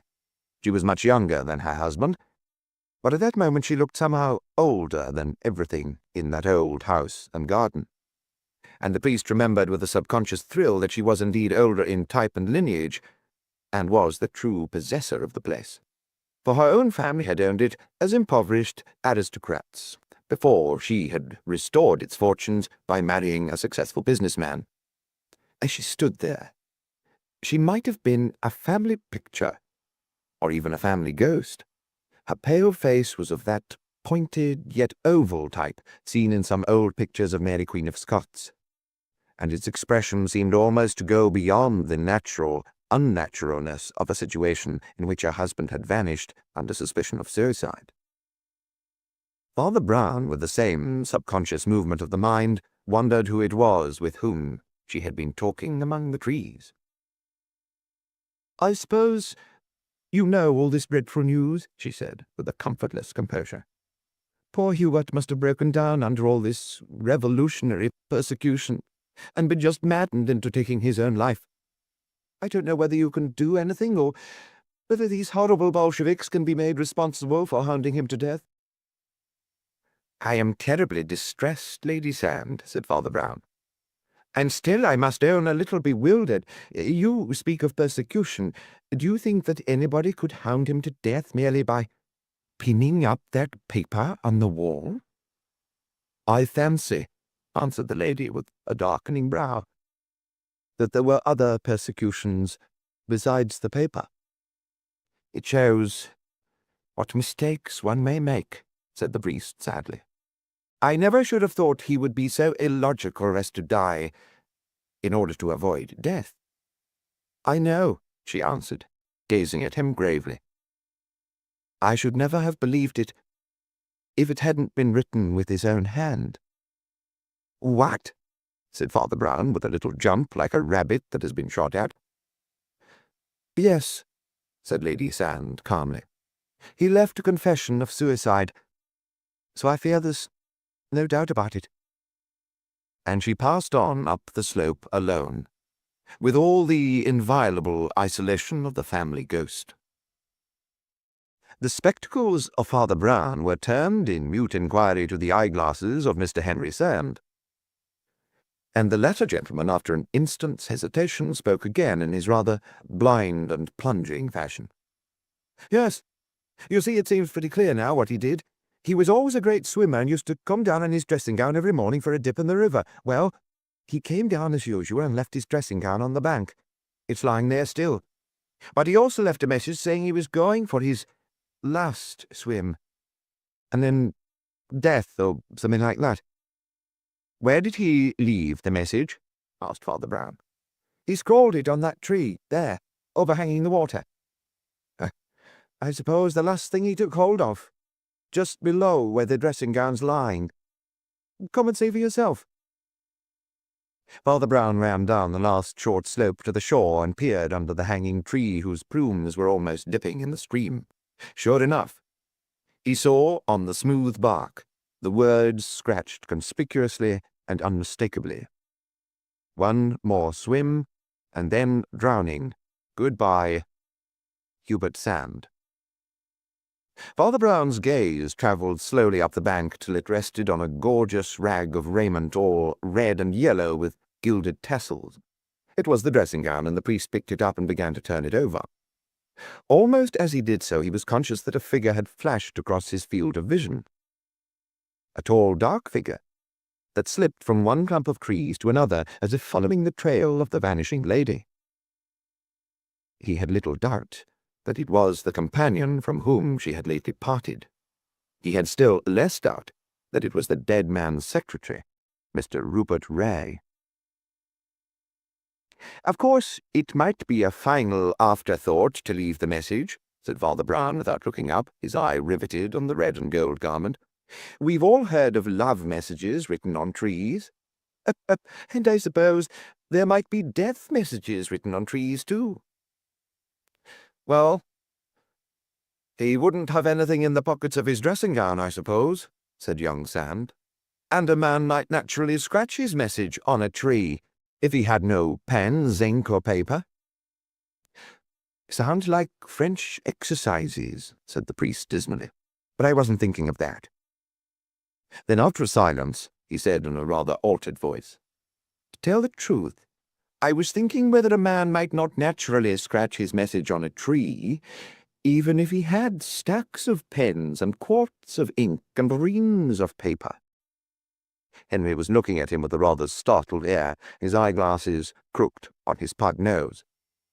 "What do you mean by that?" he asked sharply. "Well," said Father Brown slowly, "I don't exactly mean that postmen will carry letters in the form of logs, or that you will ever drop a line to a friend by putting a postage stamp on a pine tree. It would have to be a particular sort of position. In fact, it would have to be a particular sort of person who really preferred this sort of arboreal correspondence. But given the position and the person, I repeat what I said. He would still write on a tree, as the song says, if all the world were paper and all the sea were ink. If that river flowed with everlasting ink, or all these woods were a forest of quills and fountain pens." It was evident that Sand felt something creepy about the priest's fanciful imagery, whether because he found it incomprehensible or because he was beginning to comprehend. "You see," said Father Brown, turning the dressing gown over slowly as he spoke, "a man isn't expected to write his very best handwriting when he chips it on a tree. And if the man were not the man, if I make myself clear—" "Hello?" He was looking down at the red dressing gown, and it seemed for the moment as if some of the red had come off on his finger. But both the faces turned towards it were already a shade paler. "Blood," said Father Brown, and for the instant there was a deadly stillness, save for the melodious noises of the river. Henry Sand cleared his throat and nose with noises that were by no means melodious. Then he said rather hoarsely, "Whose blood?" Oh, mine," said Father Brown. But he didn't smile. A moment after he said, "There was a pin in this thing. And I pricked myself, but I don't think you quite appreciate the point." "The point of the pin." "I do." And he sucked his finger like a child. "You see," he said after another silence, "the gown was folded up and pinned together. Nobody could have unfolded it, at least without scratching himself. In plain words, Hubert Sand never wore this dressing gown, any more than Hubert Sand ever wrote on that tree, or drowned himself in that river." The pince-nez, tilted on Henry's inquiring nose, fell off with a click, but he was otherwise motionless, as if rigid with surprise. "Which brings us back," went on Father Brown cheerfully, "to somebody's taste for writing his private correspondence on trees, like Hiawatha and his picture writing. Sand had all the time there was before drowning himself. Why didn't he leave a note for his wife like a sane man? Or, shall we say, why didn't the other man leave a note for the wife like a sane man? Because he would have had to forge the husband's handwriting. Always a tricky thing now that experts are so nosy about it, but nobody can be expected to imitate even his own handwriting, let alone somebody else's, when he carves capital letters in the bark of a tree. This is not suicide, Mr. Sand. If it's anything at all, it's a murder." The bracken and bushes of the undergrowth snapped and crackled as the big young man rose out of them like a leviathan and stood lowering with his thick neck thrust forward. "I'm no good at hiding things," he said, "and I have suspected something like this. Expected it, you might say, for a long time. To tell the truth, I could hardly be civil to the fellow. To either of them, for that matter." "What exactly do you mean?" asked the priest, looking him gravely full in the face. "I mean," said Henry Sand, "that you have shown me the murder, and I think I could show you the murderess." Father Brown was silent, and the other went on rather jerkily. "You said people sometimes wrote love messages on trees. Well, as a matter of fact, there are some of them on that tree. There are two sort of monograms twisted together up there under the leaves. I suppose you know that Lady Sand was the heiress of this place long before she married, and she knew that damned dandy of a secretary even in those days. I guess they used to meet here and write their vows upon the trysting tree. They seem to have used the trysting tree for another purpose later on. Sentiment, no doubt, or economy." "They must be very horrible people," said Father Brown. "Haven't there been any horrible people in history, or the police news?" demanded Sand with some excitement. "Haven't there been lovers who made love seem more horrible than hate? Don't you know about Bothwell and all the bloody legends of such lovers?" "I know the legend of Bothwell," answered the priest. "I also know it to be quite legendary, but of course it's true that husbands have been sometimes put away like that. By the way, where was he put away? I mean, where did they hide the body?"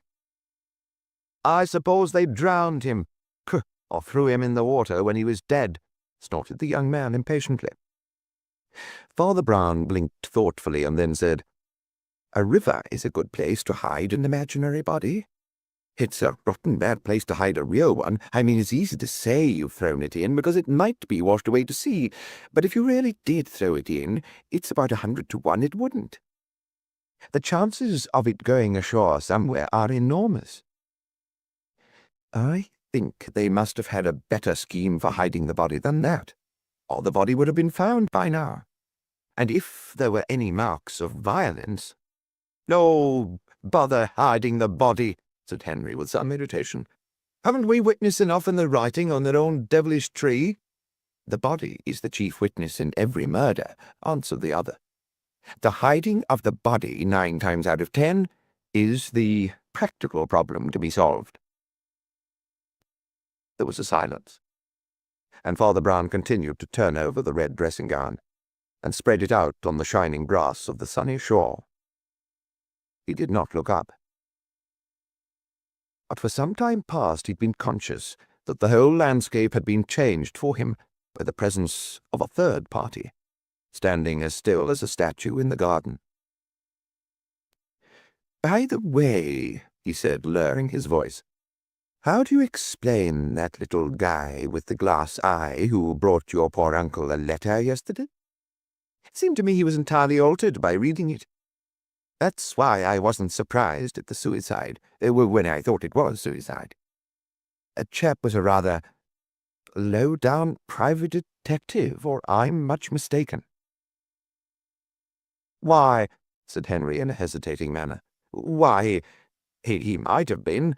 Husbands do sometimes put on detectives in domestic tragedies like this, don't they?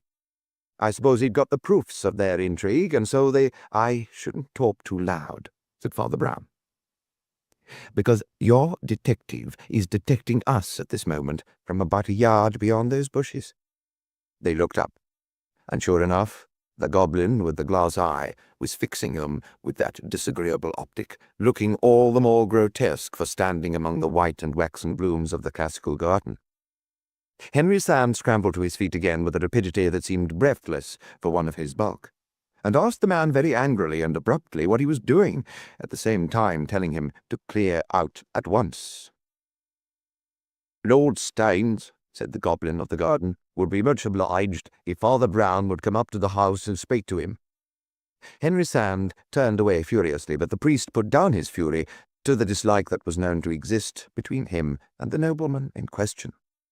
As they mounted the slope, Father Brown paused a moment, as if tracing patterns on the smooth tree trunk, glanced upwards once at the darker and more hidden hieroglyph said to be a record of romance, and then stared at the wider and more sprawling letters of the confession, or supposed confession of suicide.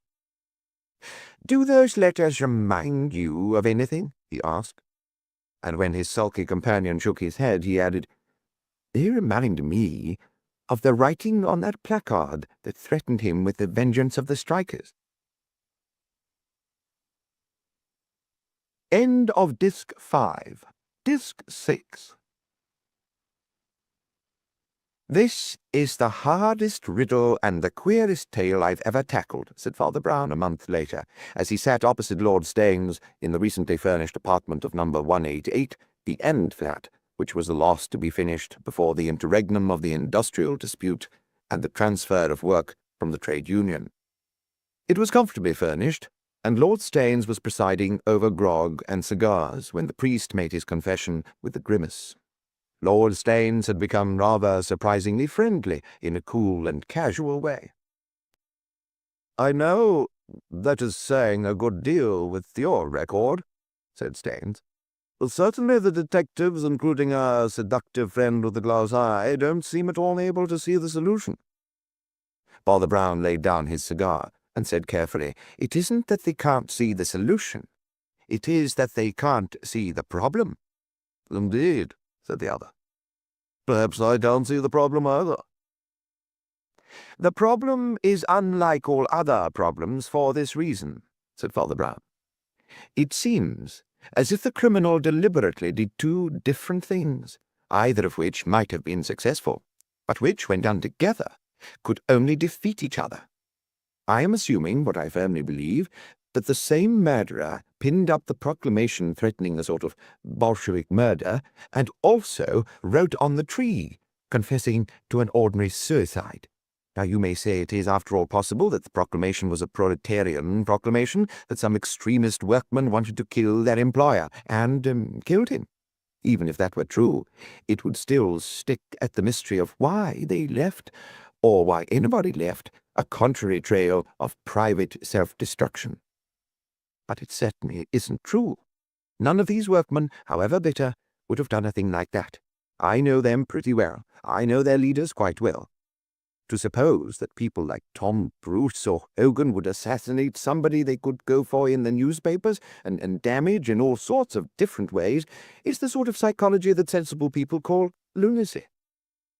No, there was somebody who was not an indignant workman, who first played the part of an indignant workman and then played the part of a suicidal employer. But in the name of wonder, why? If he thought he could pass it off smoothly as a suicide, why did he first spoil it all by publishing a threat of murder? You might say it was an afterthought, to fix up the suicide story, as less provocative than the murder story. But it wasn't less provocative after the murder story. He must have known he had already turned our thoughts towards murder, when it should have been his whole object to keep our thoughts away from it. If it was an afterthought, it was the afterthought of a very thoughtless person. And I have a notion that this assassin is a very thoughtful person.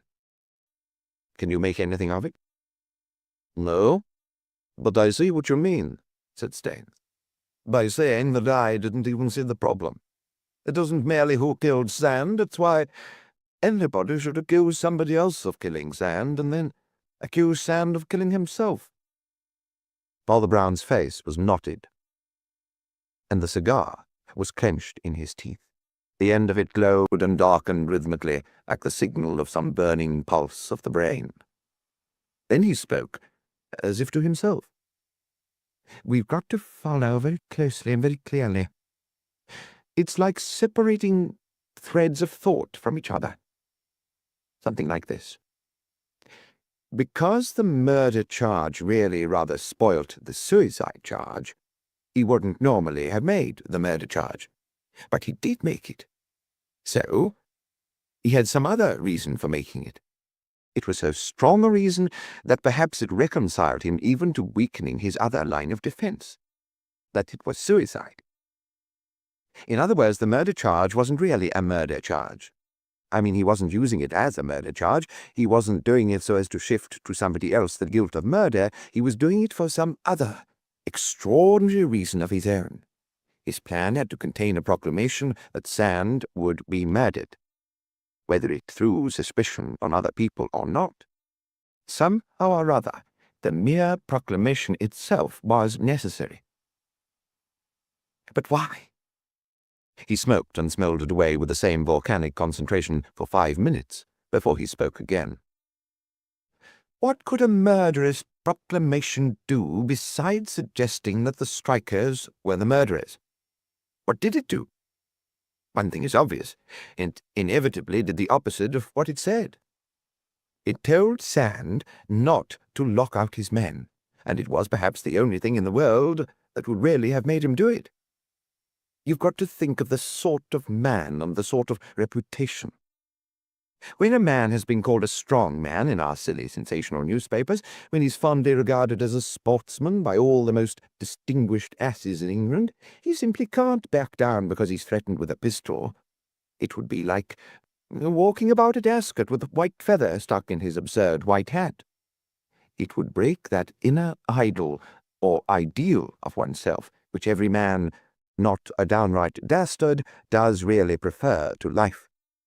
And Sand wasn't a dastard. He was courageous. He was also impulsive.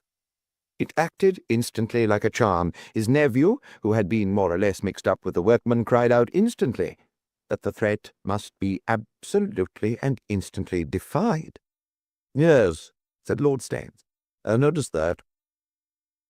They looked at each other for an instant, and then Staines added carelessly, "So you think the thing the criminal really wanted was—" "The lockout!"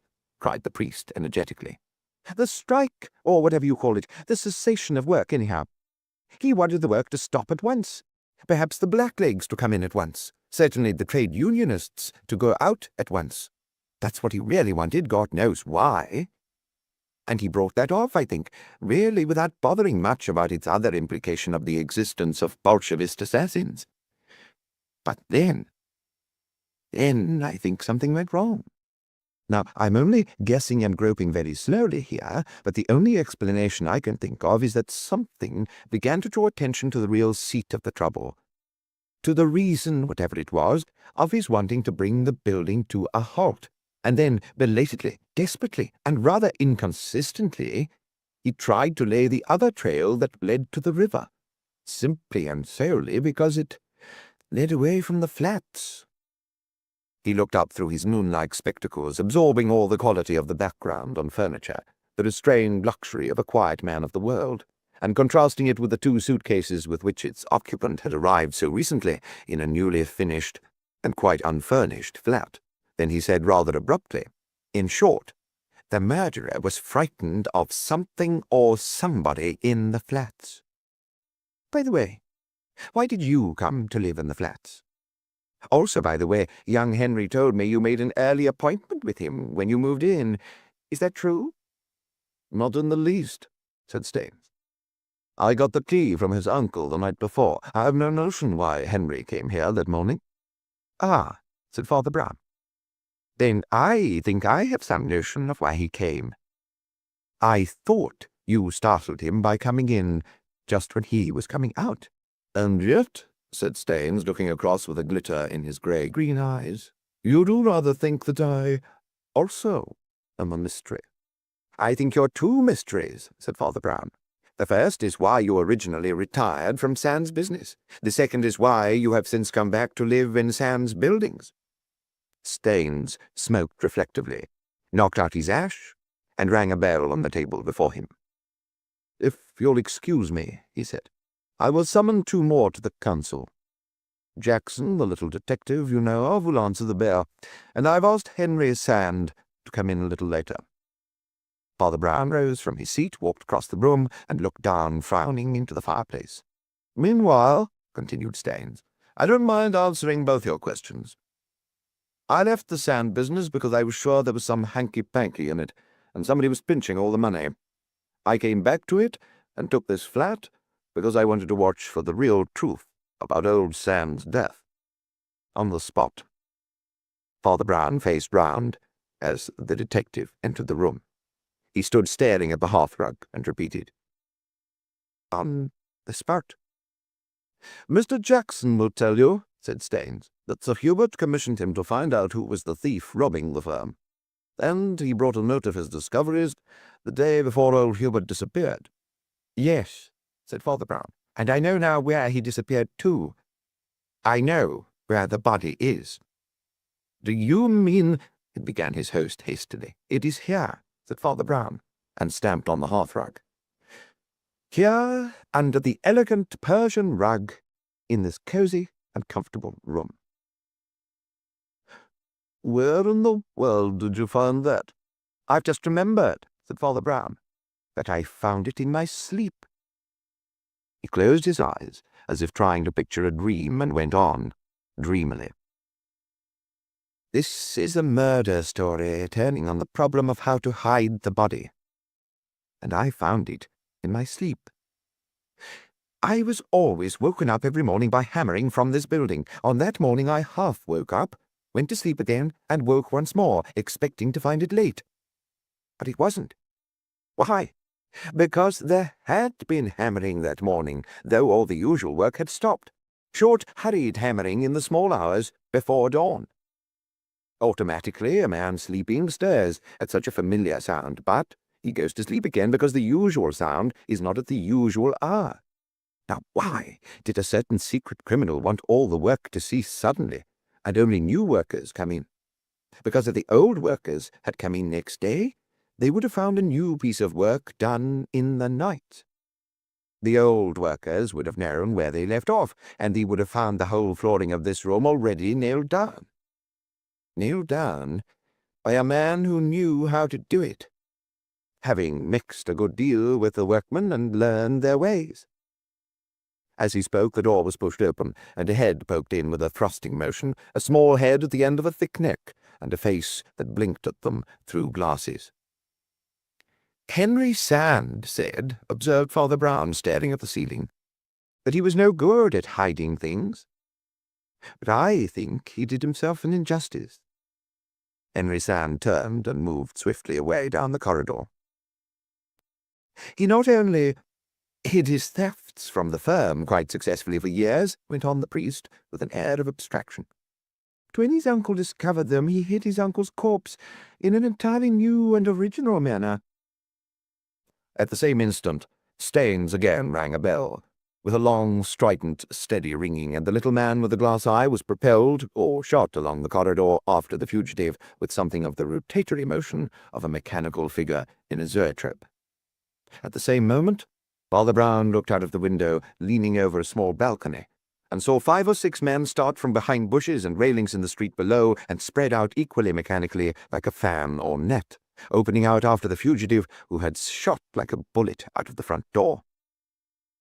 Father Brown saw only the pattern of the story, which had never strayed from that room, where Henry had strangled Hubert and hid his body under impenetrable flooring, stopping the whole work on the building to do it. A pinprick had started his own suspicions, but only to tell him he had been led down the long loop of a lie. The point of the pin was that it was pointless. He fancied he understood Staines at last, and he liked to collect queer people who were difficult to understand. He realized this tired gentleman whom he had once accused of having green blood had indeed a sort of cold green flame of conscientiousness or conventional honor that had made him first shift out of a shady business and then feel ashamed of having shifted it on to others, and come back as a bored, laborious detective, pitching his camp on the very spot where the corpse had been buried, so that the murderer, finding him sniffing so near the corpse, had wildly staged the alternative drama of the dressing gown and the drowned man.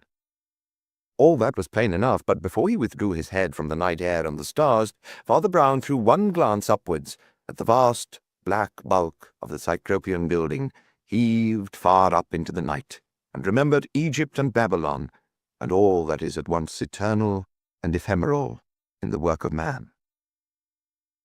"I was right in what I said, first of all," he said.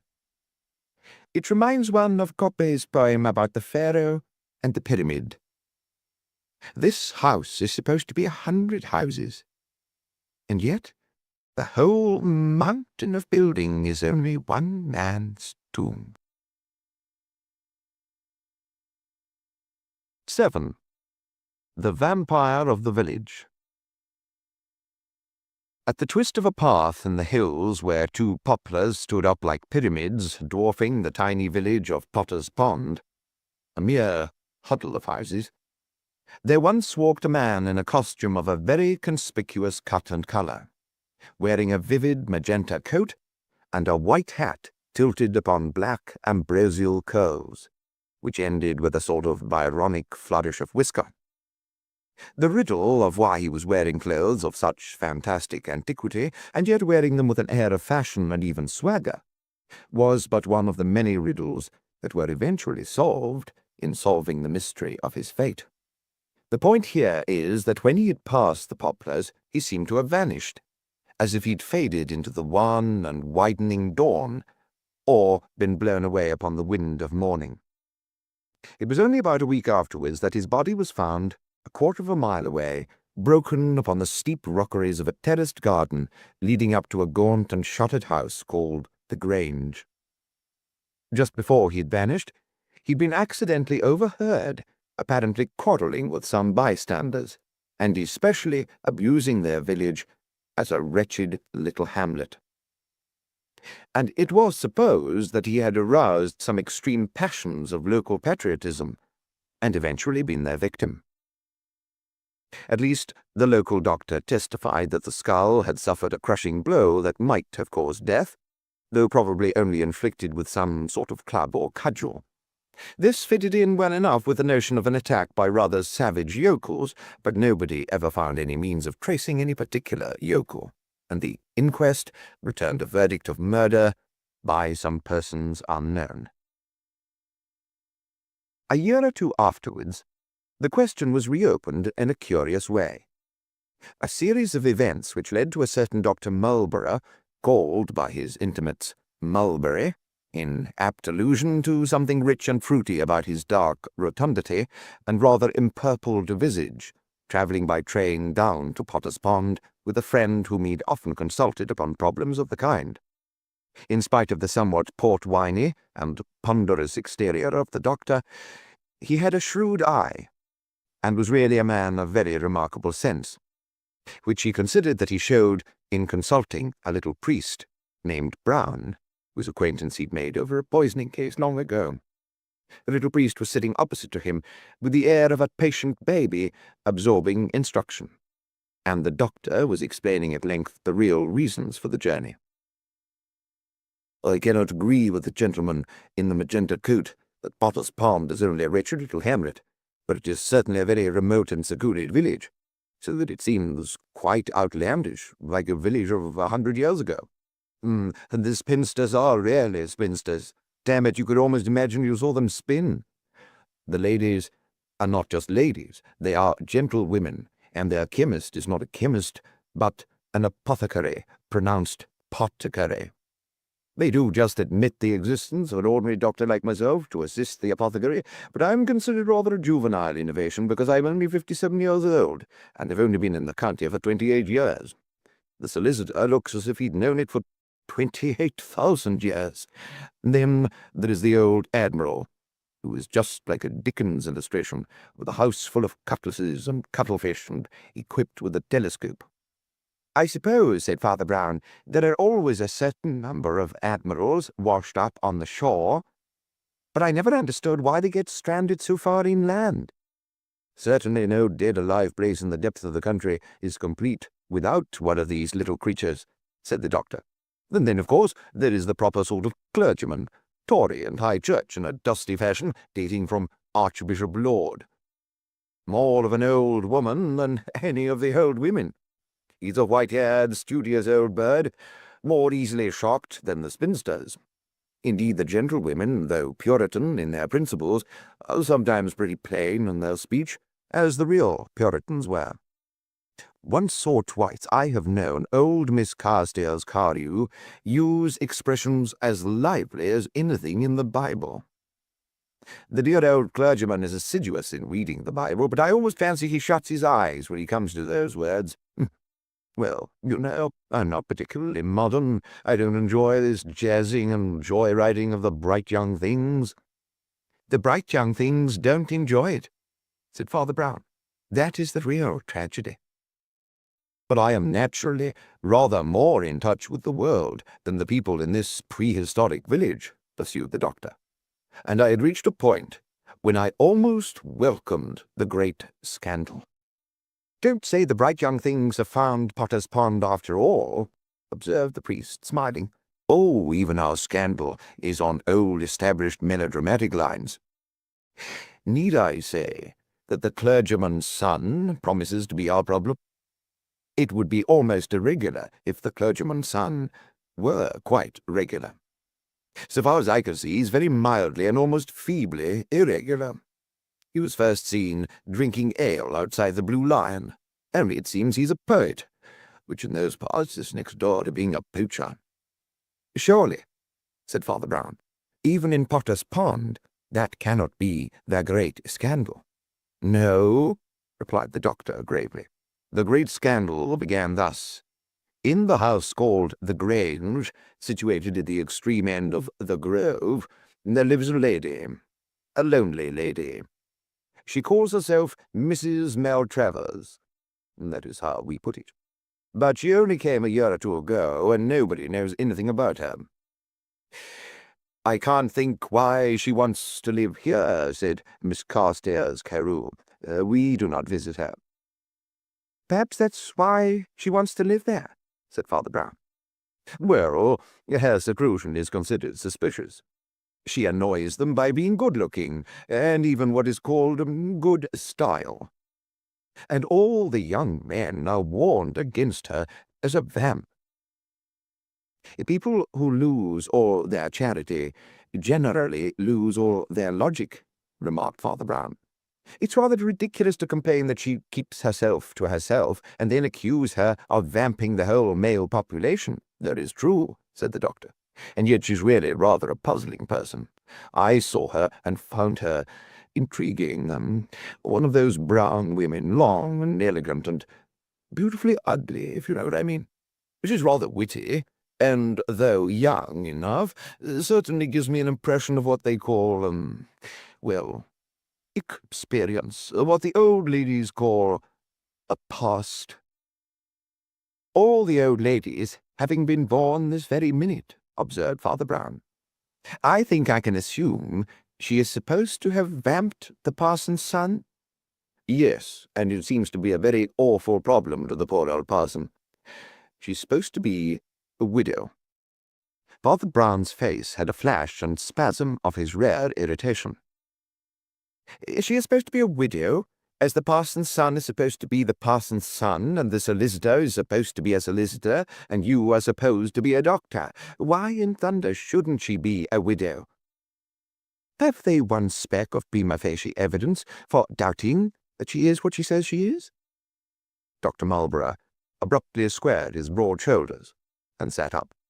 Of course, you're right again, he said, but we haven't come to the scandal yet. Well, the scandal is that she is a widow. Oh, said Father Brown, and his face altered, and he said something soft and faint that might almost have been, "My God." First of all, said the doctor, they have made one discovery about Mrs. Maltravers. She is an actress. I fancied so, said Father Brown. Oh, never mind why. I had another fancy about her that would seem even more irrelevant. Well, at that instant, it was scandal enough that she was an actress. The dear old clergyman, of course, is heartbroken to think that his white hair should be brought in sorrow to the grave by an actress and adventuress. The spinsters shriek in chorus. The Admiral admits he has sometimes been to a theatre in town. but objects to such things in what he calls our midst. Well, of course, I've no particular objections of that kind. This actress is certainly a lady, if a bit of a dark lady, in the manner of the sonnets. The young man is very much in love with her, and I'm no doubt a sentimental old fool when having a sneaking sympathy with the misguided youth who is sneaking round the moated grange. And I was getting into quite a pastoral frame of mind about this idyll, when suddenly the thunderbolt fell, and I, who am the only person who ever had any sympathy with these people, am sent down to be the messenger of doom. Yes, said Father Brown, and why were you sent down? The doctor answered with a sort of groan. Mrs. Maltravers is not only a widow, but she is the widow of Mr. Maltravers. It sounds a shocking revelation, as you stated, acknowledged the priest seriously. And Mr. Maltravers, continued his medical friend, was the man who was apparently murdered in this very village a year or two ago, supposed to have been bashed on the head by one of the simple villagers. I remember. You told me, said Father Brown. The doctor, or some doctor, said he probably died of being clubbed on the head with a cudgel. Dr. Marlborough, silent for a moment, in frowning embarrassment, and then said curtly, Dog doesn't eat dog, and doctors don't bite doctors, not even when they're mad doctors. I shouldn't care to cast any reflection on my eminent predecessor in Potter's Pond if I could avoid it. But I know you are really safe for secrets. And speaking in confidence, my eminent predecessor at Potter's Pond was a blasted fool, a drunken old humbug, and absolutely incompetent. I was asked, originally by the chief constable of the county, for I've lived a long time in the county, though only recently in the village, to look into the whole business, the depositions and reports of the inquest and so on. And there simply isn't any question about it. Maltravers may have been hit on the head. He was a strolling actor passing through the place, and Potter's Pond probably thinks it is all in the natural order that such people should be hit on the head. But whoever hit him on the head did not kill him. It is simply impossible for the injury as described to do more than knock him out for a few hours. But lately I have managed to turn up some other facts bearing on the matter, and the result of it is pretty grim. He sat lowering at the landscape as it slid past the window, and then said more curtly, I am coming down here and asking your help because there's going to be an exhumation. There is a very strong suspicion of poison. And here we are at the station, said Father Brown cheerfully. I suppose your idea is that poisoning poor man would naturally fall among the household duties of his wife. Well, there never seems to have been anyone else here who had any particular connection with him, replied Marlborough as they alighted from the train. At least there is one queer old crony of his, a broken-down actor, hanging around. But the police and the local solicitor seem convinced he's an unbalanced busybody, with some idée fixe about a quarrel with an actor who was his enemy, but who certainly wasn't Maltravers. A wandering accident, I should say, and certainly nothing to do with the problem of the poison. Father Brown had heard the story, but he knew that he never knew a story until he knew the characters in the story.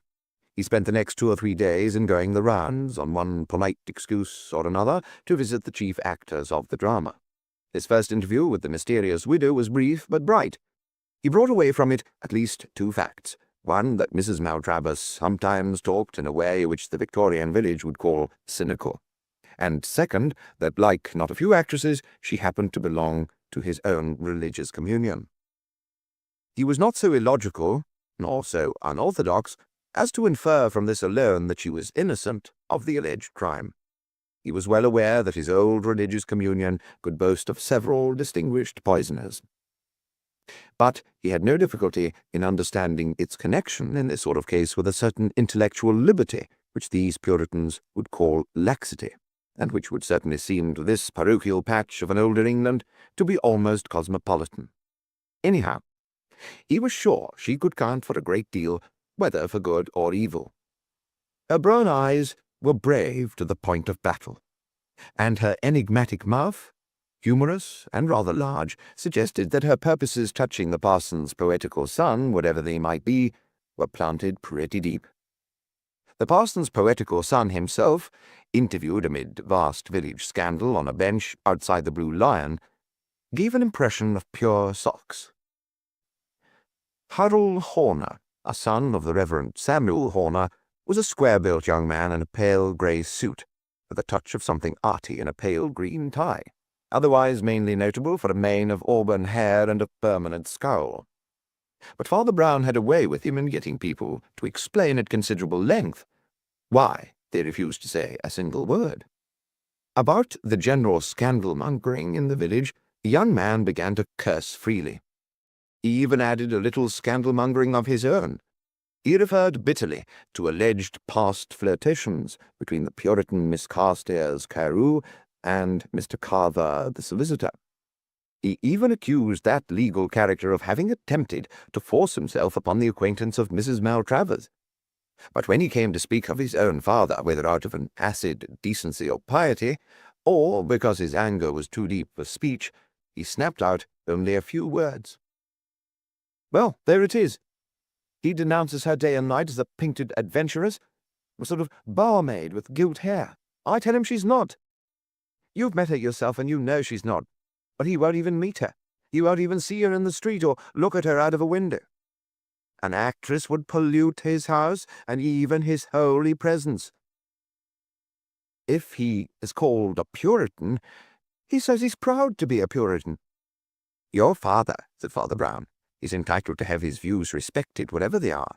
They are not views I understand very well myself, but I agree he is not entitled to lay down the law about a lady he's never seen, and then refuse even to look at her, to see if he's right.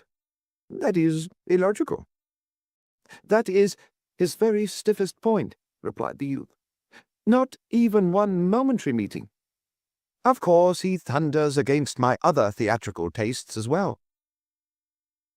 Father Brown swiftly followed up the new opening and learned much that he wanted to know. The alleged poetry, which was such a blot on the young man's character, was almost entirely dramatic poetry. He'd written tragedies in verse, which had been admired by good judges. He was no mere stage-struck fool. Indeed, he was no fool of any kind. He'd some really original ideas about acting Shakespeare. It was easy to understand his having been dazzled and delighted by finding the brilliant lady at the Grange, and even the priest's intellectual sympathy so far mellowed the rebel of Potter's Pond that at their parting he actually smiled. It was that smile which suddenly revealed to Father Brown that the young man was really miserable. So long as he frowned, it might well have been only sulks, but when he smiled, it was somehow a more real revelation of sorrow. Something continued to haunt the priest about that interview with the poet. An inner instinct certified that the sturdy young man was eaten from within by some grief greater even than the conventional story of conventional parents being obstacles to the course of true love. It was all the more so because there were not any obvious alternative causes. The boy was already rather a literary and dramatic success. His books might be said to be blooming. Nor did he drink or dissipate his well-earned wealth. His notorious revels at the Blue Lion reduced themselves to one glass of light ale, and he seemed to be rather careful with his money. Father Brown thought of another possible complication in connection with Harold's large resources and small expenditure, and his brow darkened. The conversation of Miss Carstairs Carew, on whom he called next, was certainly calculated to paint the parson's son in the darkest colours. But as it was devoted to blasting him with all the special vices which Father Brown was quite certain the young man did not exhibit, he put it down to a common combination of Puritanism and gossip. The lady, though lofty, was quite gracious, however, and offered the visitor a small glass of port wine and a slice of seed cake in the manner of everybody's most ancient great-aunts, before he managed to escape from a sermon on the general decay of morals and manners. His next port of call was very much of a contrast, for he disappeared down a dark and dirty alley where Miss Carstairs Carew would have refused to follow him, even in thought, and then into a narrow tenement made noisier by a high and declamatory voice in an attic. From this he re-emerged with a rather dazed expression, pursued onto the pavement by a very excited man with a blue chin and a black frock coat faded to bottle green, who was shouting argumentatively. "He did not disappear. Maltravers never disappeared. He appeared. He appeared dead, and I've appeared alive. But where's all the rest of the company? Where's that man, that monster, who deliberately stole my lines, crabbed my best scenes, and ruined my career? I was the finest Tubal that ever trod the boards. He acted Shylock, and he didn't need to act much for that. And so, with the greatest opportunity of my whole career, I could show you press cuttings on my renderings of Fortinbras. I'm quite sure they were splendid and very well deserved," gasped the little priest. "I understood the company had left the village before Maltravers died. But it's all right, it's quite all right." And he began to hurry down the street again. "He was to act Polonius," continued the unquestionable orator behind him. Father Brown suddenly stopped dead. "Oh," he said very slowly. "He was to act Polonius?" "That villain Hankin," shrieked the actor. "Follow his trail, follow him to the ends of the earth. Of course he'd left the village, trust him for that. Follow him, find him, and may the curses—" But the priest was again hurrying away down the street. Two much more prosaic and perhaps more practical interviews followed this melodramatic scene. First, the priest went into the bank, where he was closeted for 10 minutes with the manager, and then paid a very proper call on the aged and amiable clergyman. Yet again, all seemed very much as described, unaltered and seemingly unalterable. A touch or two of devotion from more austere traditions in the narrow crucifix on the wall, the big Bible on the bookstand, and the old gentleman's opening lament over the increasing disregard of Sunday. But all with a flavour of gentility that was not without its little refinements and faded luxuries. The clergyman also gave his guest a glass of port, but accompanied by an ancient British biscuit instead of seed cake. The priest had again the weird feeling that everything was almost too perfect, and that he was living a century before his time. Only on one point the amiable old parson refused to melt into any further amiability. He meekly but firmly maintained that his conscience would not allow him to meet a stage player. However, Father Brown put down his glass of port with expressions of appreciation and thanks, and went off to meet his friend the doctor by appointment at the corner of the street, whence they were to go together to the offices of Mr. Carver, the solicitor. "I suppose you've gone the dreary round," began the doctor, "and found it a very dull village." Father Brown's reply was sharp and almost shrill. "Don't call your village dull. I assure you it's a very extraordinary village indeed." "I've been dealing with the only extraordinary thing that ever happened here, I should think," observed Dr. Marlborough. "And even that happened to somebody from outside. Let me tell you, they managed the exhumation quietly last night, and I did the autopsy this morning. In plain words, we've been digging up a corpse that's simply stuffed with poison." "A corpse stuffed with poison," repeated Father Brown rather absently. "Believe me, your village contains something much more extraordinary than that." There was abrupt silence, followed by the equally abrupt pulling of the antiquated bell-pull in the porch of the solicitor's house, and they were soon brought into the presence of that legal gentleman who presented them in turn to a white-haired, yellow-faced gentleman with a scar, who appeared to be the Admiral. By this time the atmosphere of the village had sunk almost into the subconsciousness of the little priest, but he was conscious that the lawyer was indeed the sort of lawyer to be the adviser of people like Miss Carstairs Carew. But though he was an archaic old bird, he seemed something more than a fossil. Perhaps it was the uniformity of the background, but the priest had again the curious feeling that he himself was transplanted back into the early 19th century, rather than that the solicitor had survived into the early 20th. His collar and cravat contrived to look almost like a stock as he settled his long chin into them. But they were clean as well as clean-cut, and there was even something about him of a very dry old dandy. In short, he was what is called well preserved, even if partly by being petrified. The lawyer and the admiral and even the doctor showed some surprise on finding that Father Brown was rather disposed to defend the parson's son against the local lamentations on behalf of the parson. "I thought our young friend rather attractive, myself," he said. "He's a good talker, and I should guess a good poet. And Mrs. Maltravers, who is serious about that, at least says he's quite a good actor." "Indeed," said the lawyer. "Potter's Pond, outside Mrs. Maltravers, is rather more inclined to ask if he's a good son." "He is a good son," said Father Brown. "That's the extraordinary thing." "Damn it all," said the admiral. "You mean he's really fond of his father?" The priest hesitated. Then he said, "I'm not quite so sure about that. And that's the other extraordinary thing." "What the devil do you mean?" demanded the sailor with nautical profanity.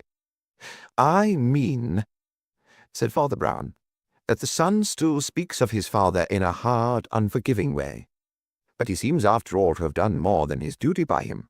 I had a talk with the bank manager, and as we were inquiring in confidence into a serious crime, under authority from the police, he told me the facts. The old clergyman has retired from parish work. Indeed, this was never actually his parish. Such of the populace which is pretty pagan, as goes to church at all, goes to Dutton Abbot, not a mile away. The old man has no private means, but the son is earning good money, and the old man is well looked after. He gave me some port of absolutely first-class vintage.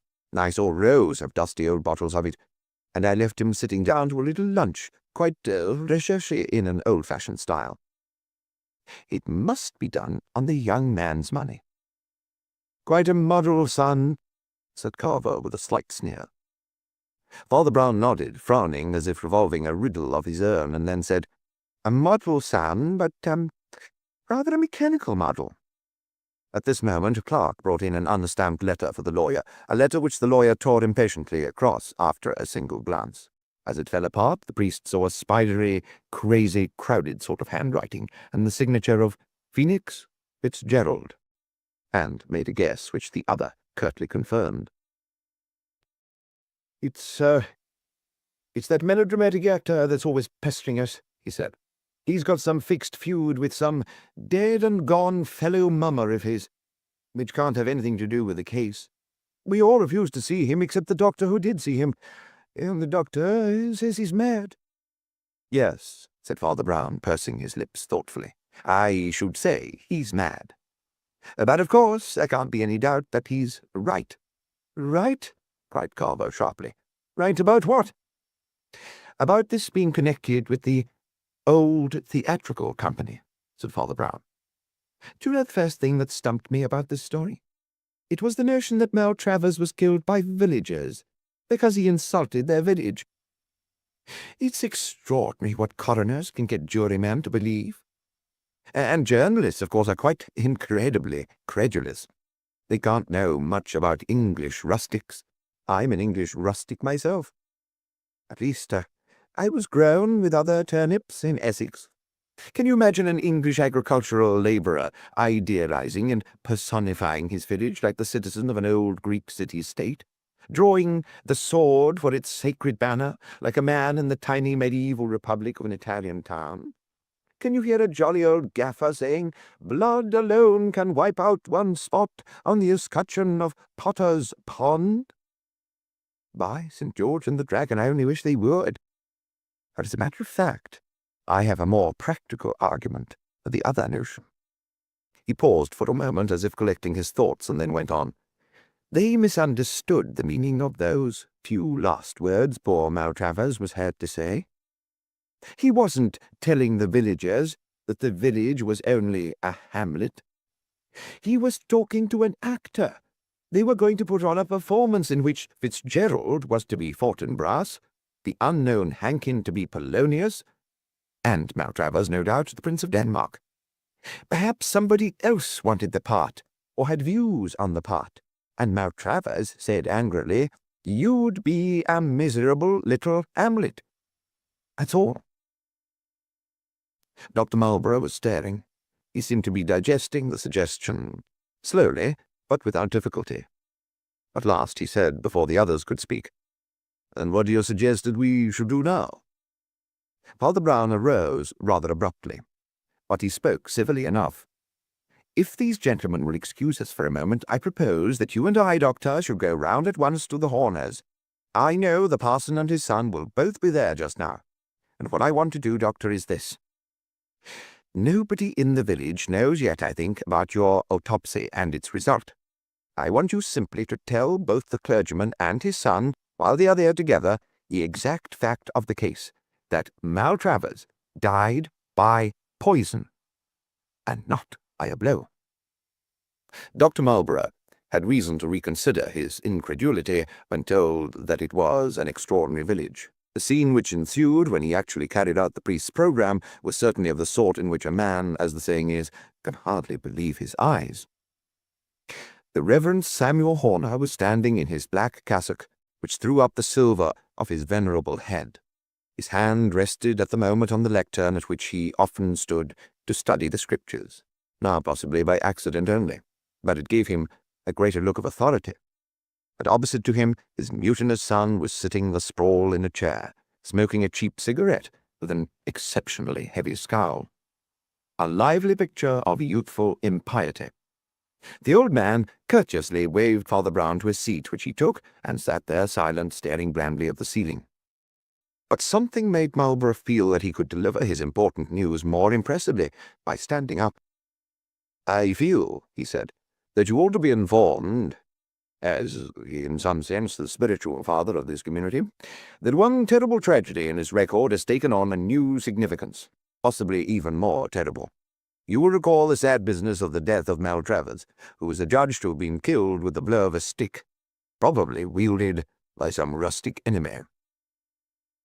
The clergyman made a gesture with a wavering hand. "God forbid," he said, "that I should say anything that might seem to palliate murderous violence in any case, but when an actor brings his wickedness into this innocent village, he's challenging the judgment of God." "Perhaps," said the doctor gravely.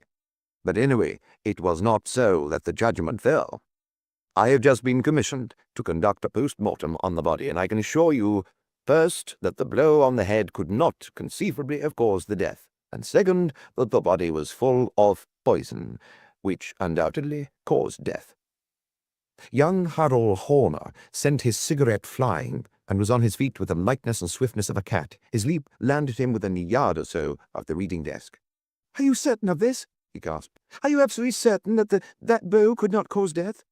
"Absolutely certain," said the doctor. "Well," said Harold, "I almost wish this one could." In a flash, before anyone could move a finger, he'd struck the parson a stunning crack on the mouth, dashing him backwards like a disjointed black doll against the door. "What are you doing?" cried Marlborough, shaken from head to foot with the shock and mere sound of the blow.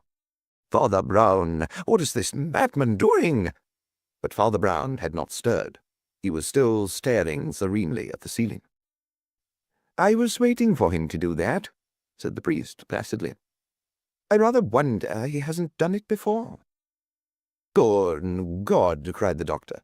"I know he thought he was wronged in some ways, but to strike his father, to strike a clergyman and a non-competent—" "He has not struck his father, and he has not struck a clergyman," said Father Brown. "He has struck a blackmailing blackguard of an actor dressed up as a clergyman, who has lived on him like a leech for years. Now he knows he is free of the blackmail, he lets fly, and I can't say I blame him much, more especially as I have very strong suspicions that the blackmailer is a poisoner as well. I think, Marlborough, we'd better ring up the police." They passed out of the room uninterrupted by the two others, the one dazed and staggered, the other still blind and snorting and panting with passions of relief and rage. But as they paused, Father Brown once turned his face to the young man, and the young man was one of the very few human beings who have seen that face implacable. "He was right there," said Father Brown. "When an actor brings his wickedness into this innocent village, he challenges the judgment of God." "Well," said Father Brown, as he and the doctor again settled themselves in a railway carriage standing in the station of Potter's Pond. "As you say, it's a strange story, but I don't think it's any longer a mystery story. Anyhow, the story seems to me to have been roughly like this. Maltravers came here with part of his touring company. Some of them went straight to Dutton Abbot, where they were all presenting some melodrama about the early 19th century. He himself happened to be hanging about in his stage dress, the very distinctive dress of a dandy of that time. Another character was an old-fashioned parson, whose dark dress was less distinctive and might pass as being merely old-fashioned. This part was taken by a man who mostly acted old men, had acted Shylock, and was afterwards going to act Polonius. A third figure in the drama was our dramatic poet, who was also a dramatic performer, and quarrelled with Maltravers about how to present Hamlet, but more about personal things too. I think it likely that he was in love with Mrs. Maltravers even then. I don't believe there was anything wrong with them, and I hope it may now be all right with them.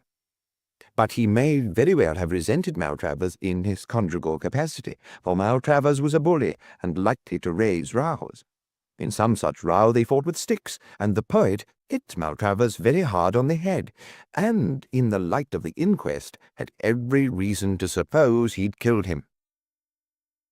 A third person was present or privy to the incident, the man acting the old parson, and he proceeded to blackmail the alleged murderer, forcing from him the cost of his upkeep in some luxury as a retired clergyman. It was the obvious masquerade for such a man in such a place simply to go on wearing his stage clothes as a retired clergyman. But he had his own reason for being a very retired clergyman. For the true story of Maltravers' death was that he rolled into a deep undergrowth of bracken, gradually recovered, tried to walk towards a house, and was eventually overcome, not by the blow, but by the fact that the benevolent clergyman had given him poison an hour before, probably in a glass of port. I was beginning to think so when I drank a glass of the parson's port. It made me a little nervous. The police are working on that theory now, but whether they will be able to prove that part of the story, I don't know. They will have to find the exact motive, but it's obvious that this bunch of actors was buzzing with quarrels, and Maltravers was very much hated. The police may prove something. Now they brought the suspicion, said Dr. Marlborough. What I don't understand is why you ever began to suspect. Why in the world should you suspect that very blameless black-coated gentleman? Father Brown smiled faintly. I suppose in one sense, he said, it was a matter of special knowledge, almost a professional matter, but in a peculiar sense. You know, our controversialists often complain that there is a great deal of ignorance about what our religion is really like. But it is really more curious than that. It is true, and it is not at all unnatural, that England does not know much about the Church of Rome, that England does not know much about the Church of England, not even as much as I do. You would be astonished at how little the average public grasps about the Anglican controversies. Lots of them don't really know what is meant by a high churchman or a low churchman, even on the particular points of practice, let alone the two theories of history and philosophy behind them. You can see this ignorance in any newspaper, in any merely popular novel or play. Now, the first thing that struck me was that this venerable cleric had got the whole thing incredibly mixed up. No Anglican parson could be so wrong about every Anglican problem. He was supposed to be an old Tory high churchman, and then he boasted of being a Puritan. A man like that might personally be rather puritanical, but he would never call it being a Puritan. He professed a horror of the stage. He didn't know that high churchmen generally don't have that special horror, though low churchmen do. He talked like a Puritan about the Sabbath, and then he had a crucifix in his room.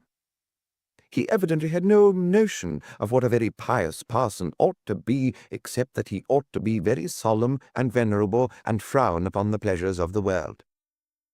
All this time there was a subconscious notion running in my head, something I couldn't fix in my memory. And then it came to me suddenly. This is a stage parson. That is exactly the vague, venerable old fool who would be the nearest notion a popular playwright or play actor of the old school had of anything so odd as a religious man. To say nothing of a physician of the old school, said Marlborough good-humouredly, who does not set up to know much about being a religious man. As a matter of fact, went on Father Brown, there was a plainer and more glaring cause for suspicion. It concerned the dark lady of the Grange who was supposed to be the vampire of the village. I very early formed the impression that this black blot was rather the bright spot of the village. She was treated as a mystery, but there was really nothing mysterious about her. She'd come down here quite recently, quite openly, under her own name, to help the new inquiries to be made about her own husband. He hadn't treated her too well, but she had principles, suggesting that something was due to her married name and to common justice. For the same reason she went to live in the house outside which her husband had been found dead. The other innocent and straightforward case besides the vampire of the village was the scandal of the village, the parson's profligate son. He also made no disguise of his professional or past connection with the acting world. That's why I didn't suspect him as I did the parson. But you'll already have guessed a real and relevant reason for suspecting the parson. Yes, I think I see, said the doctor. That's why you bring in the name of the actress. Yes, I mean his fanatical fixity about not seeing the actress, remarked the priest. But he didn't really object to seeing her. He objected to her seeing him. Yes, I see that, assented the other. If she had seen the Reverend Samuel Horner, she would instantly have recognized the very unreverent actor, Hankin, disguised as a sham parson with a pretty bad character behind the disguise. Well, that's the whole of this simple village idyll, I think. But you will admit I kept my promise. I've shown you something in the village considerably more creepy than a corpse, even a corpse stuffed with poison. The black coat of a parson stuffed with a blackmailer is at least worth noticing, and my live man is much deadlier than your dead one. Yes, said the doctor, settling himself back comfortably in the cushions. If it comes to a little cosy company on a railway journey, I should prefer the corpse.